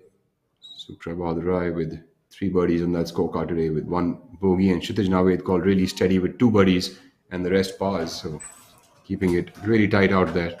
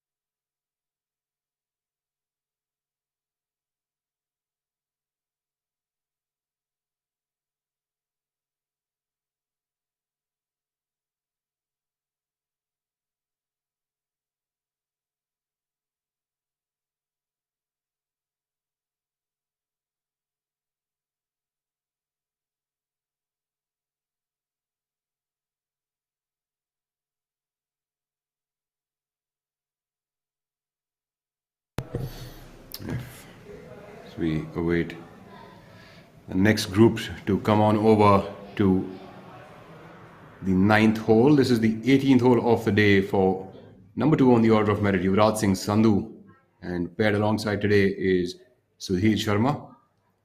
Sudhir has an amateur partner, Ravi Khanna, and Yuvraj Singh Sandhu paired alongside Danish Aman.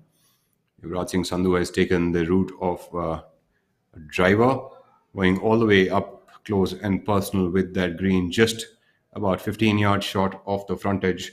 Should have a good look at making birdie from here. Yuvraj Singh Sandhu hasn't really created any good rounds after his win at Jammu, where he really took everyone by a storm. Currently at a score of 10 over par for the tournament, 5 over par for today. He's not having best of days, as it seems.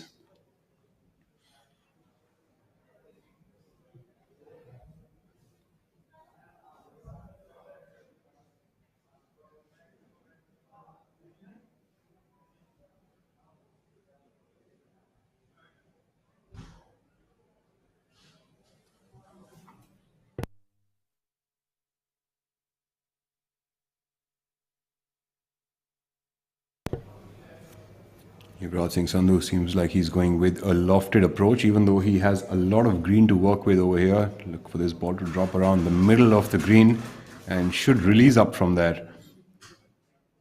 Coming from the rough, it's always difficult to get enough spin on the ball. Hey, he's going with a really lofted approach there.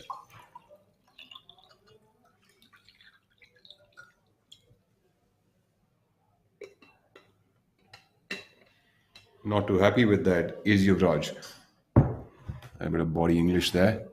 It seemed like he's put his best foot forward on that one.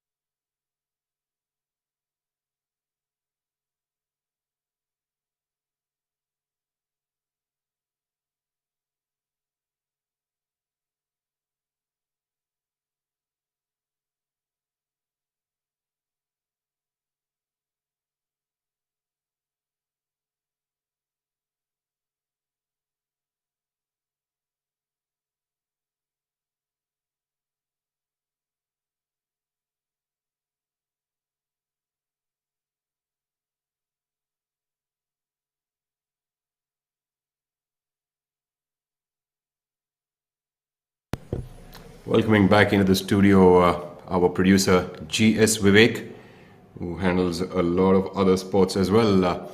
So GS, welcome back into the commentary box today. It seems like we are putting you through a lot of trouble, are we? It's always a pleasure to interact. So GS has been very instrumental in bringing golf to the screens, and one of the things today, because you also do a lot of cricket. In fact, that's your mainstay, right? And what do you think about this whole amalgamation happening, where we've in fact got three great cricketers today. We've got Murli Karthik. We have the two legends in MS Dhoni and Kapil Dev playing on the field, and most importantly, the name of Kapil Dev, the legend, is associated with this golf tournament. What do you think that this really does for golf in the country? It's always good to have some big names being associated, and it's not just golf. It's any sport for that matter. And what is more pleasing over here is the fact that cricketers coming out, and we spoke about how cricket is probably very close to golf in the way the body requirements, the range of hitting and everything. But it's always good when sportsmen from other fields come in and try and encourage the other sports over here. It's not that golf needs any kind of promotion, or for that matter, it is well established, and BGT is doing great work about it. But it's always good when you have a lot of eyeballs on there. Obviously lot of curiosity when you have two World Cup winning skippers teeing off together, and both known for their huge range of attacking shots. So it obviously helps. Karthik is a very avid golfer. He takes his golf very seriously, and there are a lot of golfers. We saw Madan Lal in action yesterday. He's also pretty passionate about his golf, never misses his golf sessions over there. We've got Nikhil, and Nikhil's son, of course, is doing very well on the college circuit back in US at this point of time. A lot of cricketers. Ajay Jadeja, unfortunately, Kapil Baji was telling us the other day that he couldn't come because he's already had prior commitments on his commentary. So Jadeja is another guy who takes his golf very seriously. So yeah, it's always good to see not just cricketers but other sportsmen trying and pitching in for another sport. You need that kind of support, and it's not just about golf, I would say, or about cricket. That cricket has that kind of a responsibility of trying to help or something of that sort. It's always good to see everyone chipping in, doing their bit, so that eventually it's a sport, and the culture of sport needs to be developed. And as much as we would love to call India as a very a sporting nation, every little bit helps. Incidentally, Sachin Tendulkar is the newest member of the bandwagon of golfers, and Yuvraj Singh also plays a ton of golf back in Chandigarh with Karandeep Kochar, who is a top player of our country. Yeah, of course. Even when he was playing cricket, we always said, I remember often referring to his shots as he just teed off from the 22 yard. So I guess there's a bit of golf always in the way he used to attack. But when you're playing cricket, it doesn't really matter whether you're hitting through the fairway. All it matters is that you need to clear the fence. Over here, golf is a very, very different challenge altogether. It's not about just the distance or the elevation. It's about getting the right direction as well and the right trajectory as well. Absolutely. In fact, I've been following all these players, and Yuvraj Singh travels across the country wherever he's going. He actually carries his golf set with him and gets in a round of golf in whichever city he's going to. And the so all of these players now, taking up to the sport, and I think most importantly, the fact that the young golfers of India can actually interact with these legends of the country, and each one of us also follows the sport of cricket, and the fact that they can actually interact with them and learn from them, and see the legend himself in front of them, it is very encouraging for them also to continue on the path that they're on and go on for the years to come. Yeah, exactly. And a lot of cricketers, they've replaced their cricket bags on in their car with their golf kits. And I was having this conversation with a couple of cricketers as to when they go on the golf range. It's always good to see them. There's a star power as well over there. But what else can you pass on to the kids? And they said, we may not be talking about the technique of golf. Probably we would even rather learn from them on the other hand. But what they can learn from us is how we keep our calm through when we miss hit, how we ensure that we bounce back on the next hole. It's just the entire presence of mind, thinking on the feet as you take a call when you have to take a call.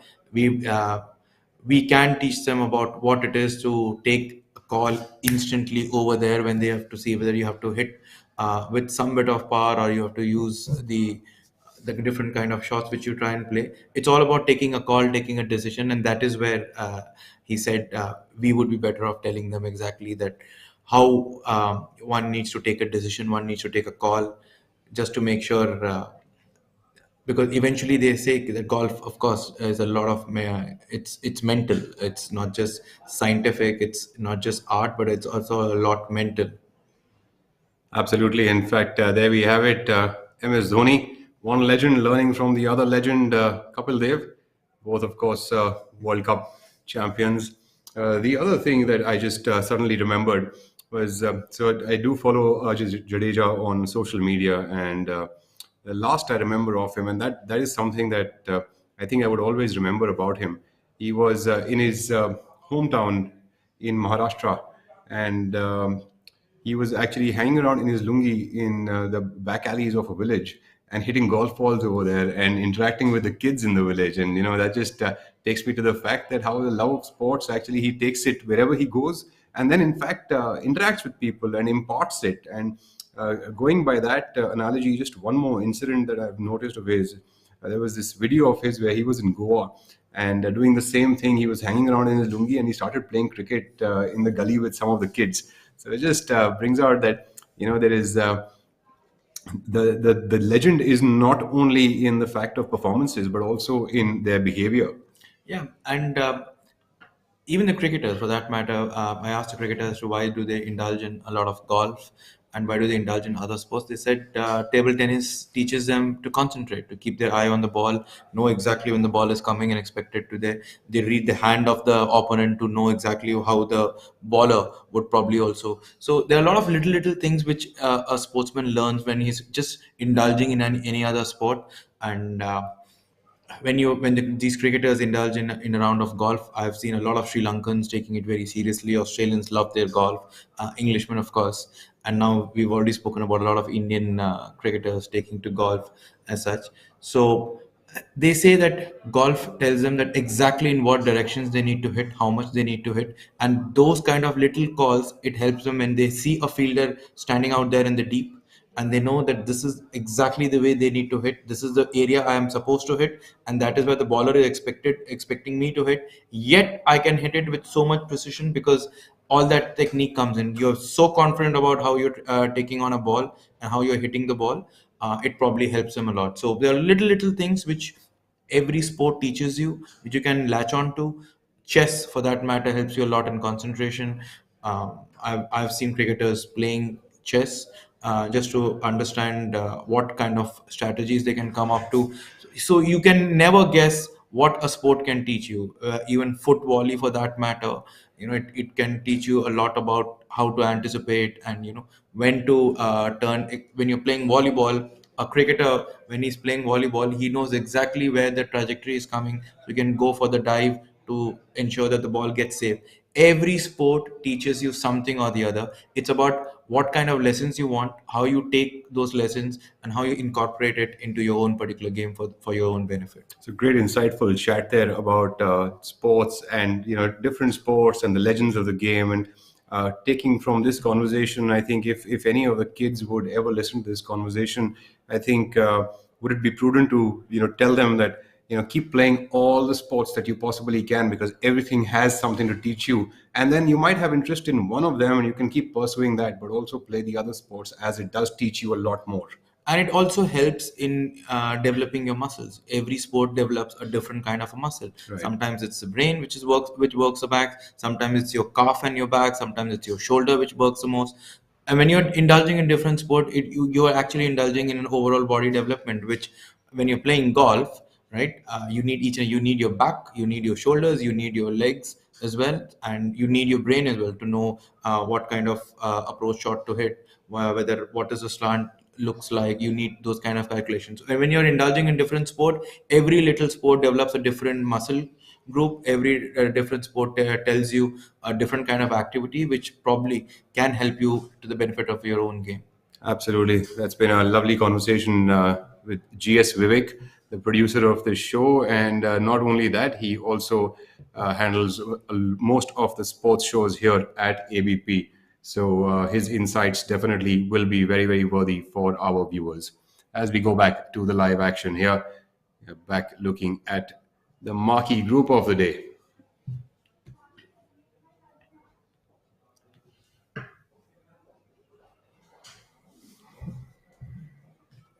There we have Kapil Dev putting away from about 10 feet.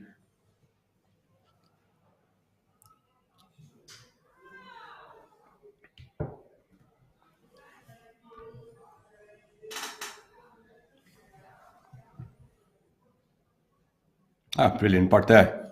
Kapil Dev has got skill in pretty much every sport, as we can tell.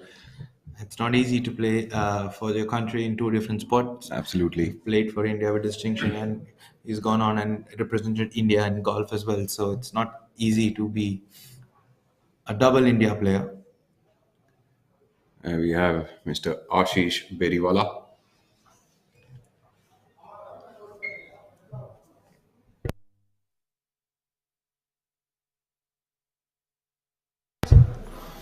The director of SRMB.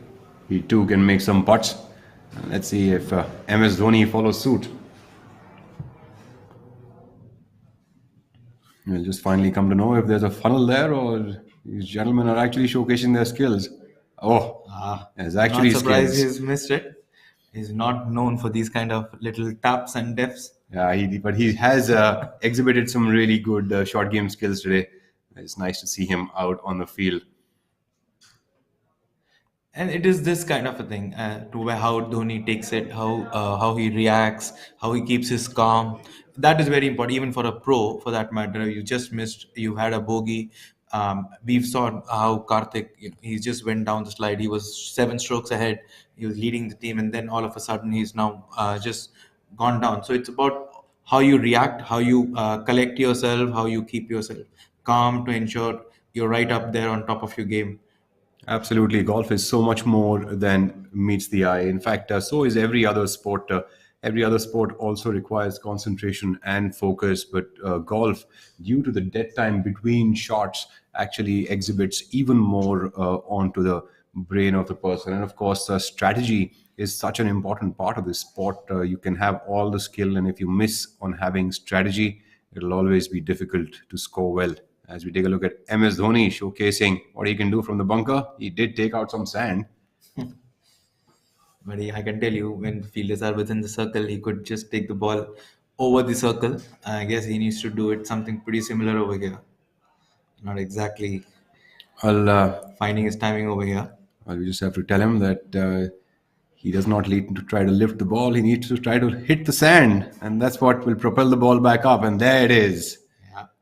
with enough spin on it. Third time lucky.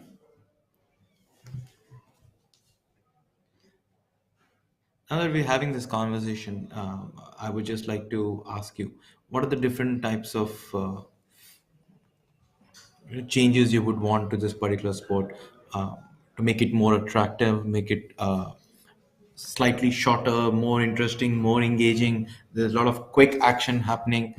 A lot of sports have suffered due to this, and we've seen how a lot of even tennis, for that matter, they have reduced the. They've tried to change the format a little bit. They've taken on to the tiebreaker instead of going on for a never-ending deciding set. We've seen table tennis changing their rules. We've seen badminton trying to shorten it out, make sure that there's a lot of rallies and it's a lot quicker. The entire focus now seems to be trying to make it tight and short. So, how does golf fit into that? So I think what Live Golf is doing for the game of golf is superb because it is moving it into a team sport, and the individual aspect still stays in play, but it involves the team sport aspect into it. That is one. So it's kind of like an IPL format, so to speak. So that is one. The other thing that the Live Golf has done is that it's a shotgun start and not a staggered start. And what that does is that instead of having flights of tee times going one after the other 8 or 10 minutes apart, each of the teams actually tee off altogether. So in 4.5 hour round time period, each of the groups has finished their rounds. So that is a really helpful format. And to top it all, the new rules by the R&A and the USGA, wherein they have reduced the time taken for a player to hit the ball, is now only 30 seconds. So you can well imagine that the amount of time given to a player to be able to decide is very, very less.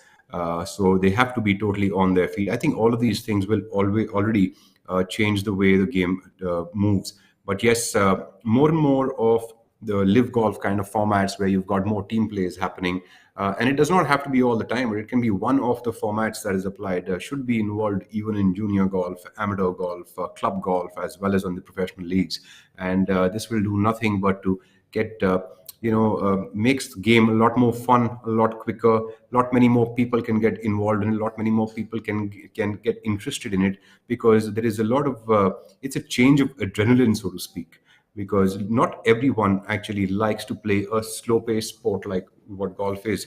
And this just gives a complete new jig to it. For all of you wondering as to what kind of conversation we're having, this is kind of a pro-am conversation happening on the sidelines of the Kapil Dev Grand Thornton Invitational 2022, presented by DLF. The amateur is me trying to get some kind of a golf gap over here. But I just had a very bizarre suggestion, so as to say. I'm talking purely television, trying to make it real compact, quick, tight, wherein we play over 4 days. We've got 18 holes, and each player doesn't have to play 18 holes every day. It's more to do with golf. Traditionally has been all about endurance, consistency, trying to get in 4 days over 4 days and to see Correct. how well you are. I would rather wanted one golfer to play 18 holes over 4 days, where he gets to choose what holes he wants to play first. It's all about trying to make sure whether he's getting his day right, his there's certain, he wants to go in for the shorter, par threes one first up, or he wants to go in for the longer ones first, where he gets to choose what kind of holes he wants to play. And over 4 days, so every session of golf is exactly probably about 2.5 3 hours max, right? And it makes for more compelling, engaging, tight kind of a thing, where it's probably done again over 4 days, but the viewing time is just 3 hours. It just allows you to, and maybe encourage a lot of night golf if it's possible, to make sure it's more appealing, more attractive under lights with a different set of ball. And you know these are small little tweaks to the format which probably could one can think about going forward, if they could make it not just a competition about endurance, consistency, but just a short quick dash. I think it might be a little bit too difficult to actually compress 18 holes into 4 days, but it wouldn't be too bad an idea to actually compress 18 holes into maybe a 15 hole or a 12 hole format, and make it even a tad bit more faster than this, with the amount of timelines given to people to finish their rounds. And in fact, I played an amateur tournament once where we were timed on. There was a stipulated time given to us to finish 9 holes, and if you didn't finish within that time, you had the referee on your tail.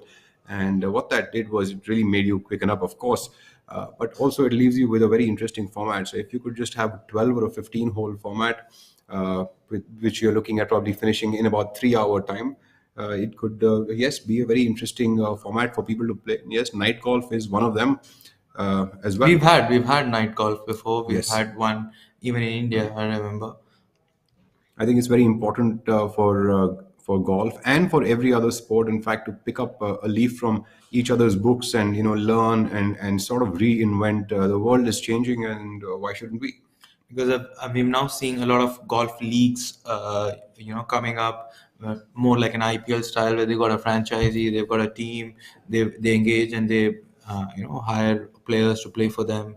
So when these kind of things can actually catch on, I'm sure somebody who should be thinking about trying to make this format a lot more shorter.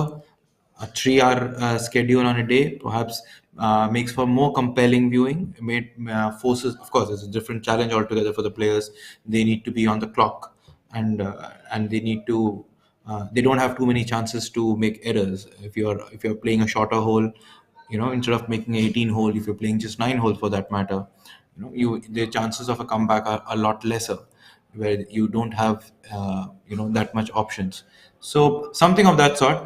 There are always different ways of tweaking and everything, but again, first of all, I have to agree whether golf needs tweak or not in the first place. Well, I think tweaks are welcome, but that's my personal viewpoint. I feel that anything and everything should be reinvented, and a new format should be brought out. Not everyone thought that a 20 over format in cricket would do well, and here we are now. It's a really enjoyable format, and almost all of the country loves it. In fact, going back to my own home, my father loves watching T20, and in fact, he wouldn't miss a single match.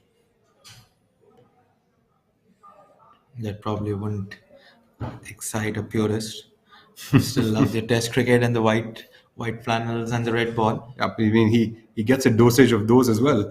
But all of the cricket, any cricket match that you give him, he can just go on and watch it. So going by that theory, I mean, so he does watch his Test cricket in 1 days as well. But at the same time, watching the 20 over formats as well is a lot of fun for him, because this he can do over a period of a couple of hours, hanging around with his friends. He can't really sit down for the entire duration with his friends and hang out, and it just makes it a lot more interesting for the viewing. So he's a viewer, and we are on the other side of the sport. It's kind of like the drinker and the bartender, right? We're the bartenders here.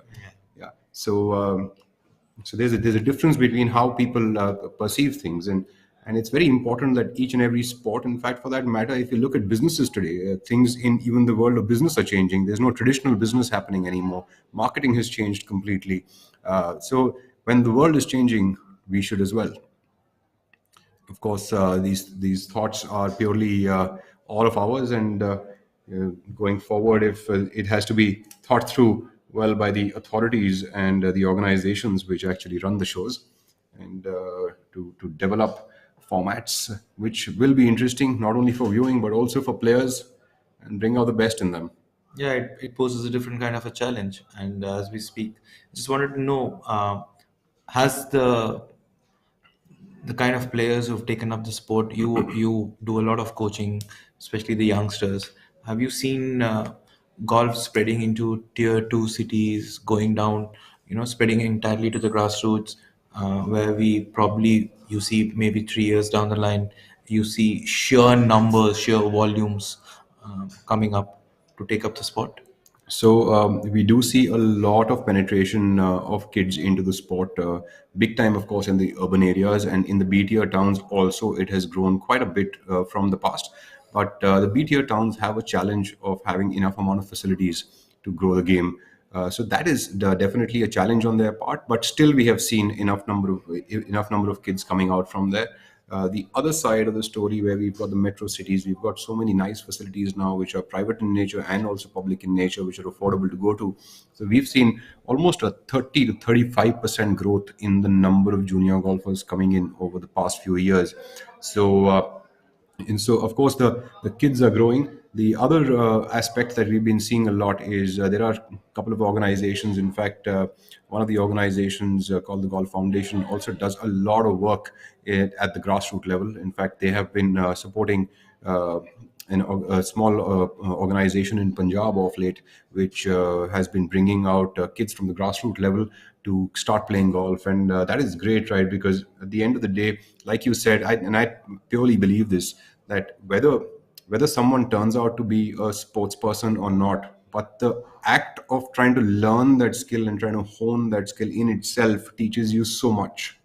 And so yes, definitely we are seeing a lot of growth in the kind of people coming into the sport, the number of people coming into the sport, and in the urban areas as well as in the BTO towns, we are definitely seeing a lot many more middle-aged people also growing. So all in all, the sport is on the up and the up. Yeah, surely. And again, if you're talking pure numbers in terms of, um, the television ratings, the views which you get, of course, it's grown in numbers from last season to this season. Every event we are seeing a lot more viewers in attendance trying to watch golf, and of course, it's a new experience. This has not been one of the most televised sport, and of course it's been televised at a very much higher level, but it's just a start where we're seeing it at the national level happening, so that's also a great initiative. But at the same time, I'm just curious, when you're playing taking up golf, or when a kid takes up cricket or football, that's because he sees everyone around them playing. How does a kid take to golf? So that's a very interesting question, and I think that is the biggest challenge that the sport of golf faces. The only way to do this is to go into the grassroots and actually encourage kids to do this and to show them what a great golf shot can be. And I follow a lot of people who do the same. In fact, C. Muniappa, who is a former Indian Open champion, in fact spent his entire time in the lockdown time during the COVID in his hometown in Tamil Nadu, in his village, and he in fact made a small golf course of sorts, or a mini golf course of sorts, with just the mud over there, and gave the kids over there a few training sessions and taught them how to play golf. And people like him could help take the sport a long way. So that is one way to do it. I also follow this man in Nigeria who has actually recently learned golf, and he goes back into his village and he takes his golf clubs with him, and he creates a hole over there and helps them to learn the game. So I think we need a lot more initiatives like these. The only way that we will be able to reach what you are saying, the masses, and the fact that they will be able to see what this game is about, is by doing what we have just spoken about. Because this sport isn't something that usually people would just want to like open up the switch on the TV and say that, okay, there's a major going on, so I'm going to watch this. You're already in the sport. That's when you watch that major. Like, I don't play tennis, but I love watching a tennis major. So that does not happen in this sport. Because that was something I was curious about. How does a child go up to his dad or his mom and says, I'm good at this, and how does the parents even know that he's good at golf or not? When you're talking about cricket or football, they would have probably seen their kid, indulging in cricket, or watching them from their balcony trying to get a shot. So how does a kid actually convince a parent that he wants to get into golf, or parent says, no, I think he's cut out for golf and I think we should push him? The other thing, as you speak now, there are two facilities in the Delhi NCR which are public facilities. So there is the City Fort driving range, where a lot of all the other sports are also present, and then there is also the Noida driving range, Noida Stadium, which also is a complete sporting facility, pretty much similar to City Fort. So a lot of kids and a lot of parents, people from in and around both these places, come down for either a walk or a run. Some people come to play squash, tennis, cricket, and whatnot. And I feel that these kind of places actually can become a breeding ground, because it gives the children an opportunity to view something like this happening. And when they view it, they could probably ask their parents, can we also try this? And I think that's the spark, right? The spark comes from trying something. To want When you see someone hitting a golf ball 300 yards or 200 yards, and you suddenly wonder, like, how did he do it? And that sparks that interest, and that's how it all begins, right? And that's exactly what happens in cricket as well. Although cricket has a very different kind of a mindset, as we are seeing this from our very inception into life. As a child, we are seeing this on our televisions at home, so the interest starts to develop very early on. But this could be one very accessible way to develop interest.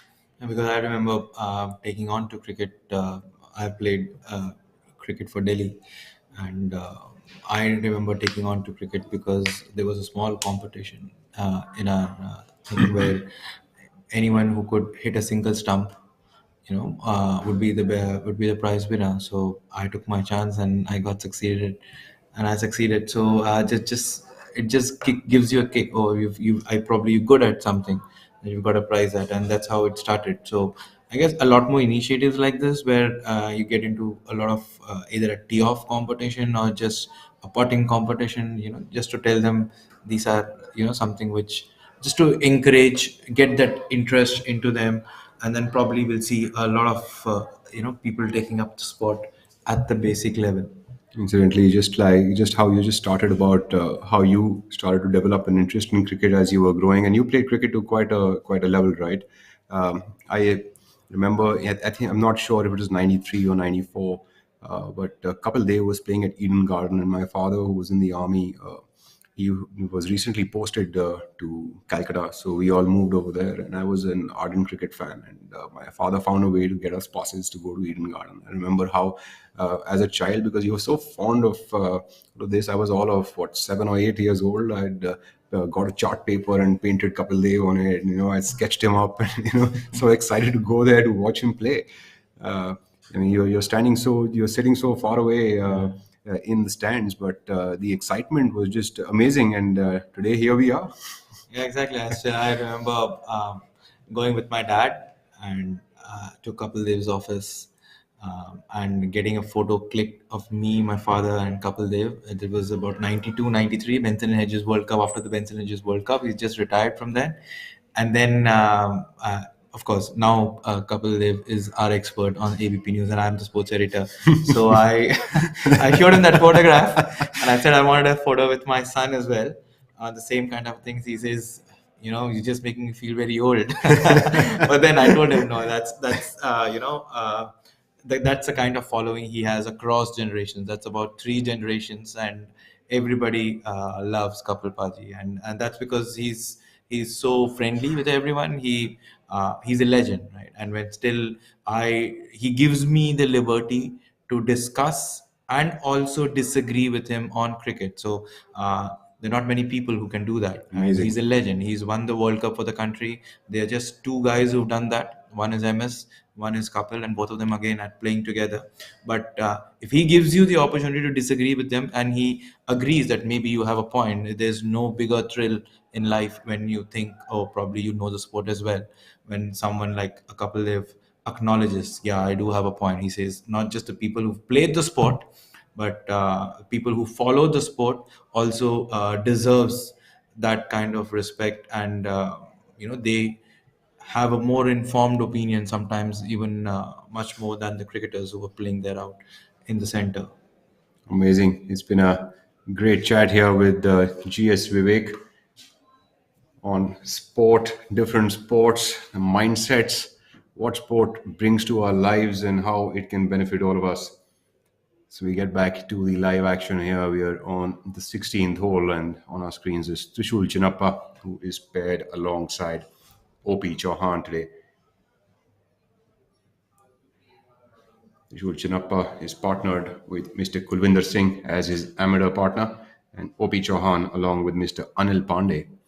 Trishul Chinnappa rolling that one in conveniently for birdie on the 16th hole, as we take a look at OP Chauhan, who has a 3-footer there, perhaps to save par.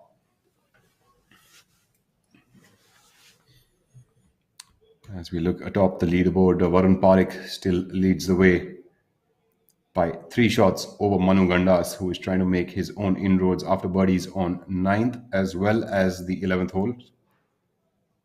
Manu Gandas, who's playing on his home ground this week, would be definitely looking forward to try to make some damage over there.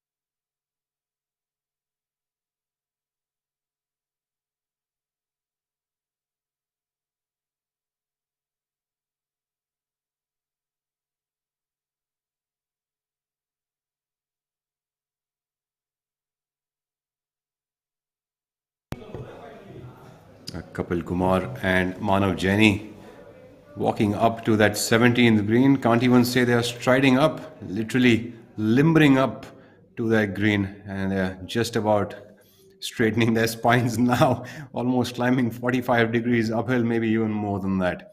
It's one of the toughest holes on this golf course and the signature hole for this course, with a little creek, deepest bunker that we have seen in the country.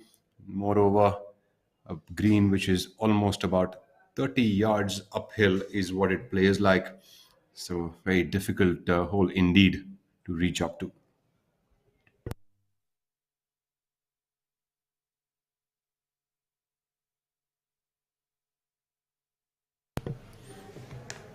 We have Sunit Bishnoi, who's on the 18th green from a downhill lie.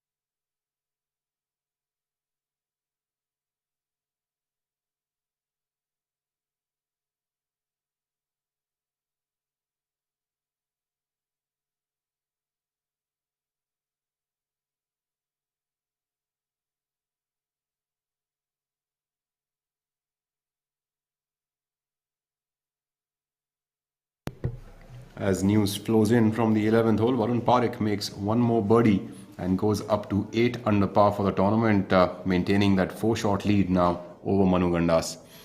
We're back onto the 18th green. Sunit Bishnoi hitting that downhill chip from the right side and the back of the green. Doing a fairly good job from that location. Will have that 6-footer now to save his own par. It was not the easiest shot on the planet.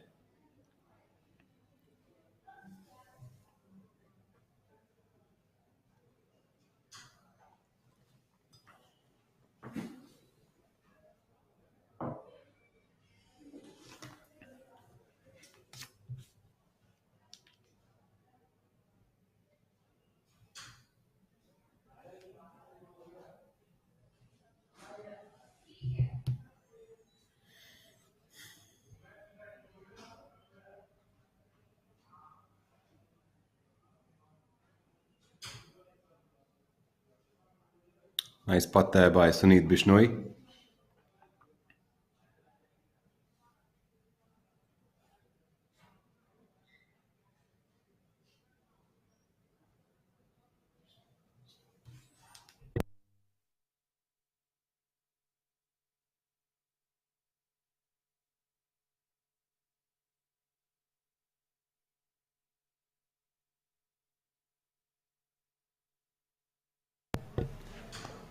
Harinder Gupta on our screens, seasoned professional golfer from Chandigarh.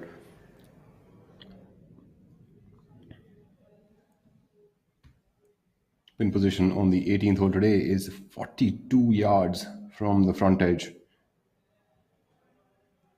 42 yards, ladies and gentlemen, you must know means 3 clubs more than the front edge yardage. It basically means that if you've laid up at a yardage of 100 yards towards the front edge, you're actually left with 142 yards. That's the difference between a sand wedge and probably a 3/4 9-iron for most.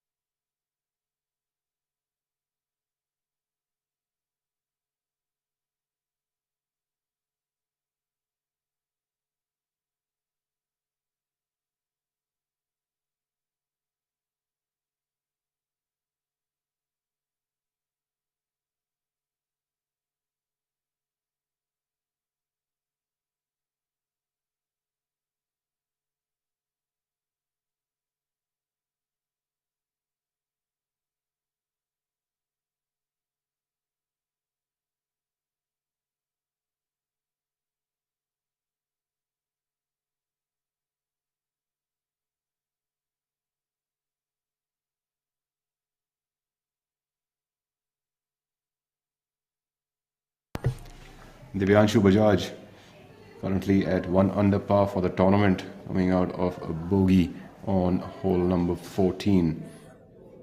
Trying to make a birdie here on the 16th hole. Divyanshu Bajaj lipping that one out. Divyanshu looking for his best finish so far this season.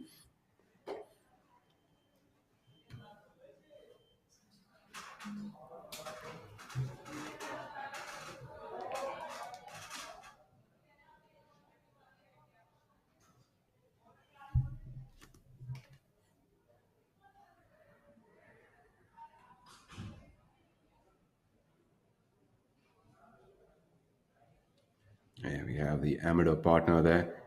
And as the tour currently is at the DLF Golf and Country Club Gurugram, playing the Kapil Dev Grand Thornton Invitational 2022 presented by DLF. The tour moves to a busy month in October.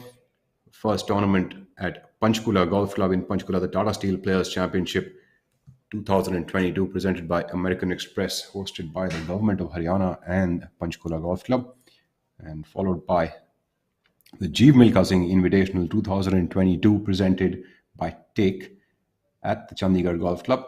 We also have the Pune Open from the 19th to the 22nd of October at the Pune Golf Club course. We also have the MP Cup 2022 from the 26th of October to 29th of October.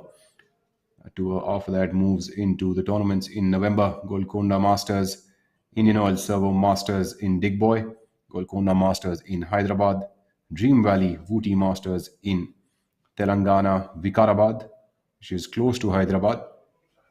Thereafter, the tour moves into December to play the SSP Chaurasia Invitational 2022, presented by Take, and the Tata Steel Tour Championship for a prize purse of a whopping 3 crore. As we take a look at Dipinder Khullar.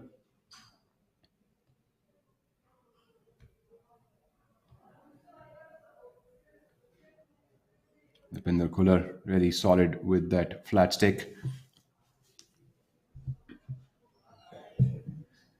As we have a look at Arjun Bhati.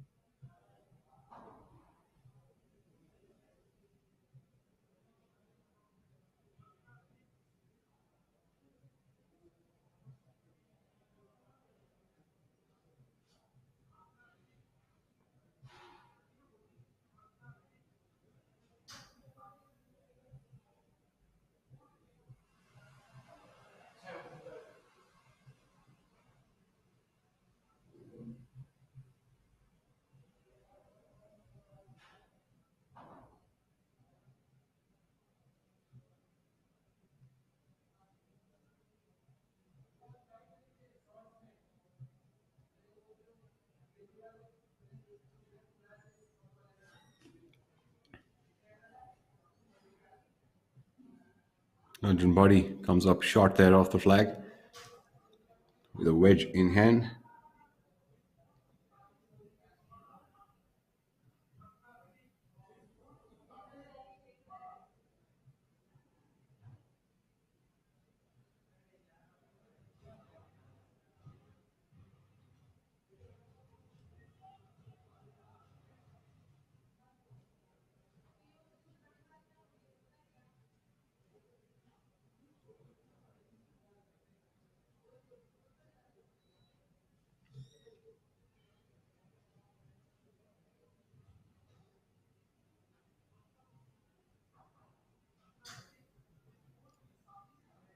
Amateur golfer there electing to play the putter from short of the green.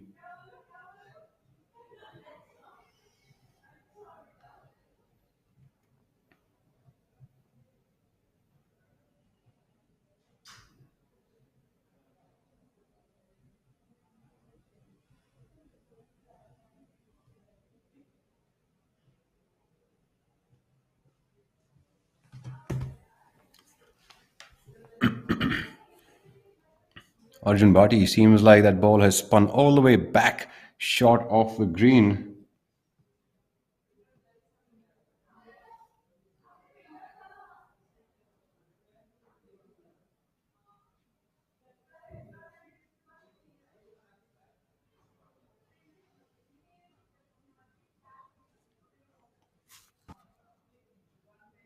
Arjun Bhati, who comes in from Greater Noida.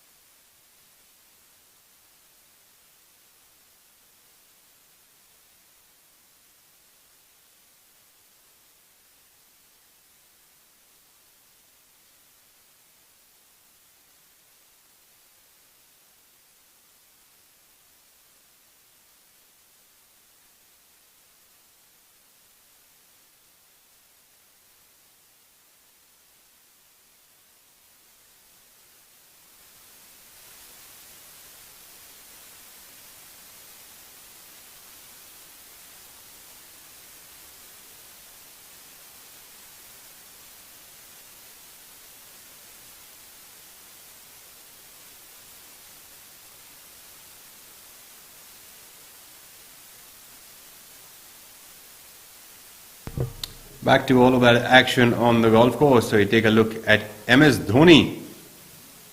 Having a good time on the golf course is MS Dhoni, playing alongside legend.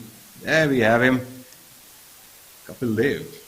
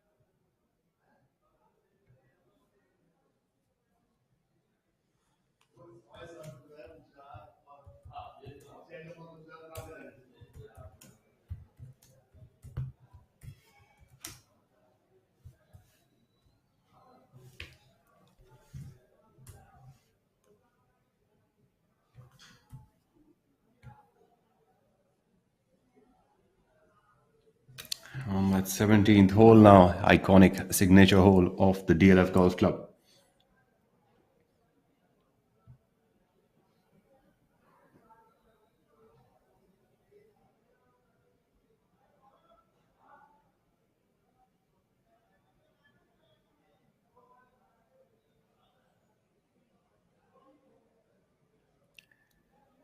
The amateurs can feel the heat of the moment when they are playing a professional tournament along with the professional golfers.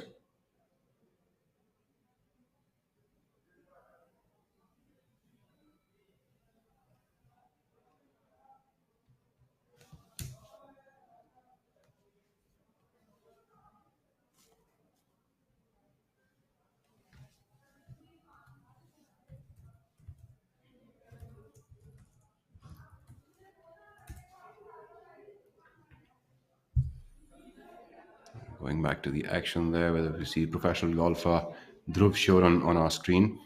Dhruv Shoran currently at a score of 5 over par for the tournament, coming up on to the 18th hole.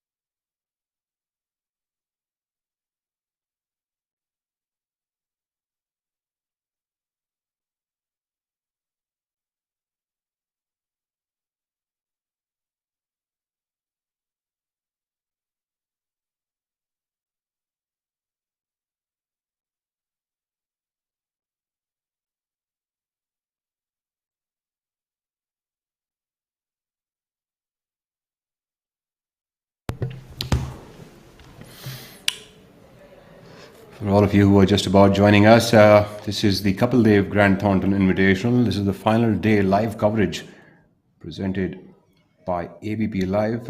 You're watching the Professional Golf Tour of India, responsible for conducting professional golf tournaments in the country. Taking a look at one of the amateurs coming up onto the green here.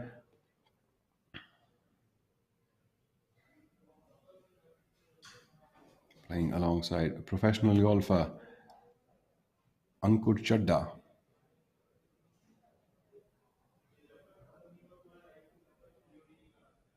Ankur Chadda today playing alongside a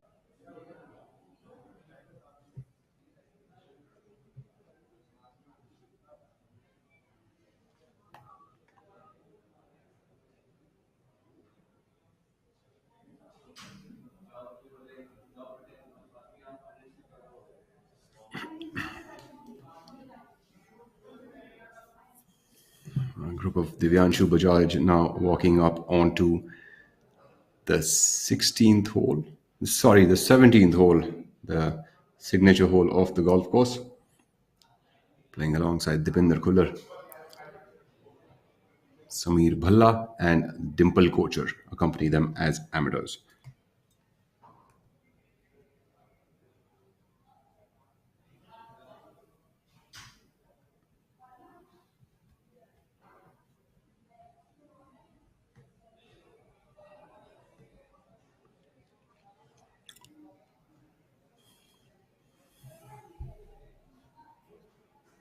Seems like the amateur has found himself in the back bunker here on the 18th hole, and that isn't seeming like it's the end of his troubles.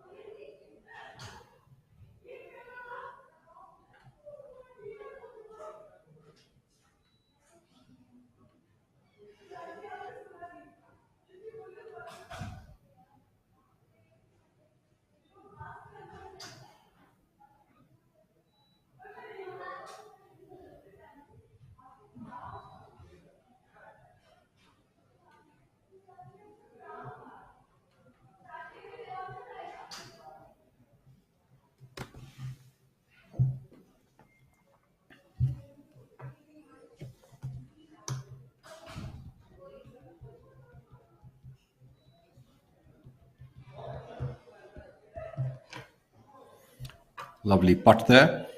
As we take a look at the professional golfer Dhruv Shoran now coming up the hill, he's going to be looking at a left-to-right breaking putt.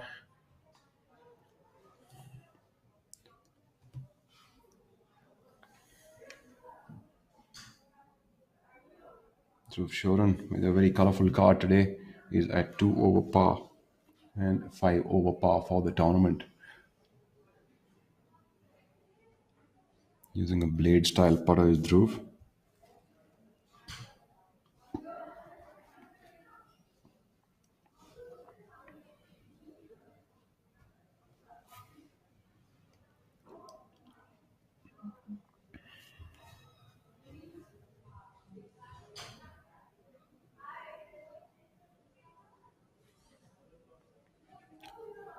Leaving it short-sided and also totally on the low side of the hole. Not enough pace on that putt from Dhruv. So take a look at Ankur Chadda, who has more of a makeable putt here from the back of the green. It is a bit of a curler from the right to the left. The ball is going to be breaking quite a bit. Slight downhill as well.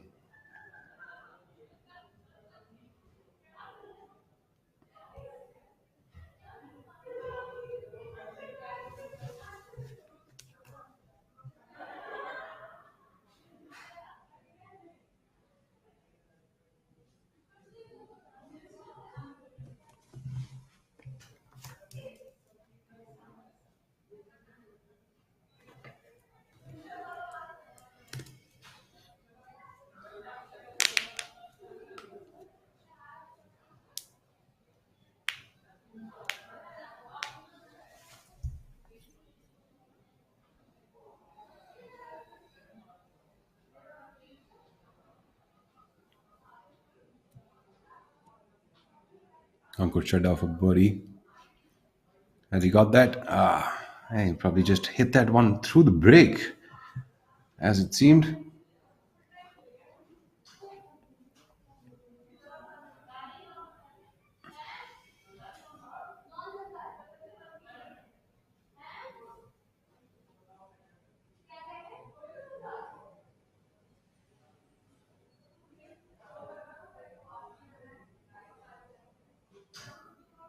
I'm going to go for lipping that one out. Time to pick the balls. The amateur golfers can pick up their golf balls if they are making double bogey or worse, or because they They are playing mainly for stable forward points, and stable forward points are not. You do not get any stable forward points in case you have made worse than a double bogey, as stable forward points will be given on the net score.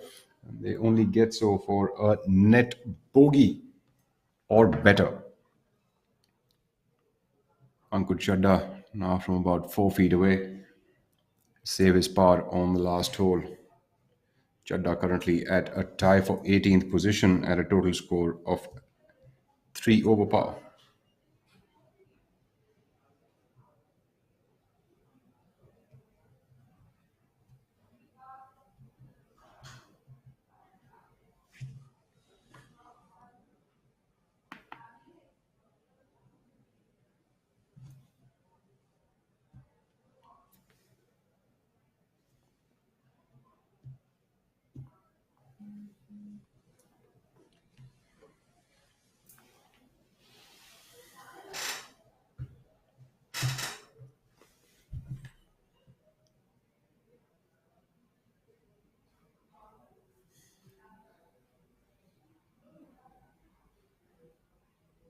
There we have it, Ankur Chadda.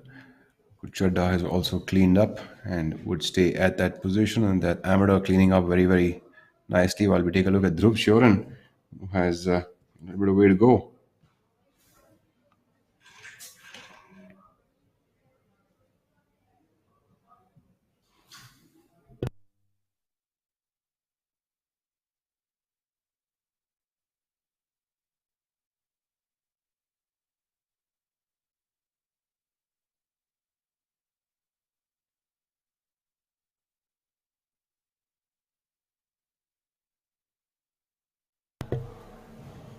Dhruv Shoran just about making that one nice and calm. Dhruv, not his best round, would finish at a total score of 5 over par for the tournament and a 23rd position finish this week, while Ankur Chadda finishes at a tie for 18th position at 3 over par. Atop the leaderboard, Varun Parekh has made another birdie and now opened a sizable 5-shot lead with only 5 holes to play over Manu Gandas and Karthik Sharma, both at 4 under par for the tournament. Varun Parekh looks like he is primed up to get his maiden title here at the DLF Golf and Country Club.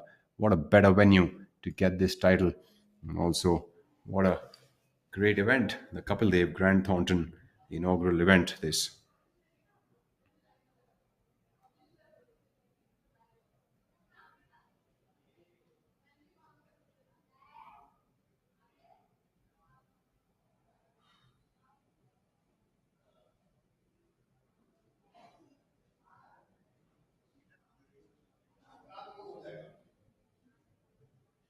Kapil Kumar coming up onto the 18th hole from the rough on the right side of the fairway.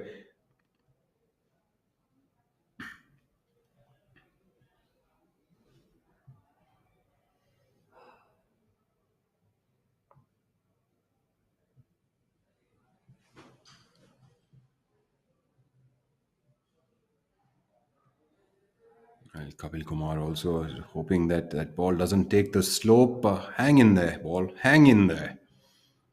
Hang in there, will you?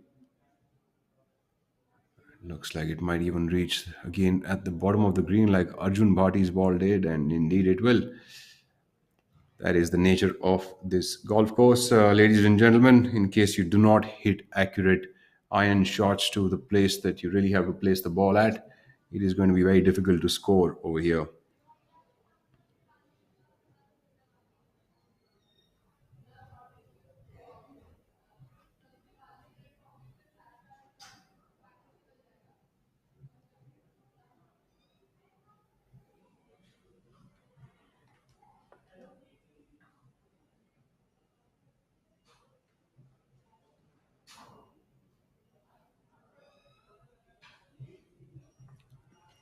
As we take a look at the amateur in the next group coming up on to the 18th hole.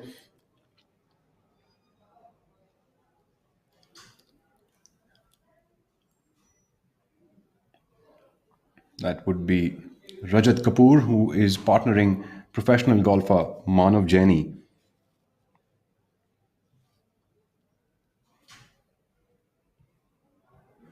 is Colonel Mohan Sharma, proud father of one of the top Indian golfers, Shubhankar Sharma, who also incidentally holds the course record over here, now tied alongside Arjun Puri for that course record.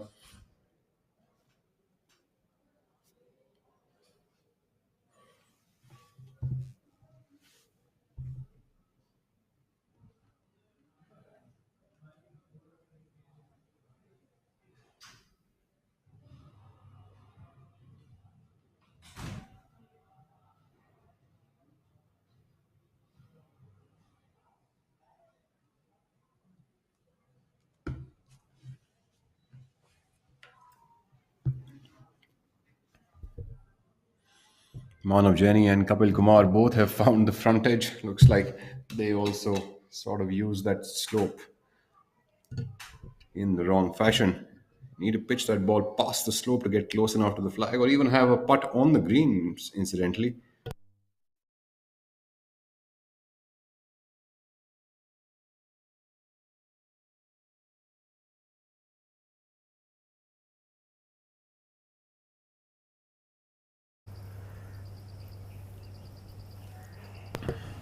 There we have back on our screen I'm so happy. I legend have Kapil no Dev word to express and कितना मज़ा MS आ रहा है Dhoni playing यहाँ together पर golf खेल के. this prestigious ये tournament.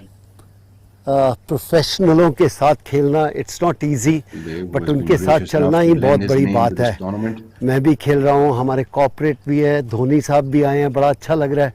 इनके साथ भी मैं इनसे अभी बातचीत करूँगा. पहले ये शॉट मार लेता हूँ.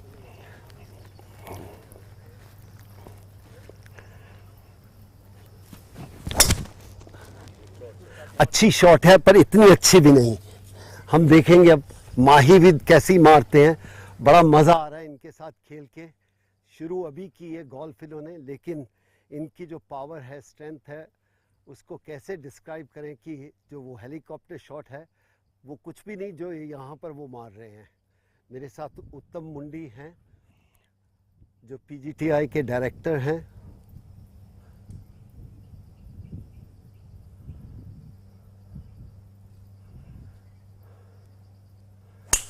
Oh my God! What a shot! माही, आपको कैसा लग रहा है ये खेलते हुए? It's always a good feeling, you know, especially जब बॉल कनेक्ट होती है. जब नहीं होती है तो बुरा लगता है, but gives you time to come back. You know, her shot के बाद आप सोच सकते हैं. क्या लगता है, इस कोर्स पे पहली बार खेले हो, शायद मजा आ रहा है खेल के कि डिफिकल्ट है? मेरे लिए डिफिकल्ट है because I don't hit straight, but बहुत ही सुंदर कोर्स है. आई थिंक ज़्यादातर जो कोर्सेज होते हैं वो बहुत सुंदर होते हैं, बट इट्स गुड फन. थोड़ी गर्मी है आज, but it's good fun. But कहना चाहूँगा कि ये दुनिया के 10 टॉप गोल्फ कोर्स में से एक है, इसलिए बहुत मज़ा आता है. और सबको ये कहूँगा कि आइए एक्सपीरियंस कीजिए. और thank you very much news channel का भी, उन्होंने इतना एफर्ट लगाया और यहाँ पर गोल्फ इंडिया के लोगों को अपार्ट फ्रॉम क्रिकेट गोल्फ ये देखने को मिल रहा है. Thank you very much.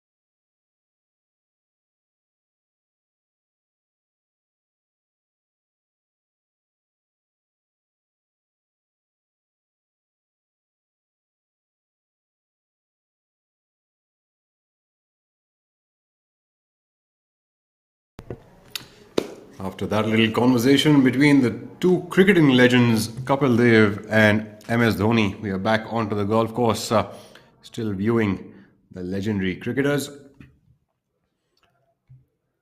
Great amalgamation of sports is what is happening over here.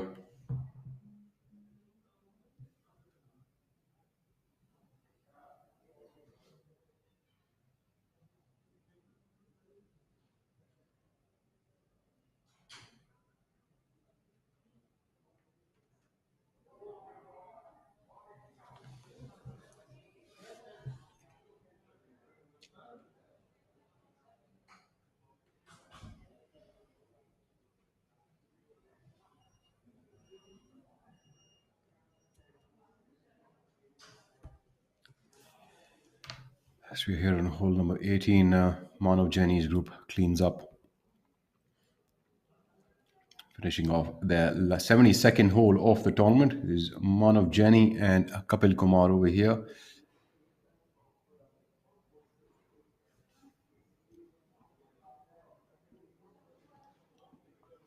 Manav Jaini, who is currently at a total score of even par for the tournament, a tie for 8th position.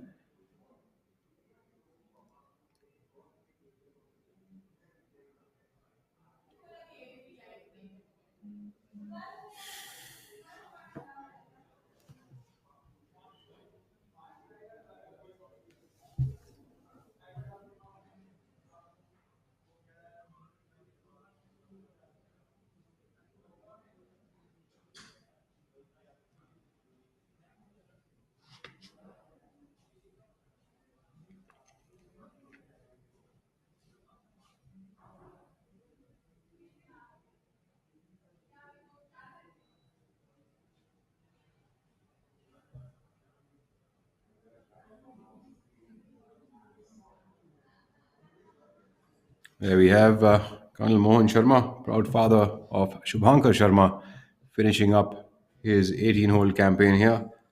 Long day.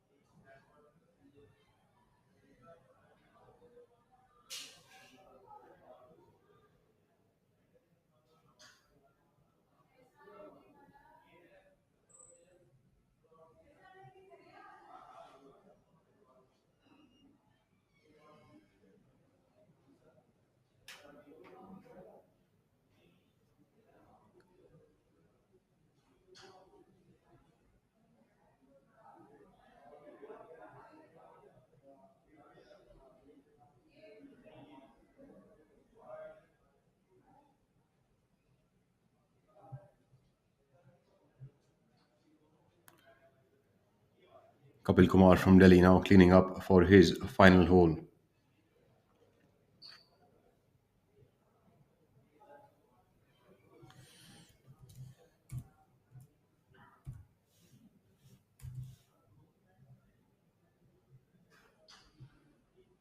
Kapil Kumar has fallen by the wayside today with a round of 7 over par, dropping down multiple positions for a tie for 31st, while his playing partner Manav Jaini making inroads into the top 10. So we go back to the 17th hole and take a look at Abhinav Lohan, who is currently at a tie for 11th position at a total score of 2 over par for the tournament.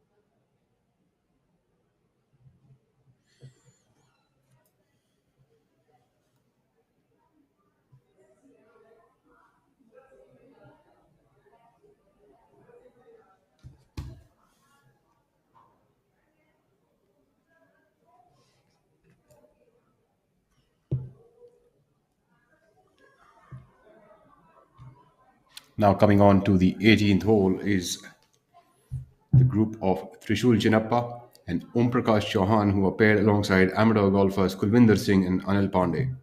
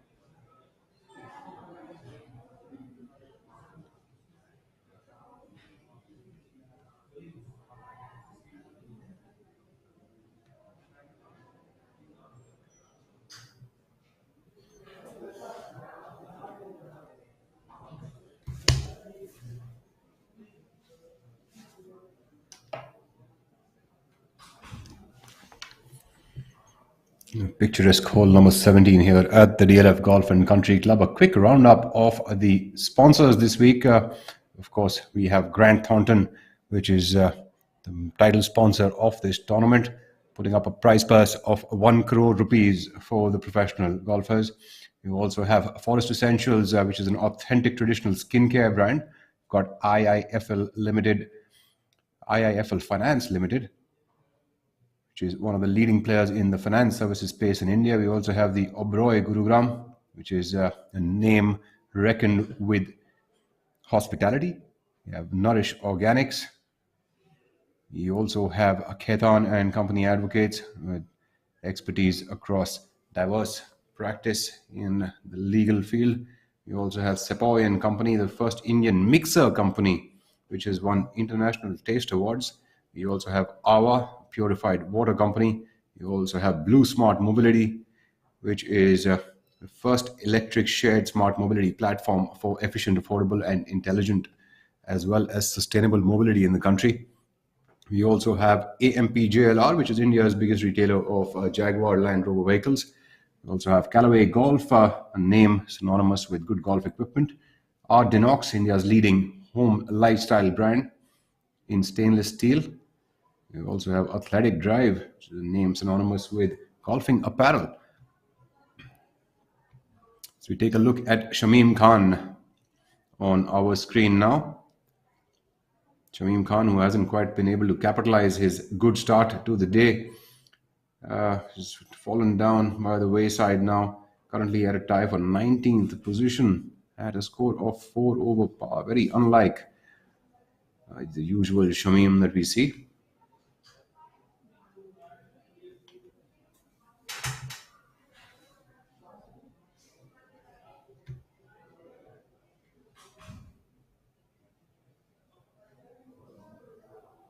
I've also seen a big drop from Jamal Hussain Mola, who is playing to 8 over par for the tournament. Really something that we really don't hear of from these players.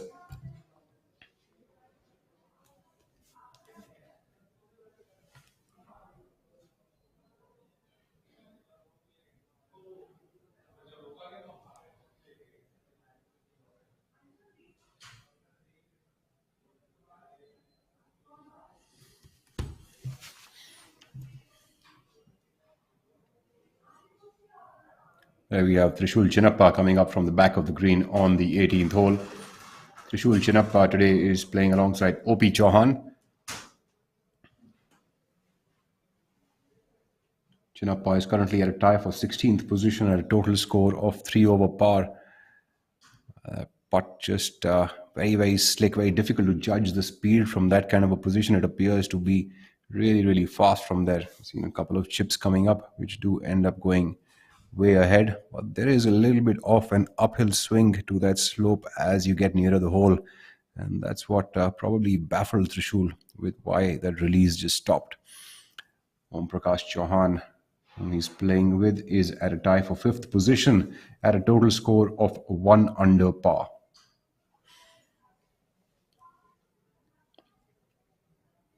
The amateurs in this group are Kulvinder Singh and Anil Pandey.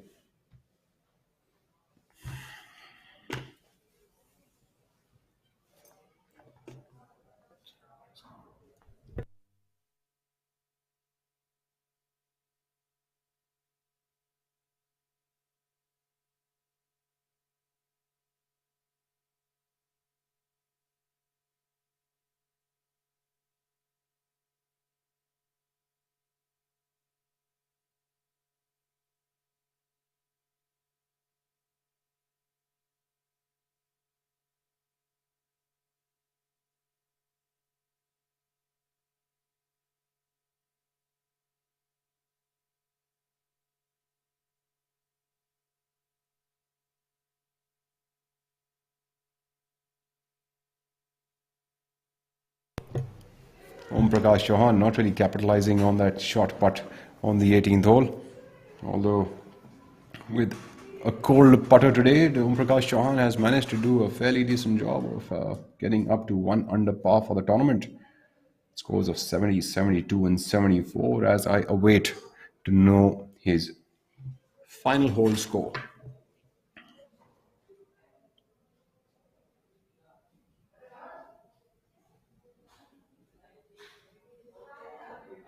There we go. The amateur rolling that one in. Nice and proper.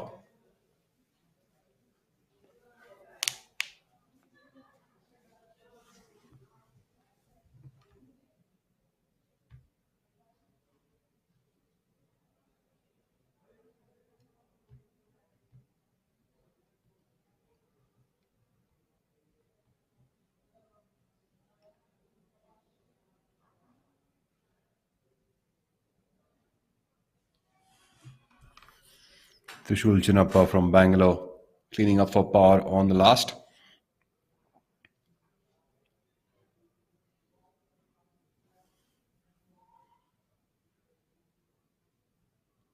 Yeah. One of the etiquettes of the game of golf, introducing yourselves on the first tee to your fellow players and shaking hands as you finish and thanking each other. That is just a pure etiquette of the game. Love and respect for one another. As we see, Manu Gandas has now made a birdie on the 15th hole and come up to 5 under par. Still 4 shots remain between the leader and him. The leader is Varun Parekh from Ahmedabad. As we take a look at Dipinder Singh Khullar, currently at 10th position at a total score of 1 over par. Dipinder with a stellar shot there on the last hole. Superb shot by Dipinder Khullar, who plies his trade of coaching at the DLF Golf and Country Club. He's been a top professional golfer of the country in the past and doesn't play on the tour anymore.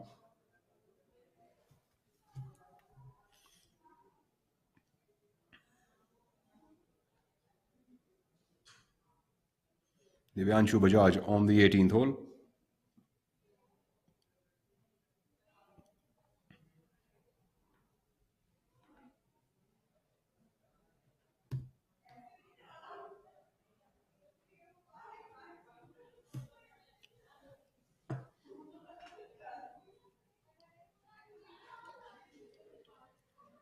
Back to that lovely view of the 9th hole, the short par 4.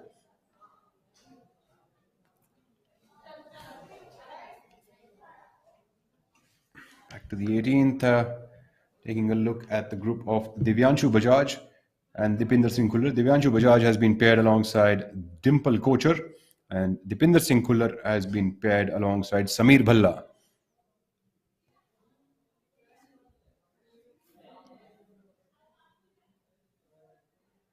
Sameer Bhalla off the fairway now on the 18th.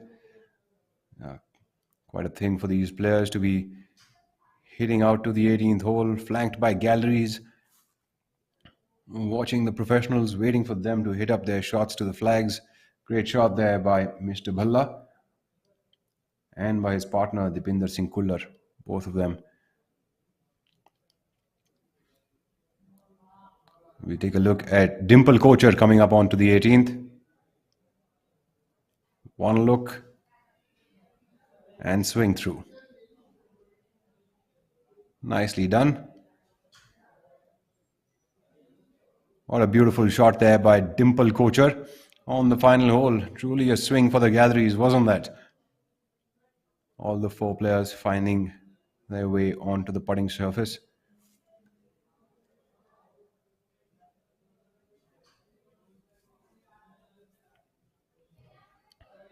And back to the 17th green as we take a look at Himmat Singh Rai.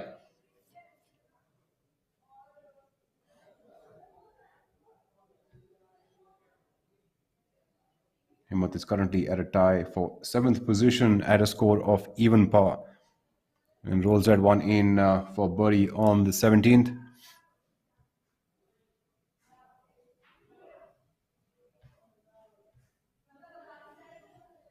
Sachin Besoya playing alongside him.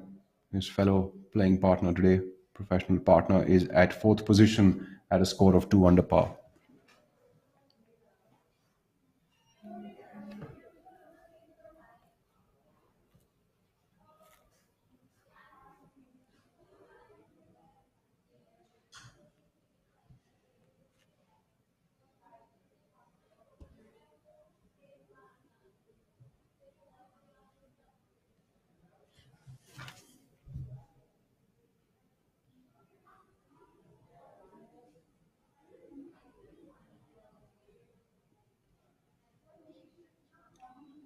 No trouble there for Sachin Besoya as the group walks up onto the 18th green. Superb shots by Dimple Kocher, the amateur partner for Divyanshu Bajaj. Also superb shots by Dipinder Singh Kullar and Sameer Bhalla on this 18th hole. Truly players who seem like they are used to finishing for galleries, aren't they? Let's just see if they can also putt for dough.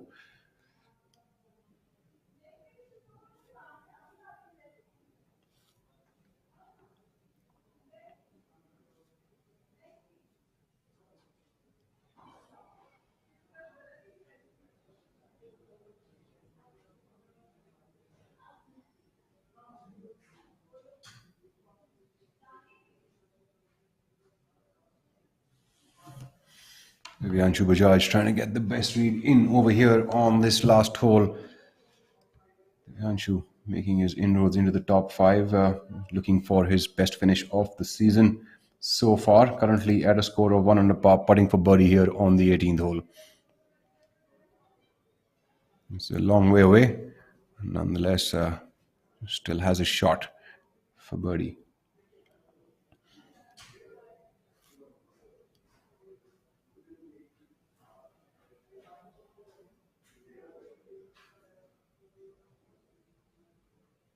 Good attempt there from a long way off. That'll leave him with just about 2 feet to make his par here.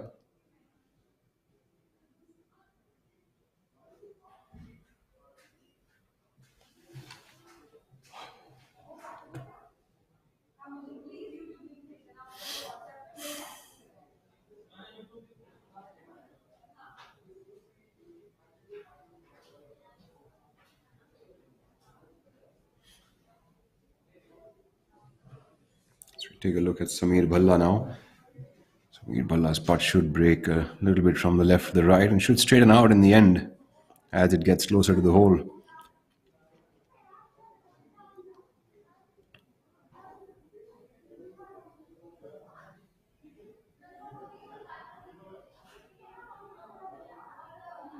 A great camera work there, catching each and every roll of that golf ball. Seems like it didn't straighten out in the end. But, just kept breaking a lot from the left to the right. Big color there from the angle that Sameer Bhalla came in. Dipinder Singh Kullar gets ready for his own birdie putt over here.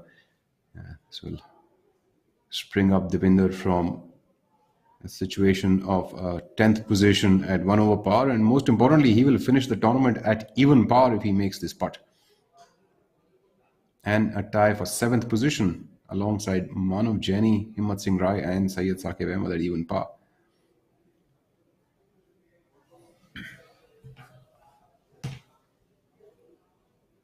Dipinder Singh Kullar on the last hole for birdie. A lot of fan following as he must have at this club as he... That's a weak putt there by Dipinder Singh Kullar, fondly called as DP by his friends. Well, not a bad effort, not a bad week for Dipinder Singh Kullar, who's probably playing a tournament after over a year maybe.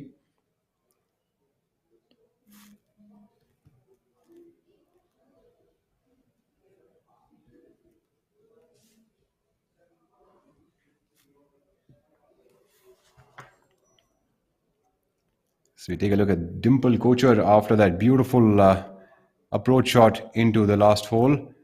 And lovely putt as well. Seems like Dimple Kocher will be taking all the proceeds of the fandom of seeming like the professional golfer in there.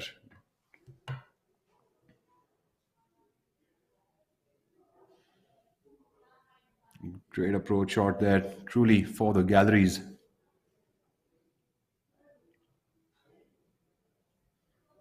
Sameer Bhalla now cleaning up.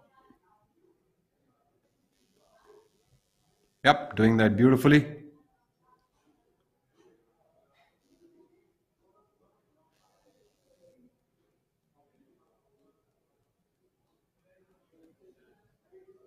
Divyanshu Bajaj now just cleaning up for par over here. This will be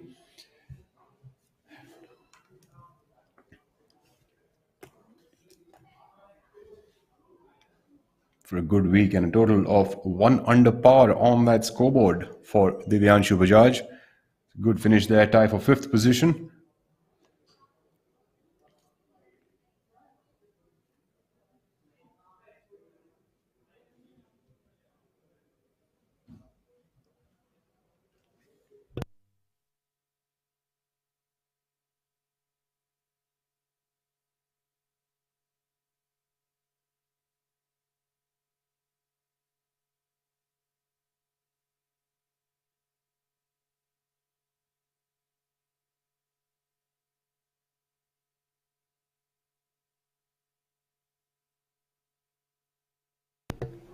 The next group coming on to the 18th hole will be the group of Pawan Kumar and Abhinav Lohan as we take a look on the 17th hole at MS Dhoni and Kapil Dev.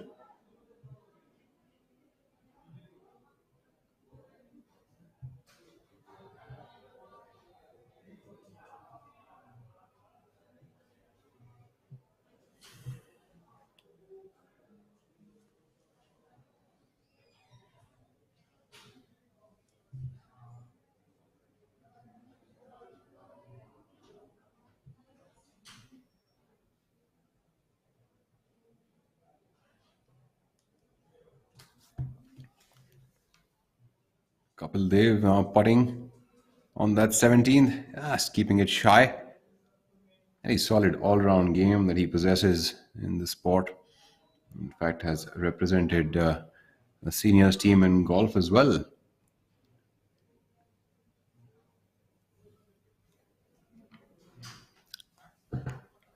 So Ashish Beriwala, director of SRMB.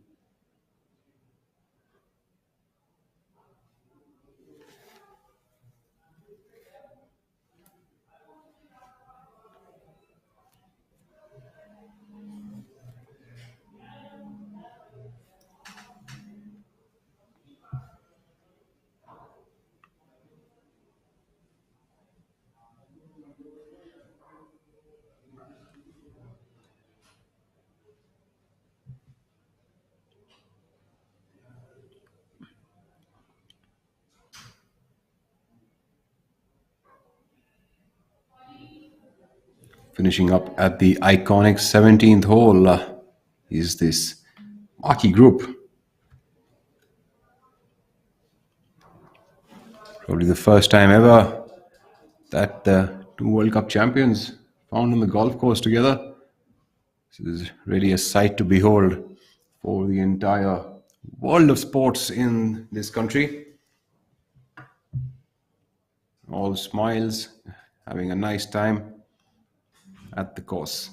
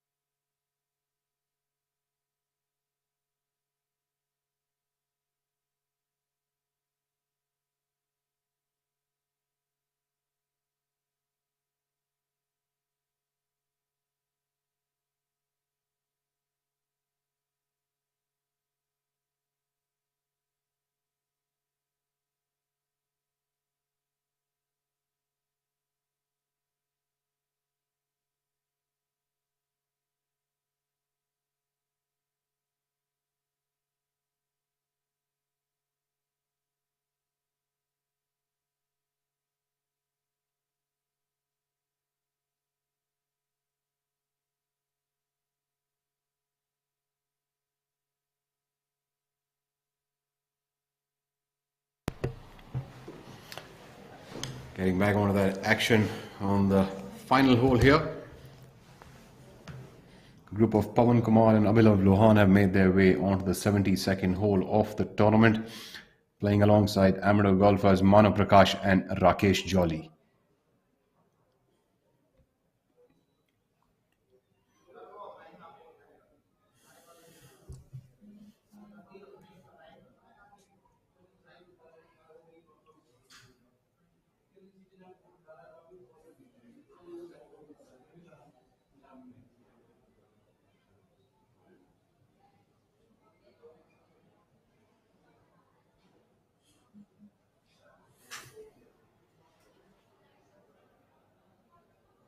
Pawan Kumar is currently at a score of 3 over par and tie for 16th position.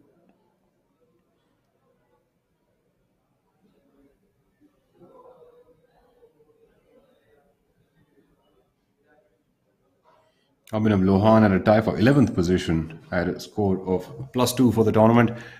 Pawan Kumar putting for birdie on the 18th hole. That ball curls quite a bit from the left to the right.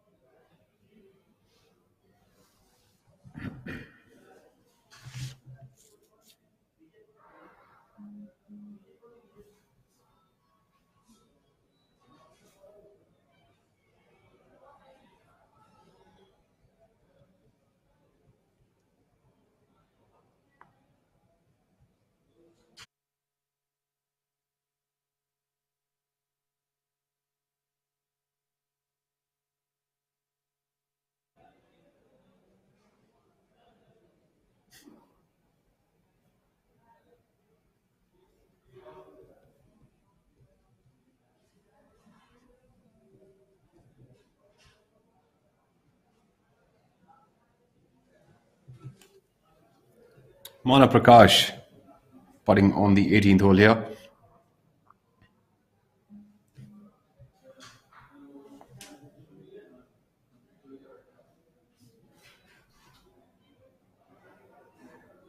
Stellar putt there by Mr. Mano Prakash, who plays a lot of club golf himself, fond golfer.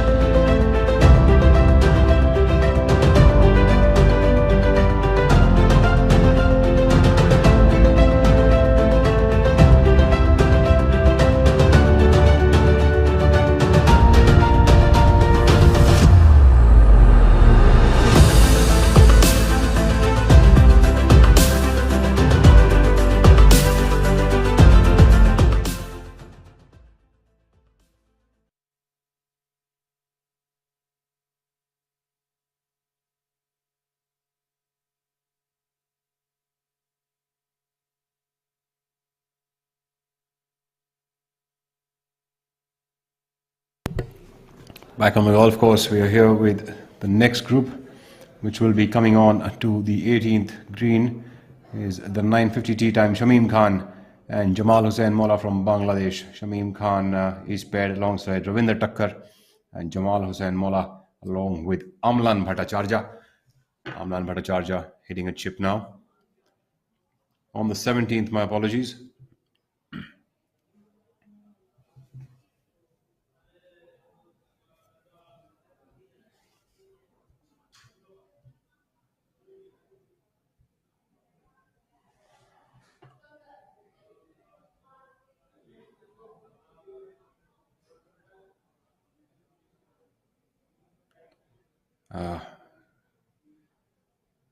We also have Shamim Khan stuck between a rock and a hard place, literally. It's going to be one tough shot from there.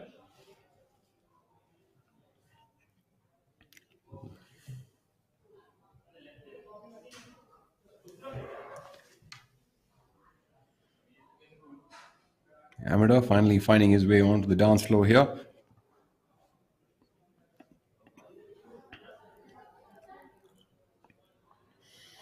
Shamim Khan is a all-time money leader on the PGTI. Got a superb track record. Multiple-time Order of Merit champion over here on the Professional Golf Tour of India.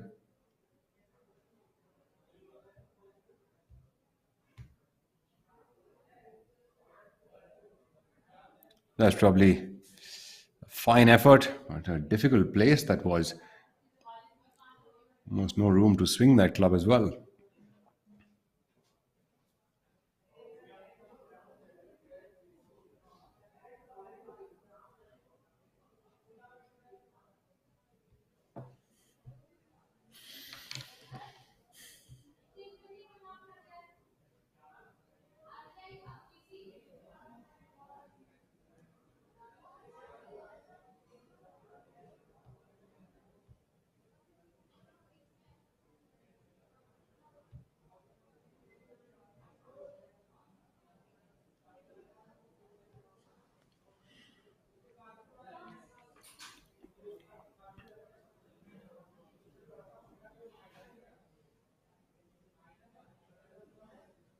All-time money leader on the PGTI is in fact Shamim Khan, followed by Mukesh Kumar, then Rashid Khan, after that Chikkarangappa S, and then Om Prakash Chauhan. These make the top 5 of the PGTI earnings list.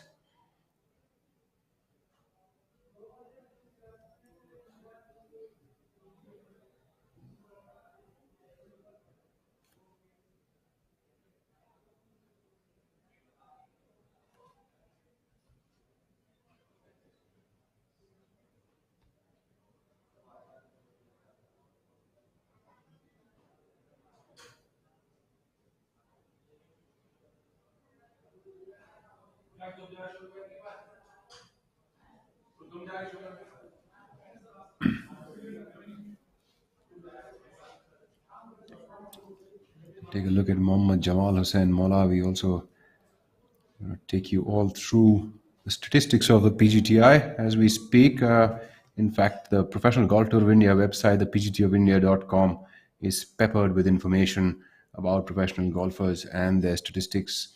And if anyone wants to view them, you just have to hop on over to pgtofindia.com.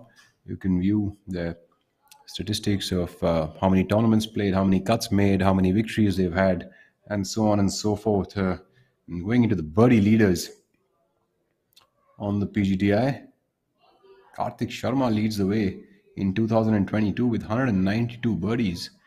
This is 10 more than Manu Gandas and 12 more than Jamal Hussain Mola. So, incidentally, and Karthik Sharma still looking for his first victory on tour. And we have the Eagle leaders, the PGT of India. Manu Gandas, who has made a total of 11 Eagles this season itself. When we look at the order of merit for the Professional Golf Tour of India,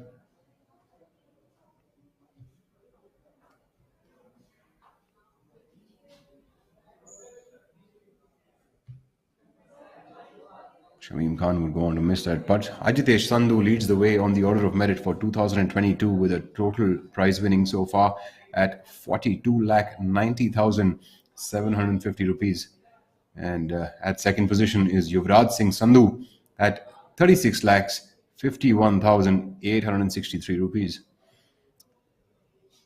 Yuvraj Singh Sandhu with a pretty good statistic here has made 7 cuts out of 9 tournaments that he has played, won 3 tournaments, and finished top 3 in the other 3 tournaments which he made the cut in.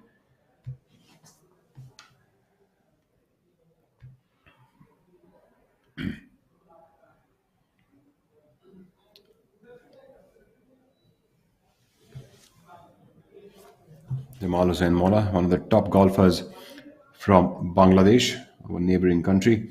For all of you who are just joining us, you're watching Professional Golf Tour of India's live event, Kapil Dev Grand Thornton Invitational, presented by DLF, with a whopping prize money of 1 crore rupees. This tournament has a regular stroke play format that goes on for a 72-hole period, which is 4 days and 18 holes. The twist in the tail comes on the third and the fourth day after the cut was applied, wherein amateurs also get a chance to pair up with the professionals and play alongside them for their own championship. That was Sachin Basoya, who needs to make par on the last hole to secure his 4th position. Seems like he's given himself a bit of homework to do.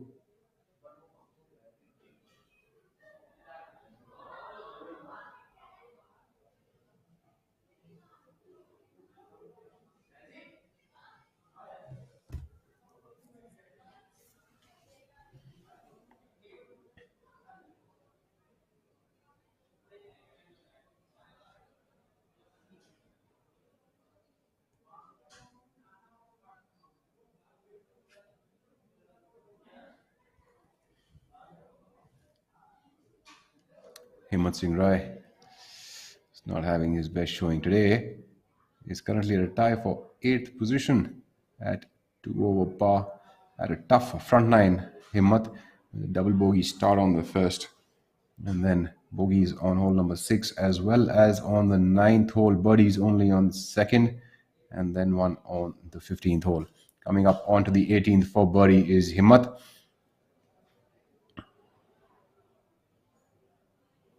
Does he make it? And he does. What a great putt there by Himmat Singh Rai. Birdie on the last hole to finish with a total of 1 under par for the tournament. I will apprise you of the exact total very soon, as well as the position.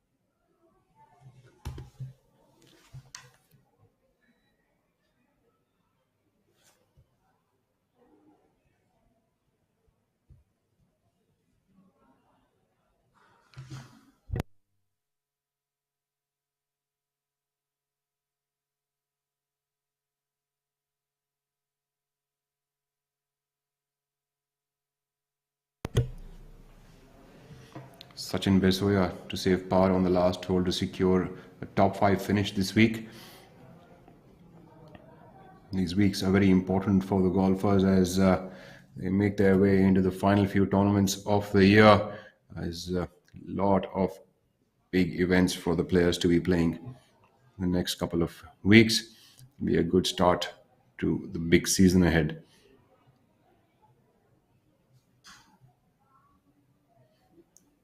Top 5 in a big event can help the players secure their cards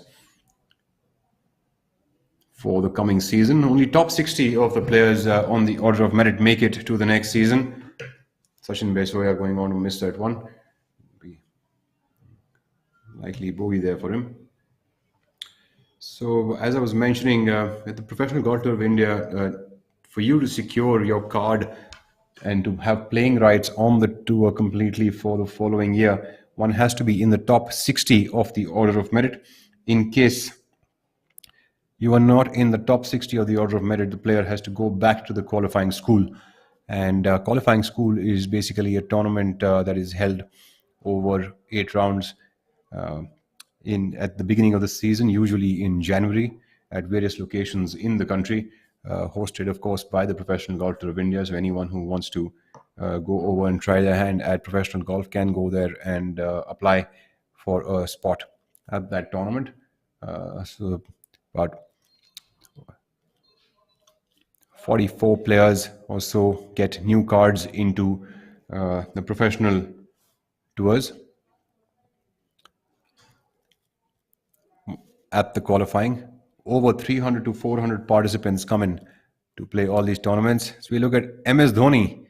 It's coming up onto the 18th hole now with Kapil Dev, the man of the moment, making it all the way up to the green.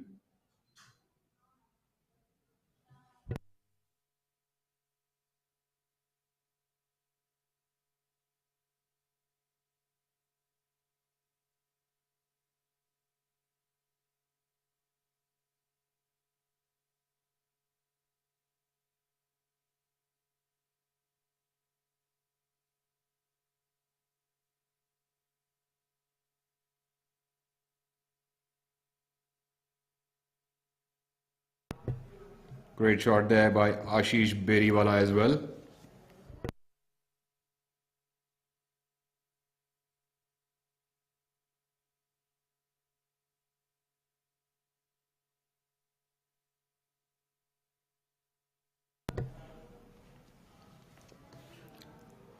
As we have there, PGTI CEO Uttam Singh Mandi looking over the proceedings of the marquee group.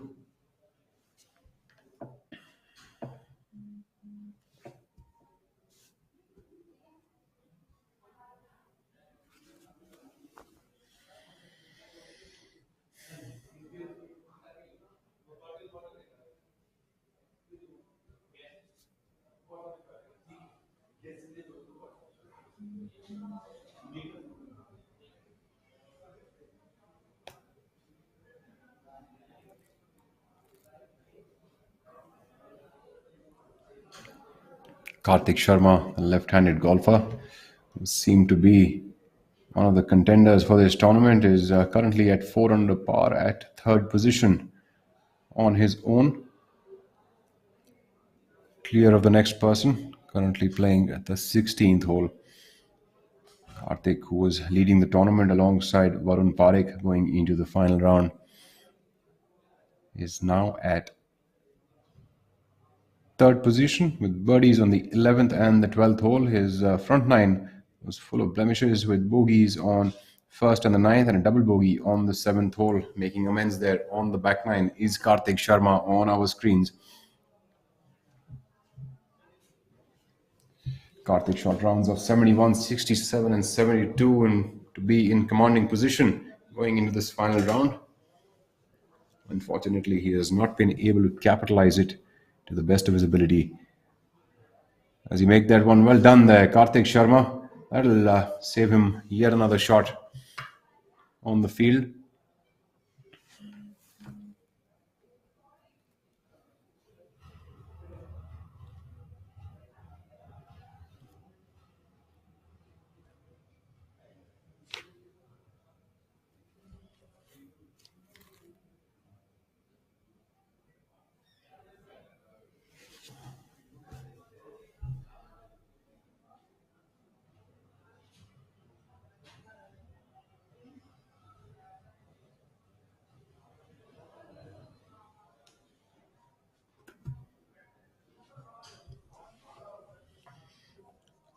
Kapil Dev, the man of the moment, hosting this golf tournament. Kapil Dev Grand Thornton Invitational here at the DLF Golf and Country Club. For all of you who might not be aware, this is the final round being played here at the DLF Golf Club in Gurgaon.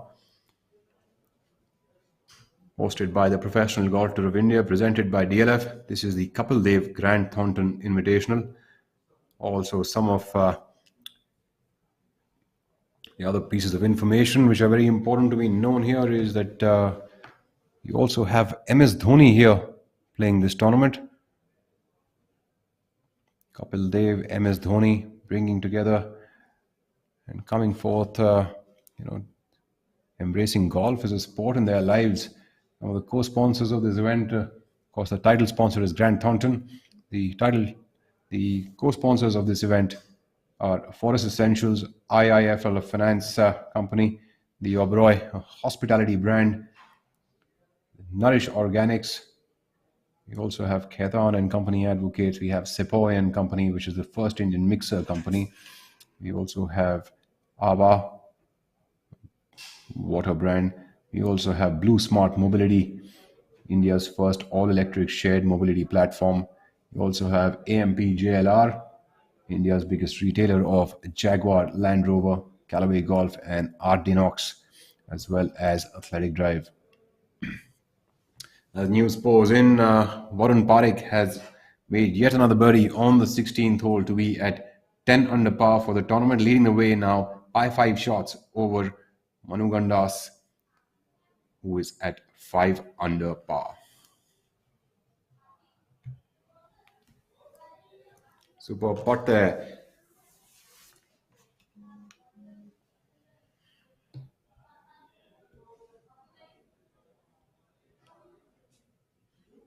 We'll have a look at MS Dhoni.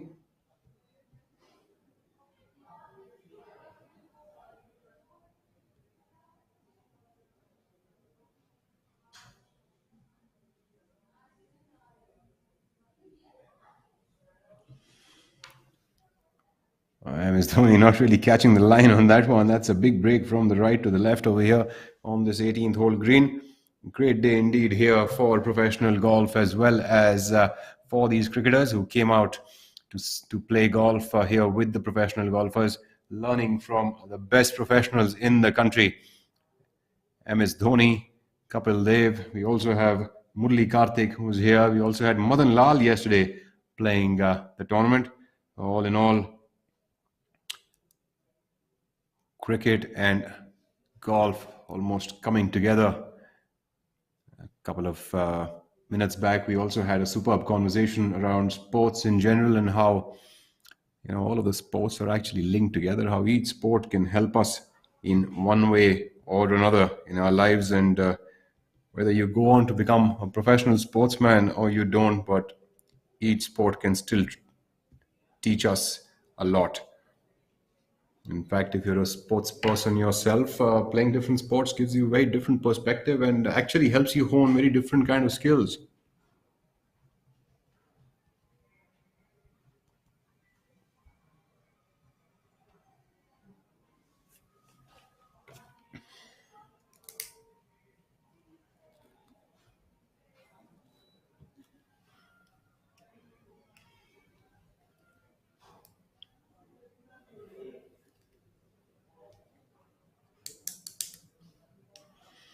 So we take a look at Syed Saqib Ahmed, currently at a tie for 4th position. Is Saqib at a score of 1 under par.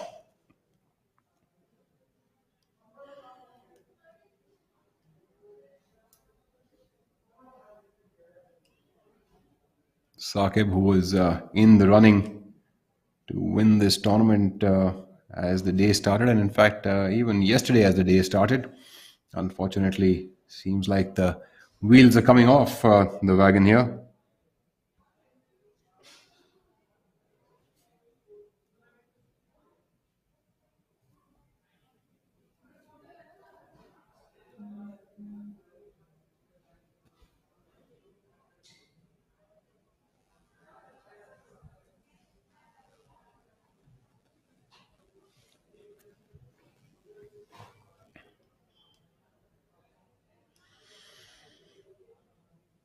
Shamim Khan coming up, the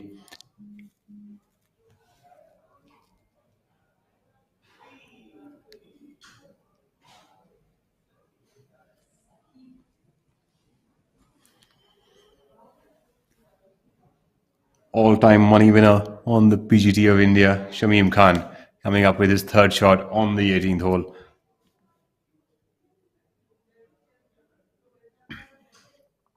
Overshooting that one, or probably overcooking that one, a little bit too much draw on that. Made that ball go a little too far. Manu Gandas on the 17th hole, making that one in. Manu Gandas is currently at a score of 5 under par and is at second position.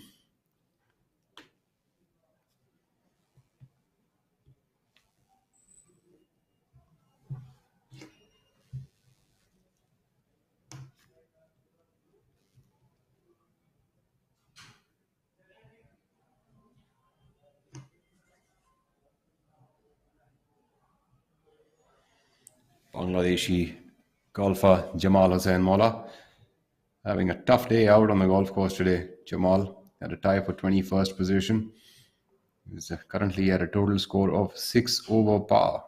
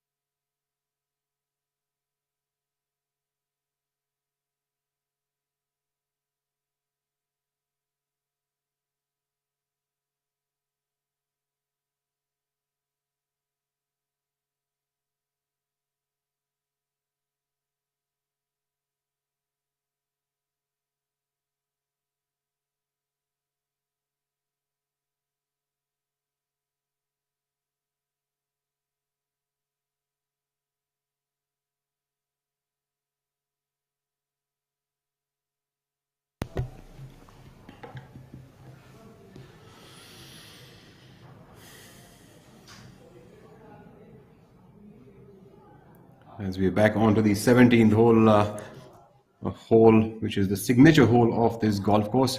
Very tough hole indeed. Take a look at the amateur here on the 18th first.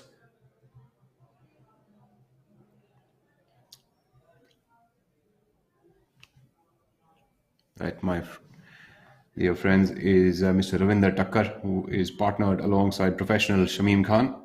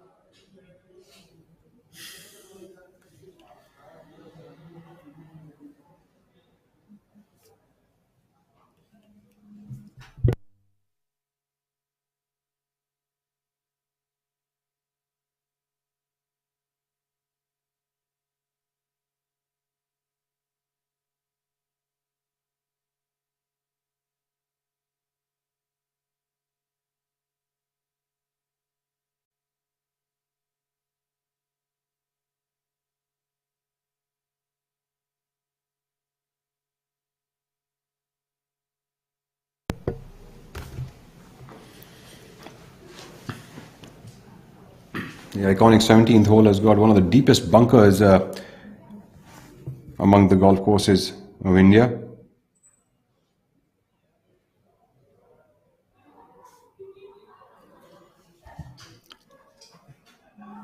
So we take a look at the leader group now, coming up onto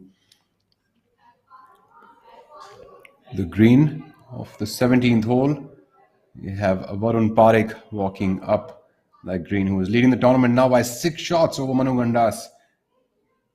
Varun Parekh at a score of 10 under par started his day with which appeared like to be a few nerves there with bogey birdie start, and after that he has made birdies on 6th, 11th, 13th, and the 16th hole to be at a total score of 10 under par for the tournament.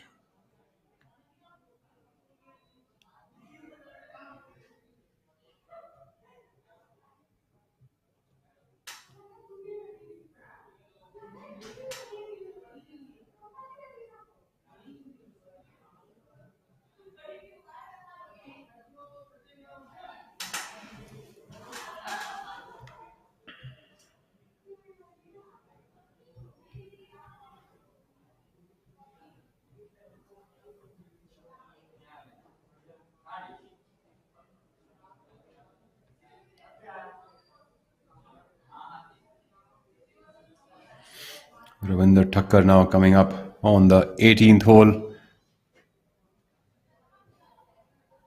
Long attempt there by Mr. Thakkar.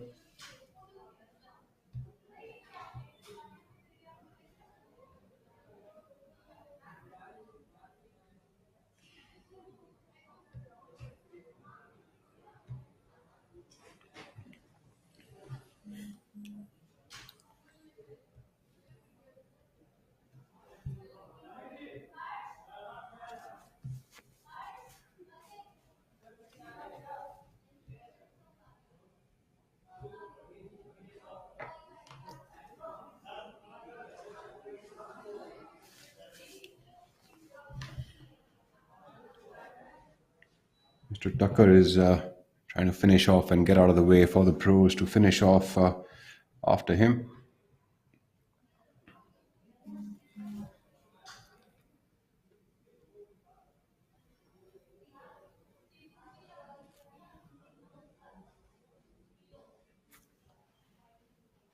Nicely done there.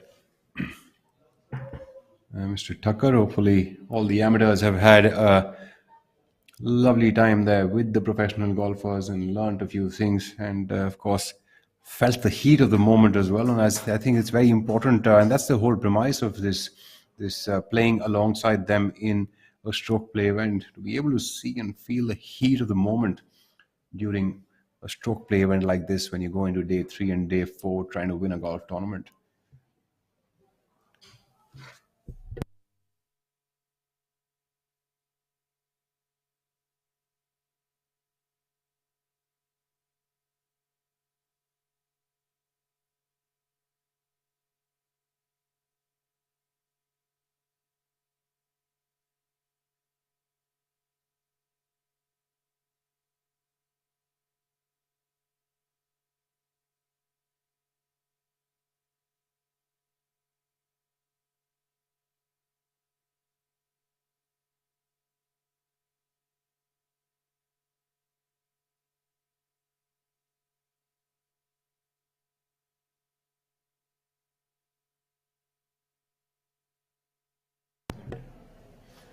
Jamal Hussain Mola there with a superb effort with that putt, although he is not having his best of showings out here on the golf course today, and neither is Shamim Khan. And surprising enough, at the start of the day, you would have thought that Shamim and Jamal would actually make a lot of damage on that scoreboard today. It seems like it's a golf course of young blood with Varun Parekh, who leads the way now, youngster from Ahmedabad, playing his second season, if I'm not wrong, on the PGTI at a total score of 10 under par. Manu Gandas at second position at 5 under par. Shamim Khan, money leader on the order of merit for his lifetime earnings on the PGTI so far. Leads the way, is also a multiple-time Order of Merit champion on the Professional Golf Tour of India. Very unassuming golfer, if you were to ever see him play. It doesn't hit it a long way, but his iron play as well as his putting, his short game, everything is on point. And probably be an anomaly to see him missing a fairway. As we take one of our first looks at our leader today, haven't seen him for a few holes now. Varun Parekh on the 17th hole, putting for birdie, going down the hill.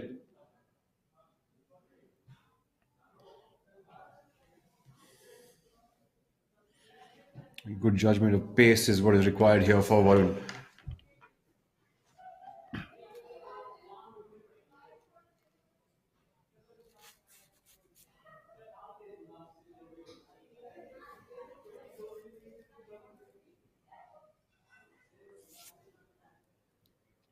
Varun Parekh, our leader, on the 17th hole, putting for birdie. That putt is going to be going down the hill and moving from his left to the right. Good control on the speed is very essential, and Varun Parekh almost making that putt. But he will have to navigate back about 5 feet to save par. That was a slick putt coming up from the left side. His playing partner Karthik Sharma, a southpaw who plays most of his golf at the DLF Golf Club, is currently at 4 under par for the tournament and at third position. The amateurs paired up with them are Manish Periwal, who is on our screen right now, as well as another southpaw, Murli Karthik, former cricketer and now a commentator. We take a look at Mr. Manish Periwal.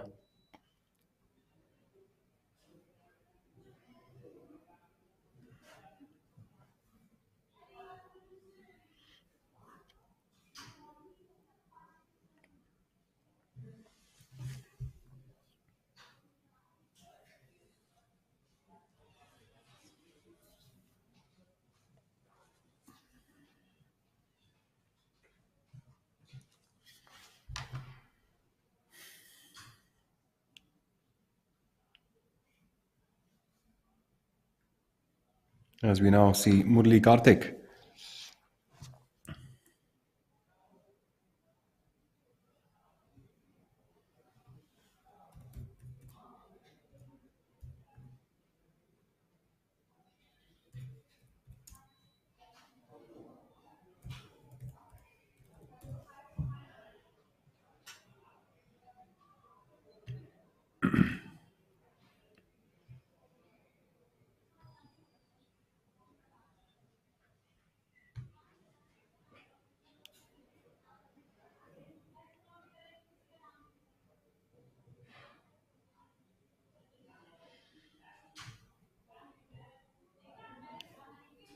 Karthik Sharma, the other left-handed golfer in this group, has been playing really well on the PGT of India for the last almost 2 years now.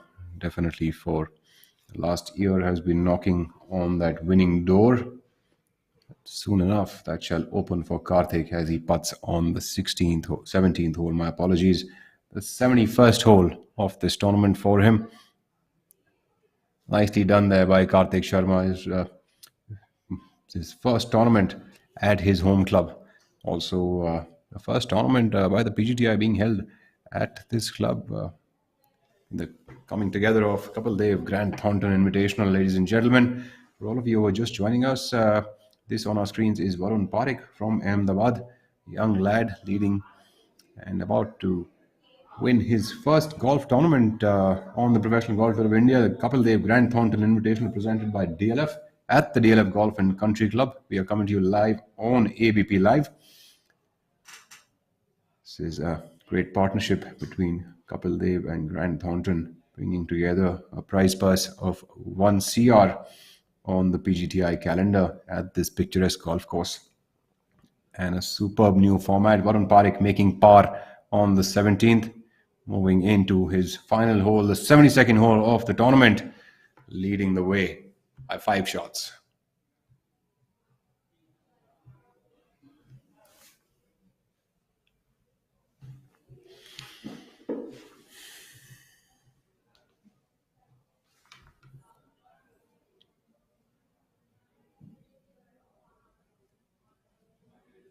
Must be a great day for the amateurs in this group, especially Mr. Manish Periwal, as well as for Murli Karthik to be witnessing this young lad leading the tournament by a huge margin and playing absolutely Also, the most scintillating round, we also have Jyoti Randhawa, who has finished at 5 under par for the day to finish at a tie for 11th position.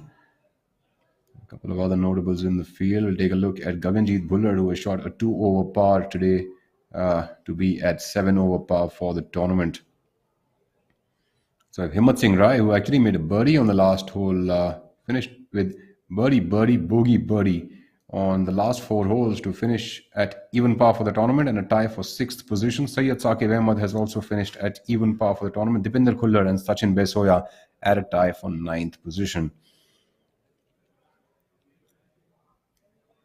Om Prakash Chauhan has tied alongside Divyanshu Bajaj for 4th position at a total score of 1 under par.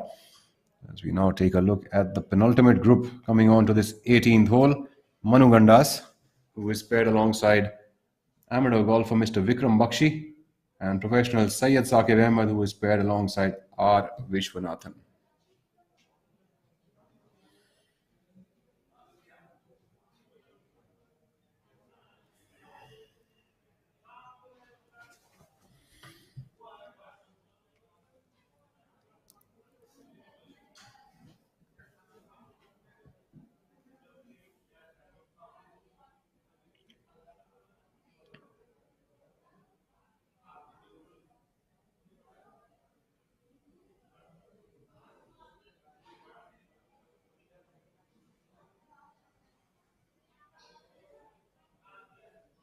Manu Gandas with his approach shot on the last hole.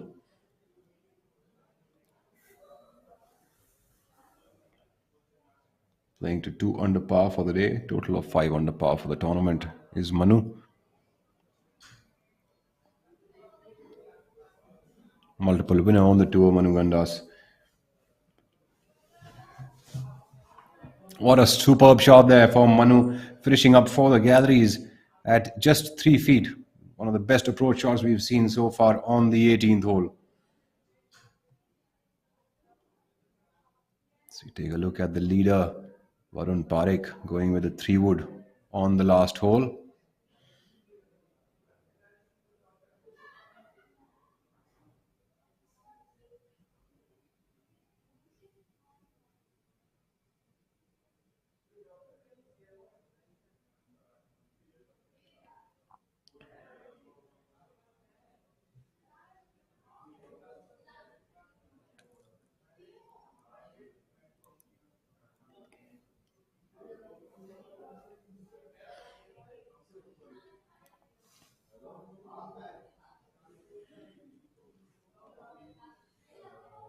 Varun Parekh going with a fairway wood. 18th hole really is a 3-shot hole for most of the players.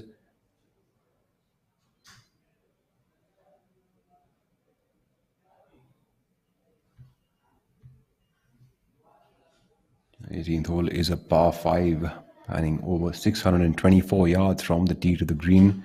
The players have to lay up first in the first part of the fairway, after which there is a huge downhill and goes into the next tier of the fairway, where there is a small fairway where you can place your golf shot and a water hazard on the left side. Looks like Varun Parekh made a confident swing on that one. Body English seeming absolutely on point.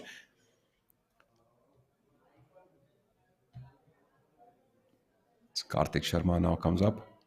Karthik going with the driver here, although most players are going with a 3-shot approach on this hole.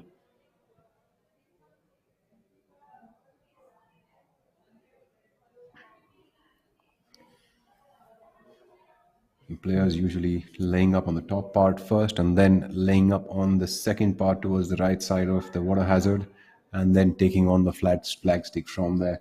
Not easy to get close to that flag today, although Manu Gandas and Dipinder Singh Khullar are some of the best shots we've seen, and so was Himmat Singh Rai's shot, very close to the hole and in probably a really, really good position, because it was also going slightly uphill to the hole.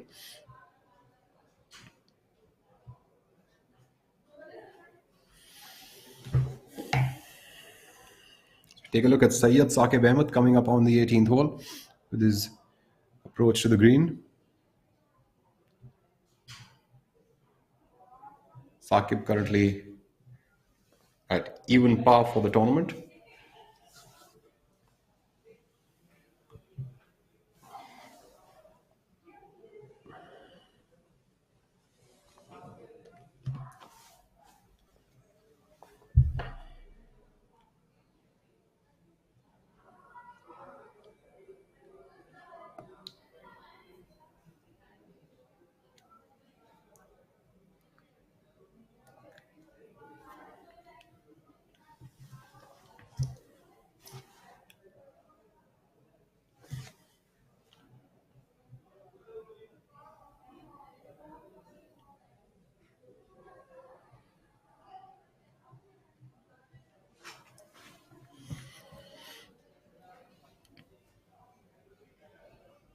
Not really sure about the club he wants to play. Syed Saqib Ahmed.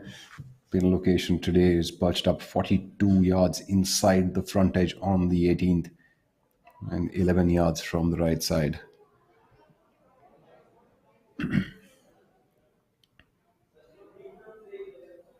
Looks like the lie was a little challenging there for Saqib. He's gone for a little roll approach here with this chip, and seems like he's done a fine job of that. We'll know how far he is from the hole as we get a better angle. That's really well done by Syed Saqib Ahmed. He's got about 5 feet now, going all the way uphill. He's primed himself pretty well for a putt there.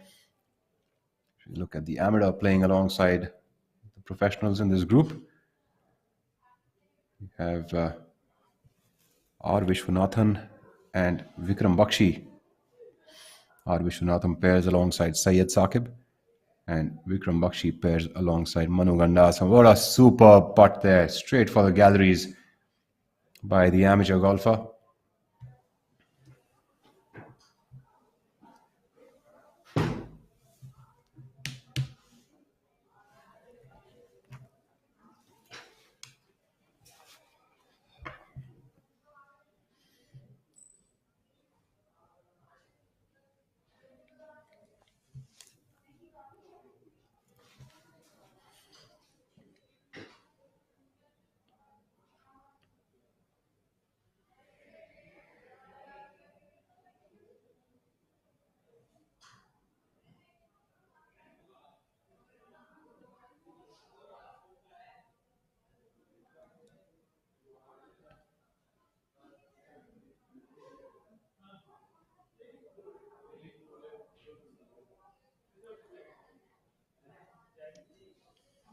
If Saqib was to make a birdie on the last hole, that would take him to a score of 1 under par and a tie for 4th position alongside OP Chauhan and Divyanshu Bajaj.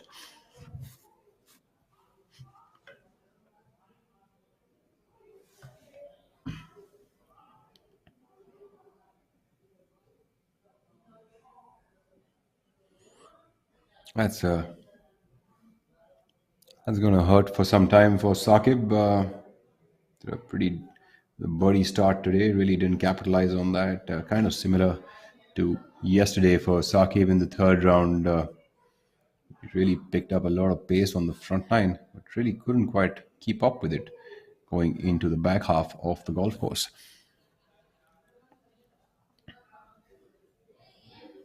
Saqib Ahmed started with a 4 under par, 4 birdies in a row on the 3rd day, and then finished up with only 1 under par on the card, and kind of similar today with start with a birdie, but really couldn't capitalize on that. But Syed Saqib Ahmed's game seems to be coming together. It's just a matter of time that we'll be seeing him back in the winner's circle. We take a look now at Manu Gandas, who is currently at 2nd position. Making this birdie will get him a lot of cheers, but will keep him in the 2nd position itself. And a better total of 6 under par.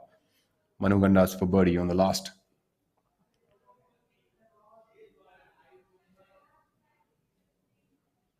Very well done there. Manu Gandas making a birdie on the last hole, finishing in style. 6 under par for the tournament, 4 shots away from leader Warren Parekh, whom we await now to come on to the final hole.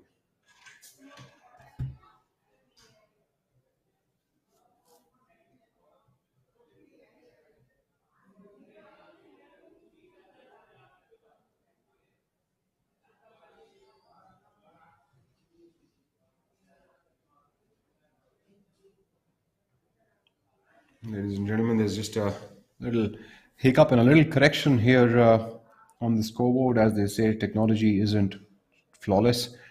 Jamal Hussain Mola actually has finished at a total score of 2 over par and a tie for 11th position. We had a bit of a hiccup there and got the wrong score a little earlier.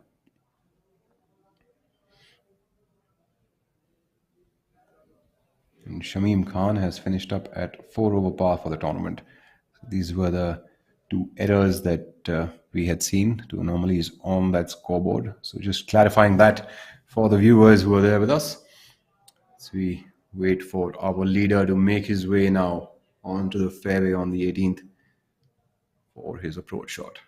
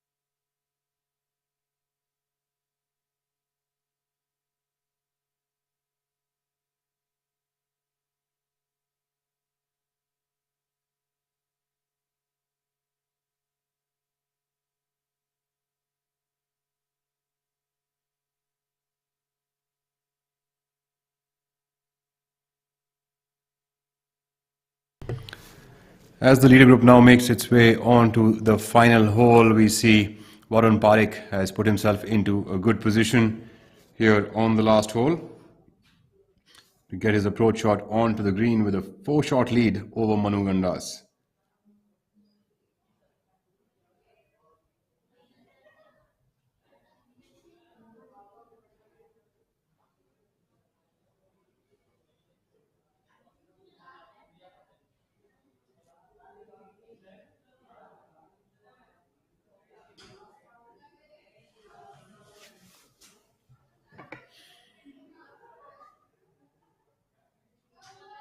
Warren Parekh, the young professional, looking to get his first victory on the tour, the maiden title, always a special one for any professional golfer. It's always good to have your first victory 4 shots ahead of Manu Gandas.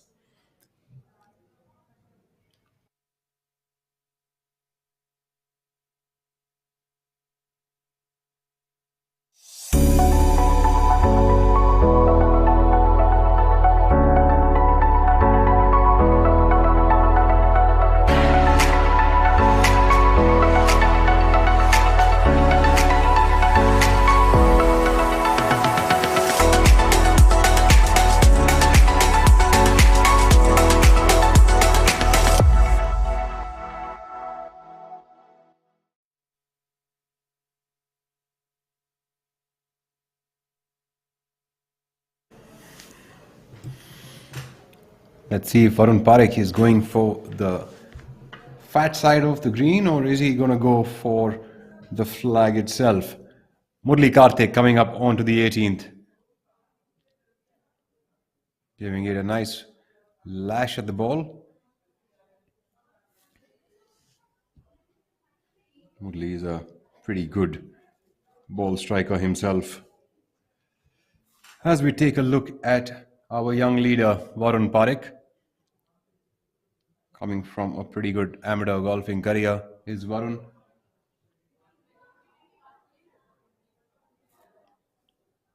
Big hitter of the golf ball, Varun Parekh from Ahmedabad on the 18th.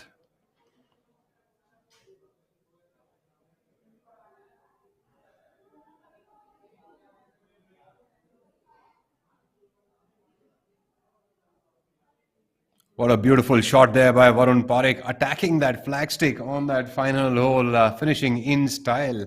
That would put Varun within 5 feet for a birdie on this tough flag position on the last hole. What a stellar shot there by the young lad as we await Karthik Sharma. Karthik coming up from a slightly downhill lie at his home course on the finishing hole. It'll be special for him as well to finish in style. I'm sure he's got a few friends in the gallery there watching him, waiting for him to finish up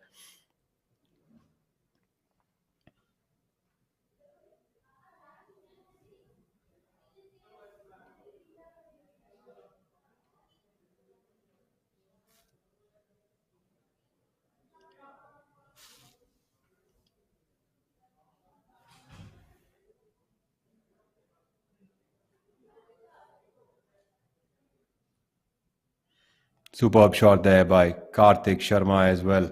There's a reason why these gentlemen are where they are on the top of that leaderboard. Superb shot by both the youngsters who are atop that board.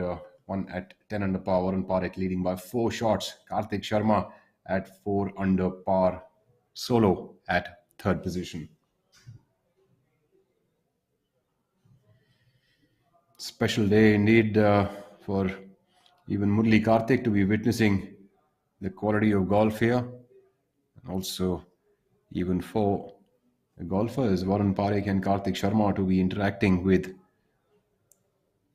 someone from another sporting field and take a few tidbits from them, learn a thing or two. Of course, today has been a great day for Indian golf with superb golfers coming in to play golf along with the professionals. We've had Kapil Dev, we've had Madan Lal who came in yesterday. Kapil Dev, of course, is the flag bearer of this tournament. MS Dhoni, who came in to play the tournament. We also have Murli Karthik, who's walking the fairway right here. We had a great conversation just an hour or two ago about how various sports are related and how various sportsmen actually come to the fore for each other. And in fact, going to see, even Yuvraj Singh for that matter, we were chatting that plays a lot of golf now after his retirement from cricket. And we also see Sachin Tendulkar trying to pick up the game. So all in all, an amalgamation of sorts. Murli Karthik seems to have muscled that one past the green.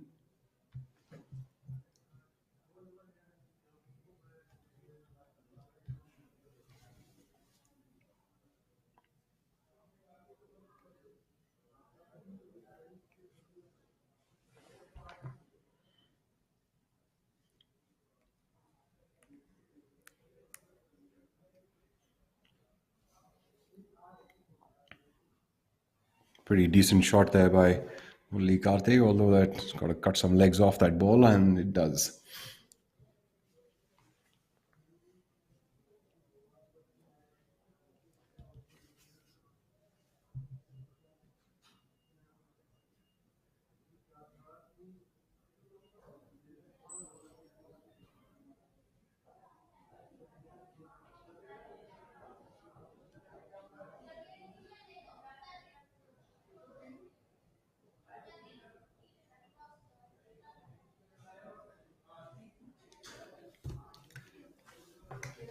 Karthik Sharma, first for birdie.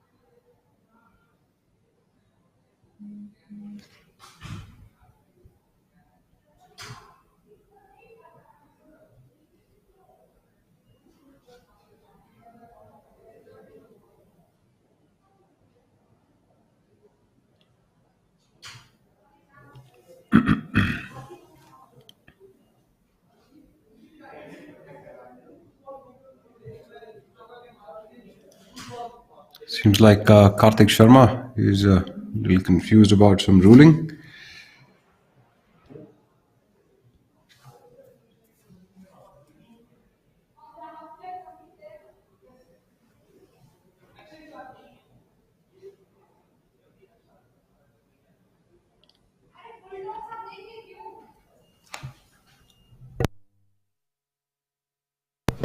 That putt is going to break a lot from the right to the left for Karthik.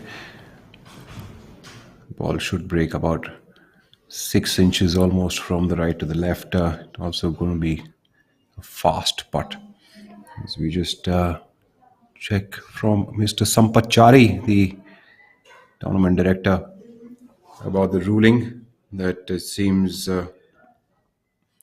Karthik is confused about.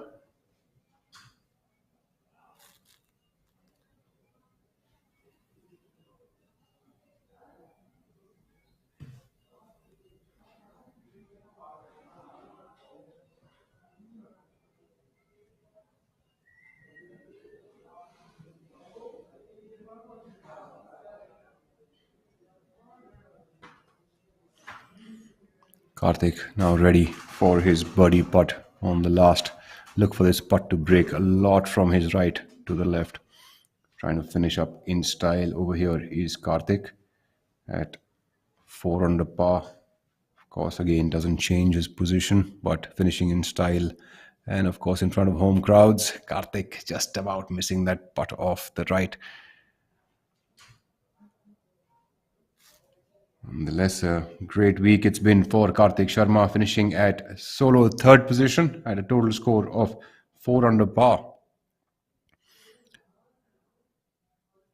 So Varun Parekh knows the job is done. It's all smiles now. Not much of pressure on those shoulders as we await the amateur who also made it to the green, Mr. Manish Periwal, to finish up. And we have a little friendly spectator there. Just turn around.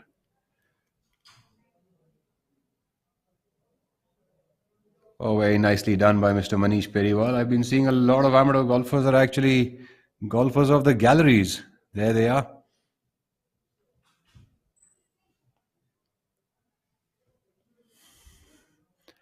Arun Parekh now on the 18th hole, closing in on his maiden title. There's not much wrong that he could do from here as he tries to win his first tournament. Definitely trying to win that in style, putting in all the focus that he can.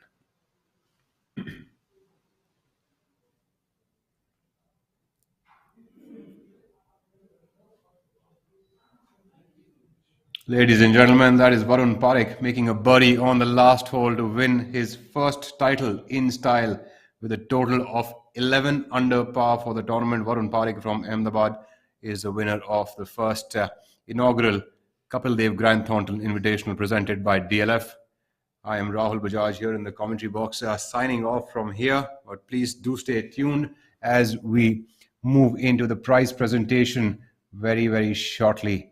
A big thank you to all of the co-sponsors of this event, Forest Essentials, which is an authentic traditional skincare brand, IIFL Finance Limited, the Oberoi Hospitality brand, Nourish Organics, Khethan and Company Advocates, Sepoy and Company, Awa, a water brand, Blue Smart Mobility, AMP JLR, Jaguar Land Rover retailer, Callaway Golf, Art Denox, and Athletic Drive.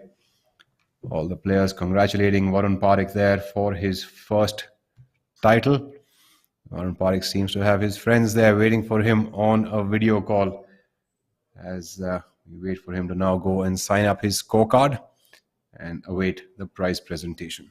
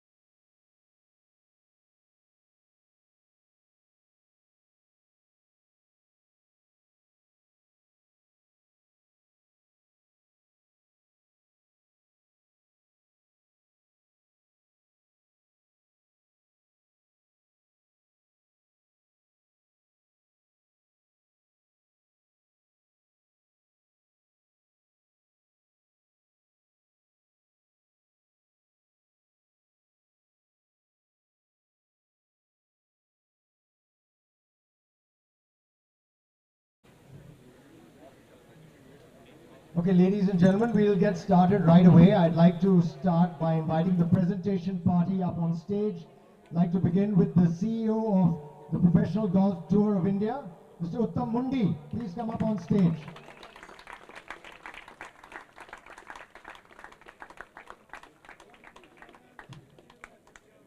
And our presenting partner, DLF, could I request Executive Director, DLF Home Developers, Mr. Akash Ori.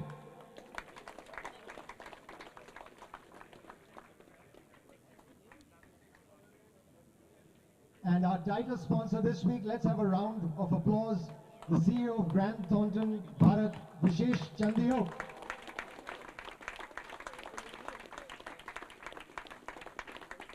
And our tournament host, who needs no introduction, Mr. Kapil Dev.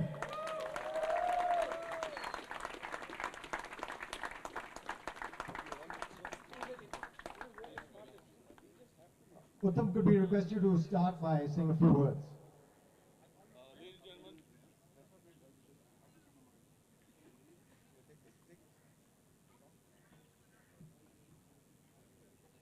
Ladies and gentlemen, very good evening. Wow, what a week. I guess this is a week that we've all been waiting for, but it's got over really quick. At least that's what we felt, but I am sure the players have struggled with the weather, but well, I guess that's it. Firstly, I'd like to thank Mr. Dhoni for taking time out to be here amidst his really tight schedule. Thank you very much.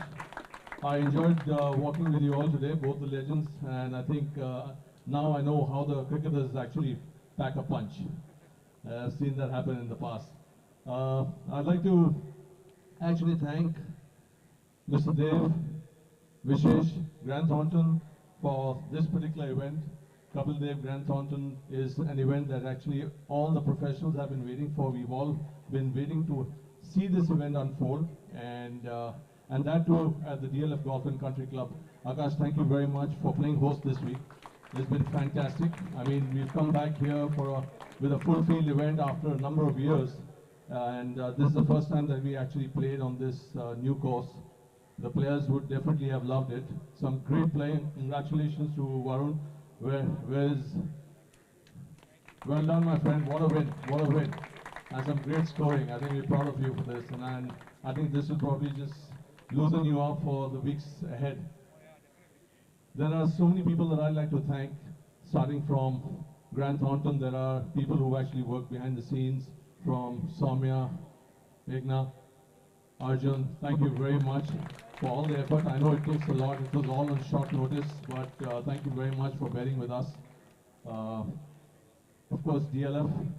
There are some key people, of course, starting from Akash.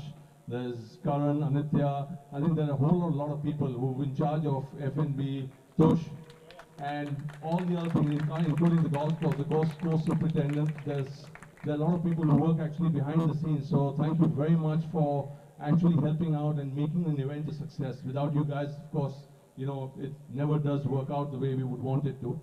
And there are the media that I have to thank, who actually played a pivotal role, who actually given this event a step up, and that's what we always need. We need this to be a slightly more popular sport, and that's where you guys come in and making our players into heroes. So thank you very much for all your support, and we look forward to having this on a regular basis, of course.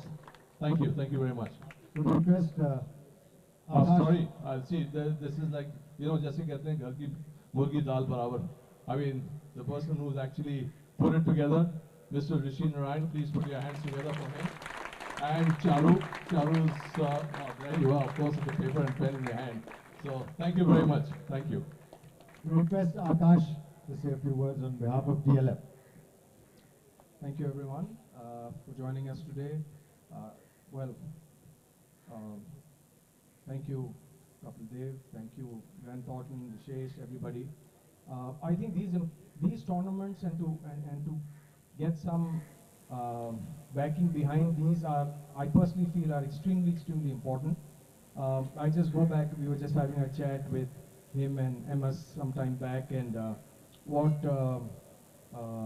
Mr. Dev did for Indian cricket and how he brought it to the forefront of the world, and of course the money came in later. is what I feel that golf in India has done. Today we are a power to reckon with. The golf course has been built to that so that it can test you all pros to a certain level. We did whatever best we could, but I think for us to be part of this tournament has been our absolute honor. So hopefully we continue this partnership. And thanks, Vishesh, especially for you to kind of put this together and have us partner. So I think as far as we are concerned, we're all vested in golf in a big way, and we will continue to make sure that we will better the golfing infrastructure in the country, continue to better it, and continue to support golf, and make sure we are supporting budding golfers. We're supporting everyone, especially the women golfers in the country. So you can count on us there. We have a strong foundation today, which is backing young golfers. So Karan Bindra is part of that board. So do reach out to him anytime that you feel that we should, the children or women who are identified. So it will be absolute pleasure to have them on board as well. But thank you again. Thank you so much for giving us this opportunity. I think Uttam wants to add. I'm sorry, I just heard him talk about a golf foundation. I was just talking to Kapil, and basically he's also planning to start on a golf scholarship basis. So this is something which is just started off, and I'm sure it'll develop roots in no time. Look forward to that. Thank you very much. Request Vishesh Chandra, CEO of Grant Thornton. I think everything that ought to have been said and everybody who ought to have been thanked has already been thanked by Uttam. I'm always wary of doing that part because you end up missing somebody. So this absolutely would not have been possible without the vision of Kapilji. And I know all of you want to hear from Kapil, so I'll keep my comments very, very brief. First of all, to extend the course in the manner they did and open their doors for us.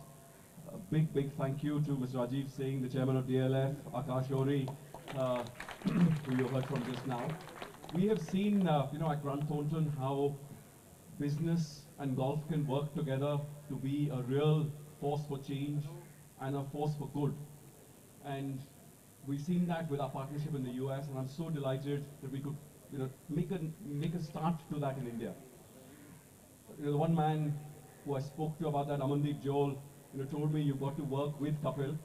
He's the person who will make it happen for you in India, just like you all have, stood behind golf in the world. And I know Kapil does not, but I'll say, and I said this to him yesterday, he's the most humble man for the two things. One, every time he's only asked me, what's in it for the players? What's in it for the players? Forget about everybody else. And the second thing I'll tell you, I've seen one man transform, I think, 7 industries, from television to mobile phones to others. Who's that one man? Steve Jobs, right? I've seen another man transform more than one industry, and that man is Mr. Kapil Dev. Having transformed cricket first, I think this is the beginning of a transformation of the industry of golf also in our country. So thank you very much, Kapil, for your vision and everything you've done. I'm absolutely delighted as Grant Thornton Bharat to support this vision, and I really hope we can continue to do so in the years ahead. A big thank you to our Grant Thornton Bharat team, many of whom are here, for the role they've played, for Rishi and everybody else, and PGTI for your support. Thank you. Thank you very much, ladies and gentlemen. Without you, this would not happen. So thank you for showing up and for coming. Thank you. Kapil, over to you now. The last word. Yeah. Always. Before I want to say anything, I think I like to call Mahendra Singh Dhoni because DLF is very kind and nice of them to give him honorary membership. So can we do the formalities first, please?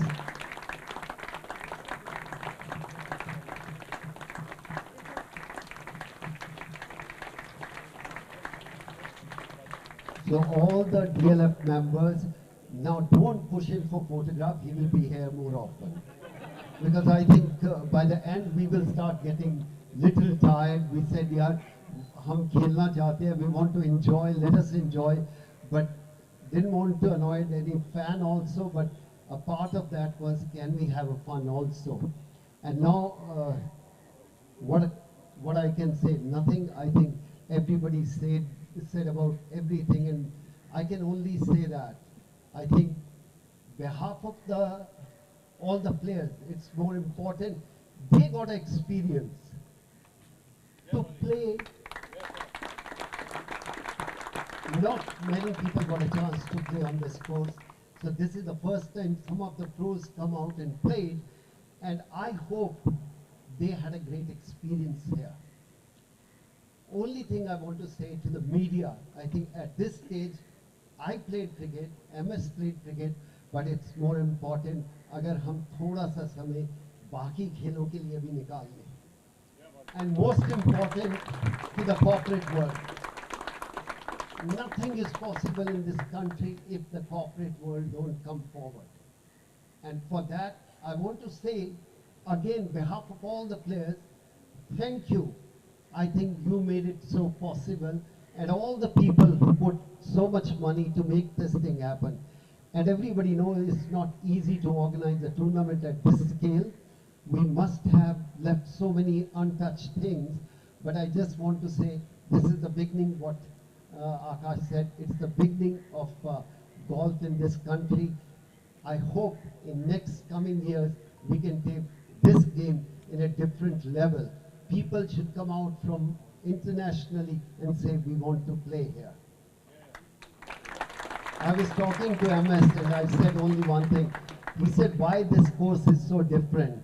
I said, when we go and play cricket in Perth or Durban, when there is so much bounce, that's when it feels difficult to play.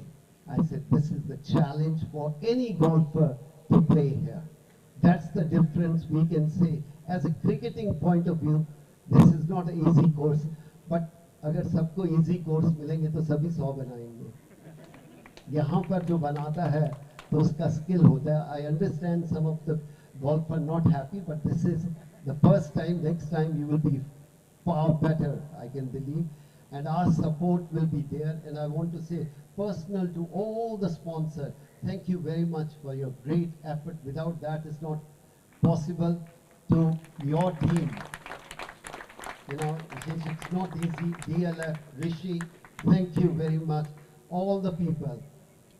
This is the first time I got involved with the organizer, and I know calling everybody 8 o'clock, 9 o'clock, 7 o'clock, and in the morning your tee off time is like that. It was difficult. This is the first time happened, a tournament played where it's professional can play 2 days with amateur. It's not a pro-am, it's a new set of golf is happening in this country, and I know that for sure. One day this game will be much bigger than anything else. Once again, thank you, all of you, coming here and playing, and we will be behind you. To all the players, we will be behind you. Thank you for coming and giving your experience and your ability and talent. Thanks a lot. Okay, before we announce the winners, we'd like to request Mr. Uttam Mundi from the PGTI to present plaques of appreciation to the 3 tournament partners, DLF, Golf and Country Club, and DLF Limited.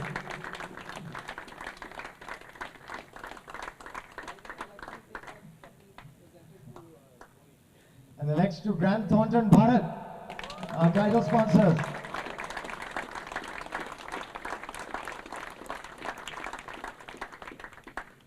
And finally, a token of appreciation to Mr. Kapil Dev.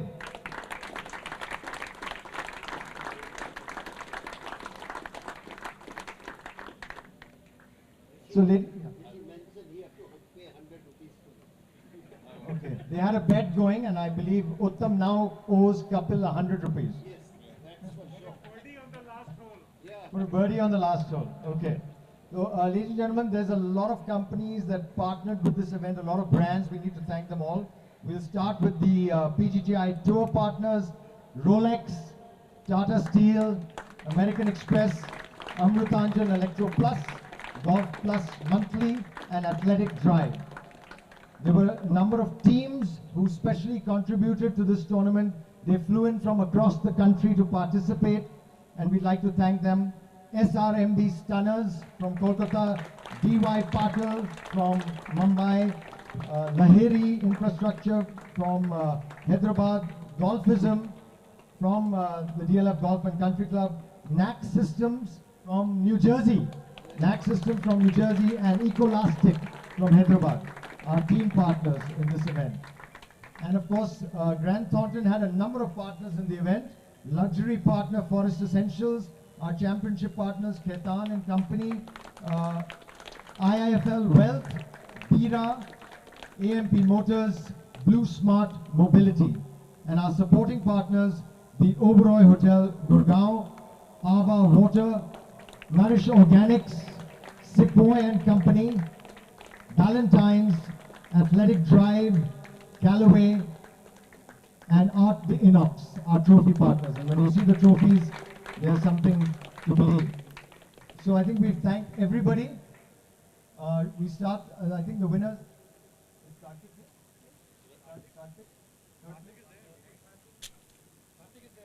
Okay. So we'll announce the top three, and we have giant checks for each of the third and second place player. The third place giant check goes to Karthik Sharma with rounds of 71, 67, 72, 74, 4 under par, 284. We request Kapil and Vishesh to please present the giant check to Karthik. Karthik is a product of the DLF Golf and Country Club and the DLF Academy. 6 lakhs. I'm not going to get into the 20 rupees. It's 6 lakhs basically. In second place, with rounds of 74, 66, 73 and 69, also from the DLF Golf and Country Club, Manu Gandas at 282, 6 under par, a check of 10 lakhs.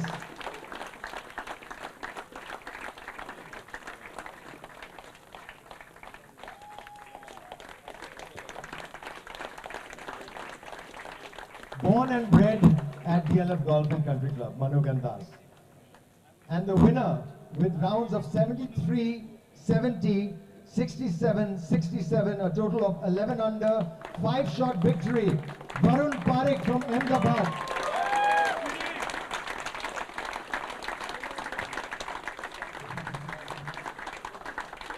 So we request Vishesh to first present a real giant check of 15 lakhs. His first tournament victory as a professional. Varun Parekh.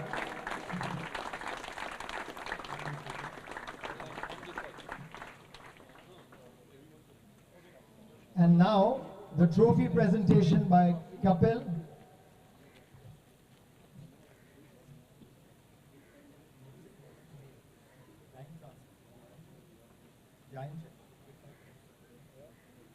Okay, the main trophy, Mr. Varun Parekh, request Vishesh and Kapil.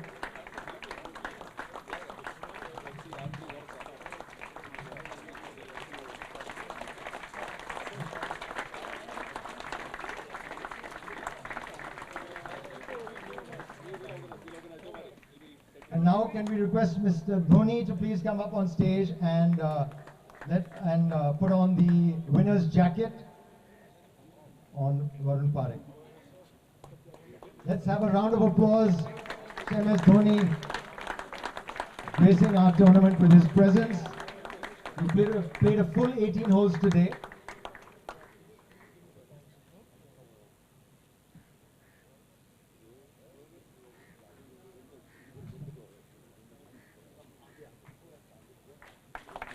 Varun, you're a big guy. We'll get you a custom-made jacket after this. I think it fits really well. Fits really well.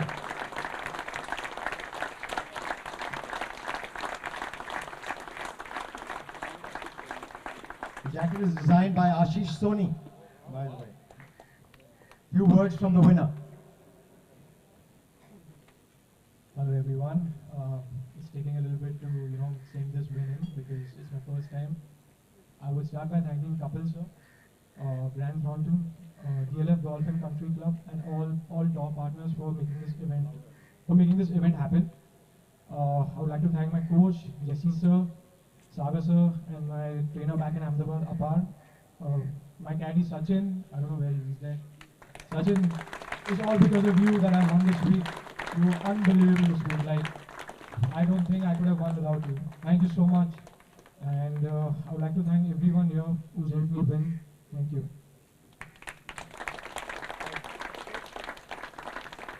Okay, ladies and gentlemen, that's it for our presentation ceremony. Let's have a big round of applause for our presentation party. Mr. Dhoni should be. A very good evening to everyone. It's a real pleasure being here. This was my first time playing with Kapil Paji. I've always heard about how good he is as a golfer, and I think we were in Jersey and we were not playing together, but we were there playing golf, and he said, I'm organizing something for the players, and I said, okay, I'll definitely come. I'm a very conscious, hesitant golfer when it comes to playing in India. I hardly play in India, but I love the sport. I spend a lot of time playing golf, but not in India, but now hopefully I'll have to come. It was good to see all the players over here, the way they performed. Thanks to all the sponsors, DLF, it's a beautiful course.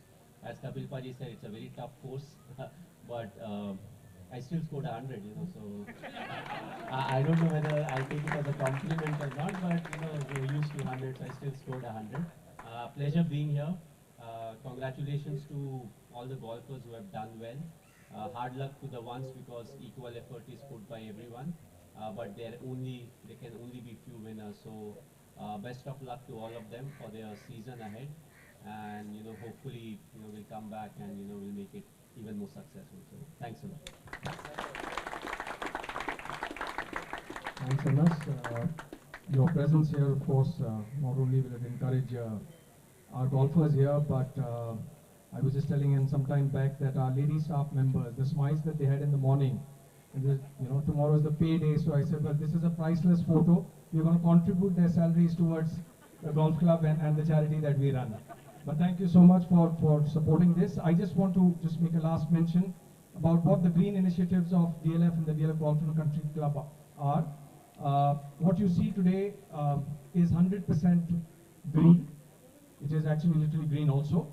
But all recycled water, not a drop of groundwater is used to irrigate the golf course. And all the trees that you see here have been transplanted from scratch. So we have not felled one tree over the years. The expertise has come. So what I'm saying is, as a company, as a golf club, and as a country, we are walking our talk. And the biggest testimonial for that is a bird book that we created. It took us about 6 years to do that. So we have a Sultanpur bird sanctuary just, as the crow flies ahead of the golf club. But I can tell you, most of the bird species that you can see or have heard of have used or are now housed at the DLF Golf and Country Club, and that is their home. So I think this is something that I would personally feel that this is our legacy more than anything else. So thank you again. I'm just going to present this to these gentlemen here. So I request you to give them a big applause for this.